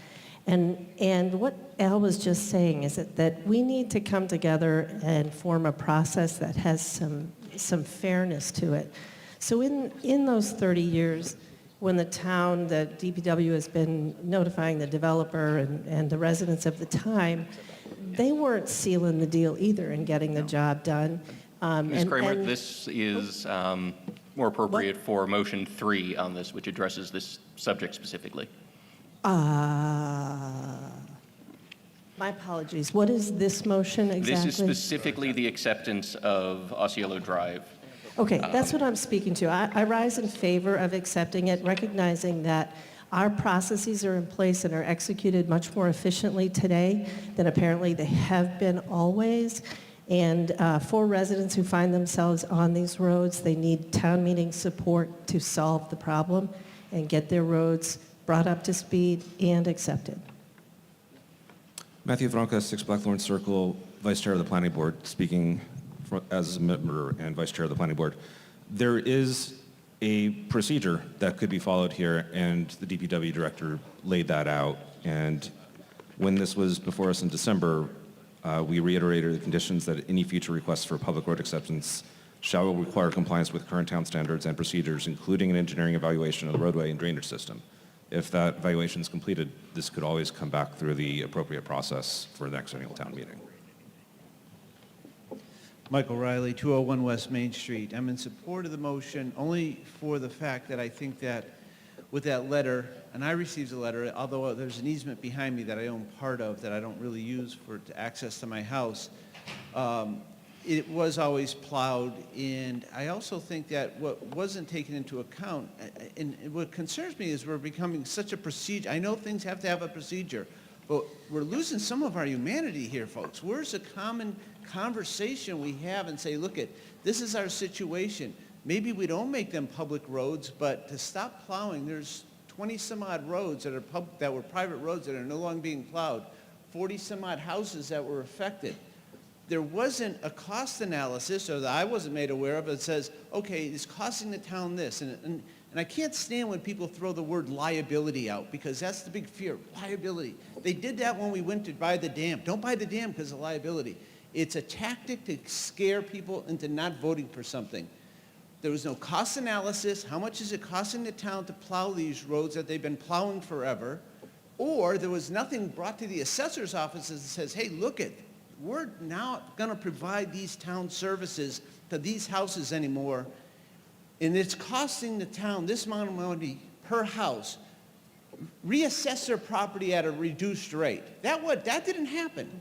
They'll collect the taxes and do the exact same thing because of procedural. The citizens aren't doing enough procedural. Let's start having discussions, as Ms. Kramer said, about, hey, folks, we're going to do this. How can we help you?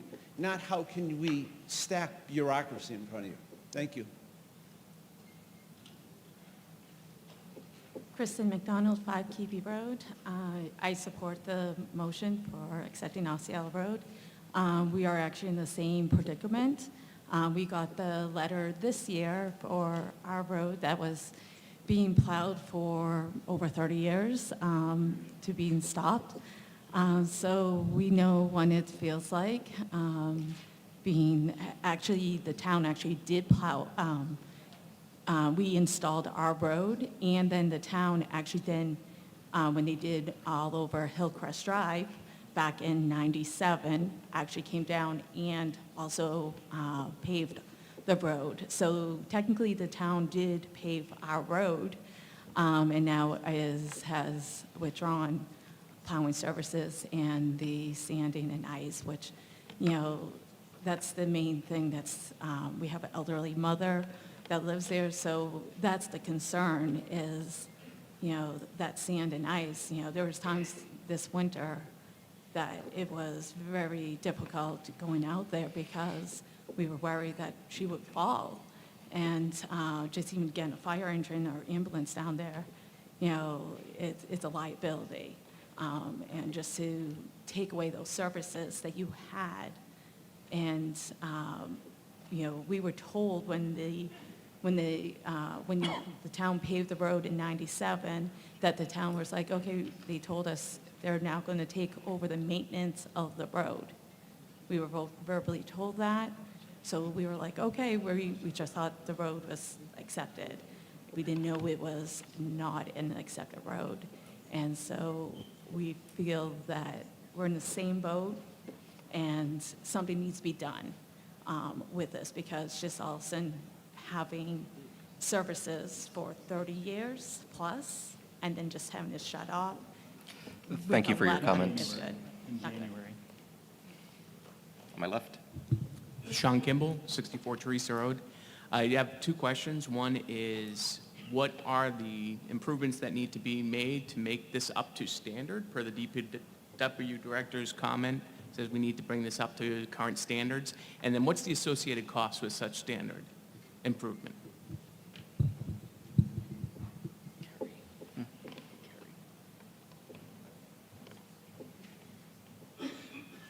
Karen Crum, is she going to respond to that? Yeah. Oh, okay, good.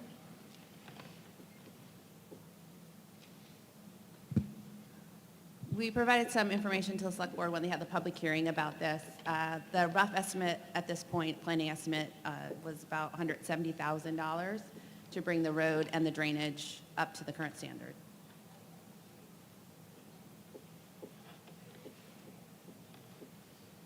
I don't know if that answered anything, but Karen Crum, 12 Joseph Road. First, I just hope it doesn't take 30 years for anyone to go back and find something that we're spending money on that maybe we shouldn't be. I want to clarify that what we're voting on is just the motion 1 to accept Osceola Drive as a public way, Yes. correct? So I think we should vote yes. That's my personal opinion. This just lacks so much common sense to not vote yes. Thank you. Bill Flannery, 12 Saddle Hill Road.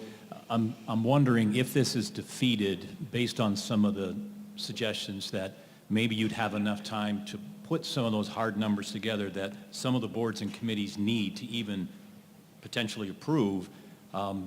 It's very likely we're going to have a special town meeting in the fall. I'm hoping if this is defeated, that may give you enough time to go through the extra processes that need to be done, get some hard numbers, and then the outcome may be different from the respective boards. If it's defeated, we have to wait 2 years. That's the rule, right? No? No. Come back? And we have the numbers, and I appreciate the advice. The problem is we've been stonewalled from the start.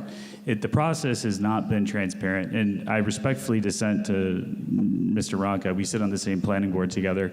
Folks, they're asking 5 households to spend $170,000.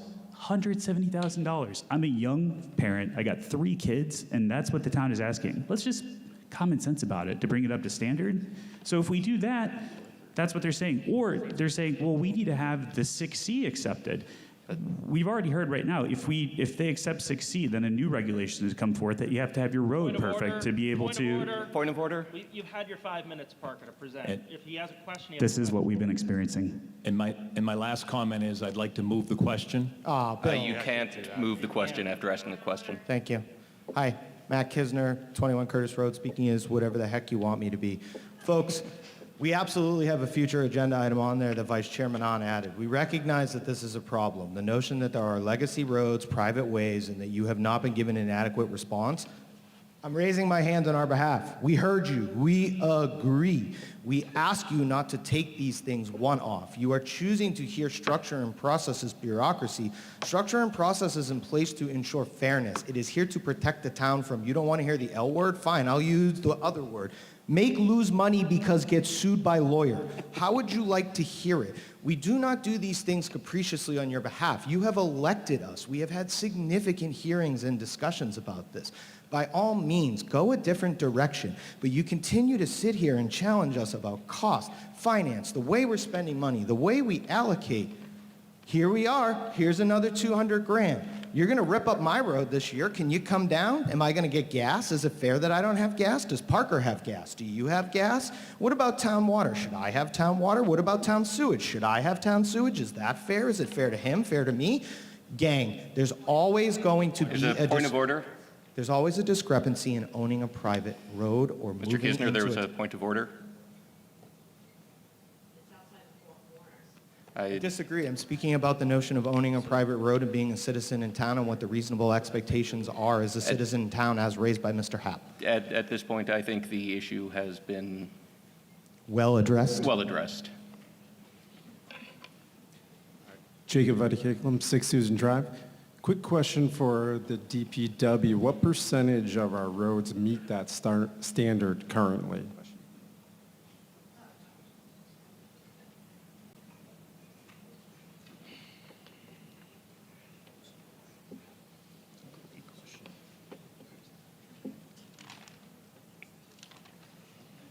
It's a little bit of a loaded question. So earlier today, town meeting approved pavement management plan, which would provide a significant amount of information about the current condition of our roads. So I think in terms of that standard, but to provide some metrics, we have 110 miles of public roads. They are approved and by Mass DOT, they are eligible for Chapter 90 funding and local funding. Legally, the town cannot expend public funds on private roads. There are approximately 6 miles of what's called ancient roads where I reached out and got a legal opinion that said we can provide some of those services because of the way that those were done, and there are 19 miles of private roads. So about 16.3, 16.4% of the road mileage in town is private. Does that answer your question? No, the question is how many roads are to the standard of? That would have to look at the pavement management plan, so that's a wide variety of things, but, yeah, and the subdivision standards came into effect after most of these roads were accepted, publicly accepted. So I think it might be a better question for the planning board of whether or not they recommend accepting under the subdivision rules and regulations roads that don't meet their standards, but that's not a DPW question. Are there any more questions or comments? Seeing none, this is a 2/3 majority. We are voting only on motion 1 of Article 38. If we could get the clickers up.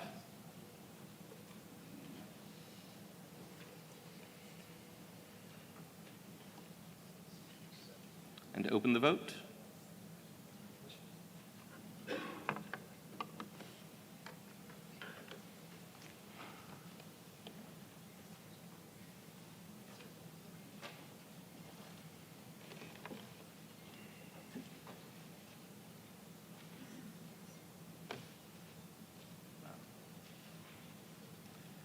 Last call.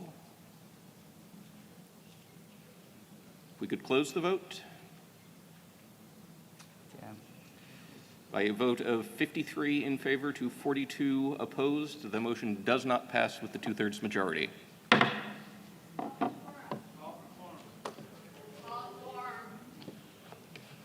Okay, quorum vote.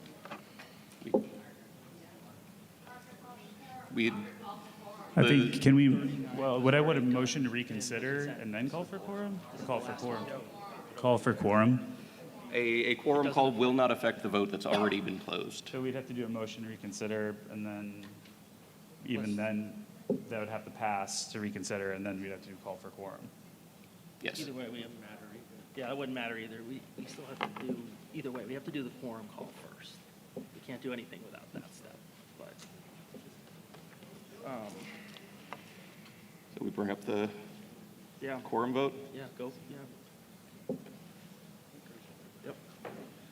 Just tell everyone we're going to be counting the quorum on the clicker. It doesn't matter if you say yes or no, it just matters. We're going to be counting quorum on the clicker. It doesn't matter if you press yes or no. We are just counting how many votes are being cast.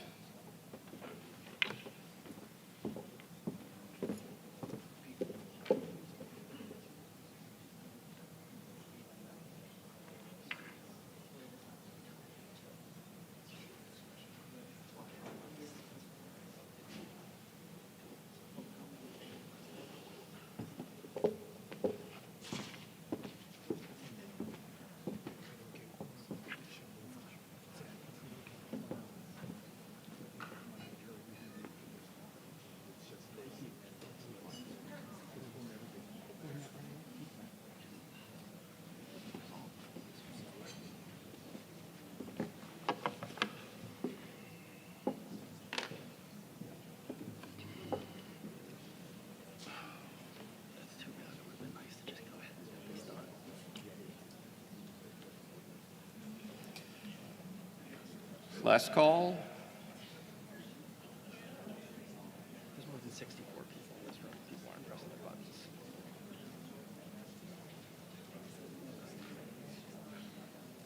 Just tell me. I think there are people who are intentionally not pushing their buttons.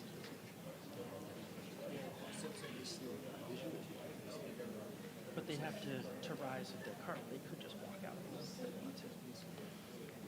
This is the thing. The forum just ends up being used to hurt productiveness. Sorry, guys. You're fine. You're fine with that. If he moves to dissolve the town meeting, I'm fine with that. That's fine. If you need me to explain that. Okay. Right.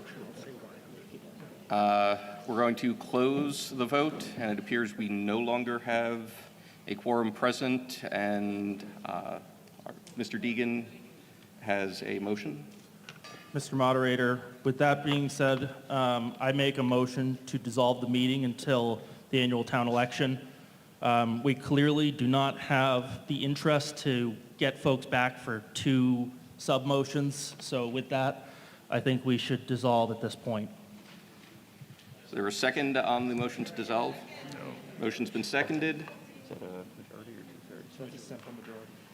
This is a simple majority vote. Can we get clickers up? Explain that we do not need a quorum to do this. And we do not need a quorum to vote to dissolve the town meeting.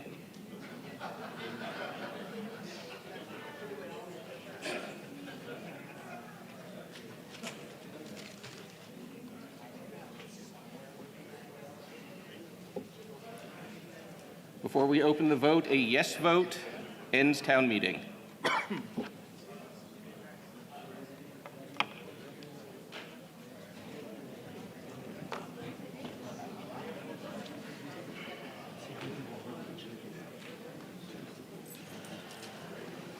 Last call. Up. Last, still a few trickling in.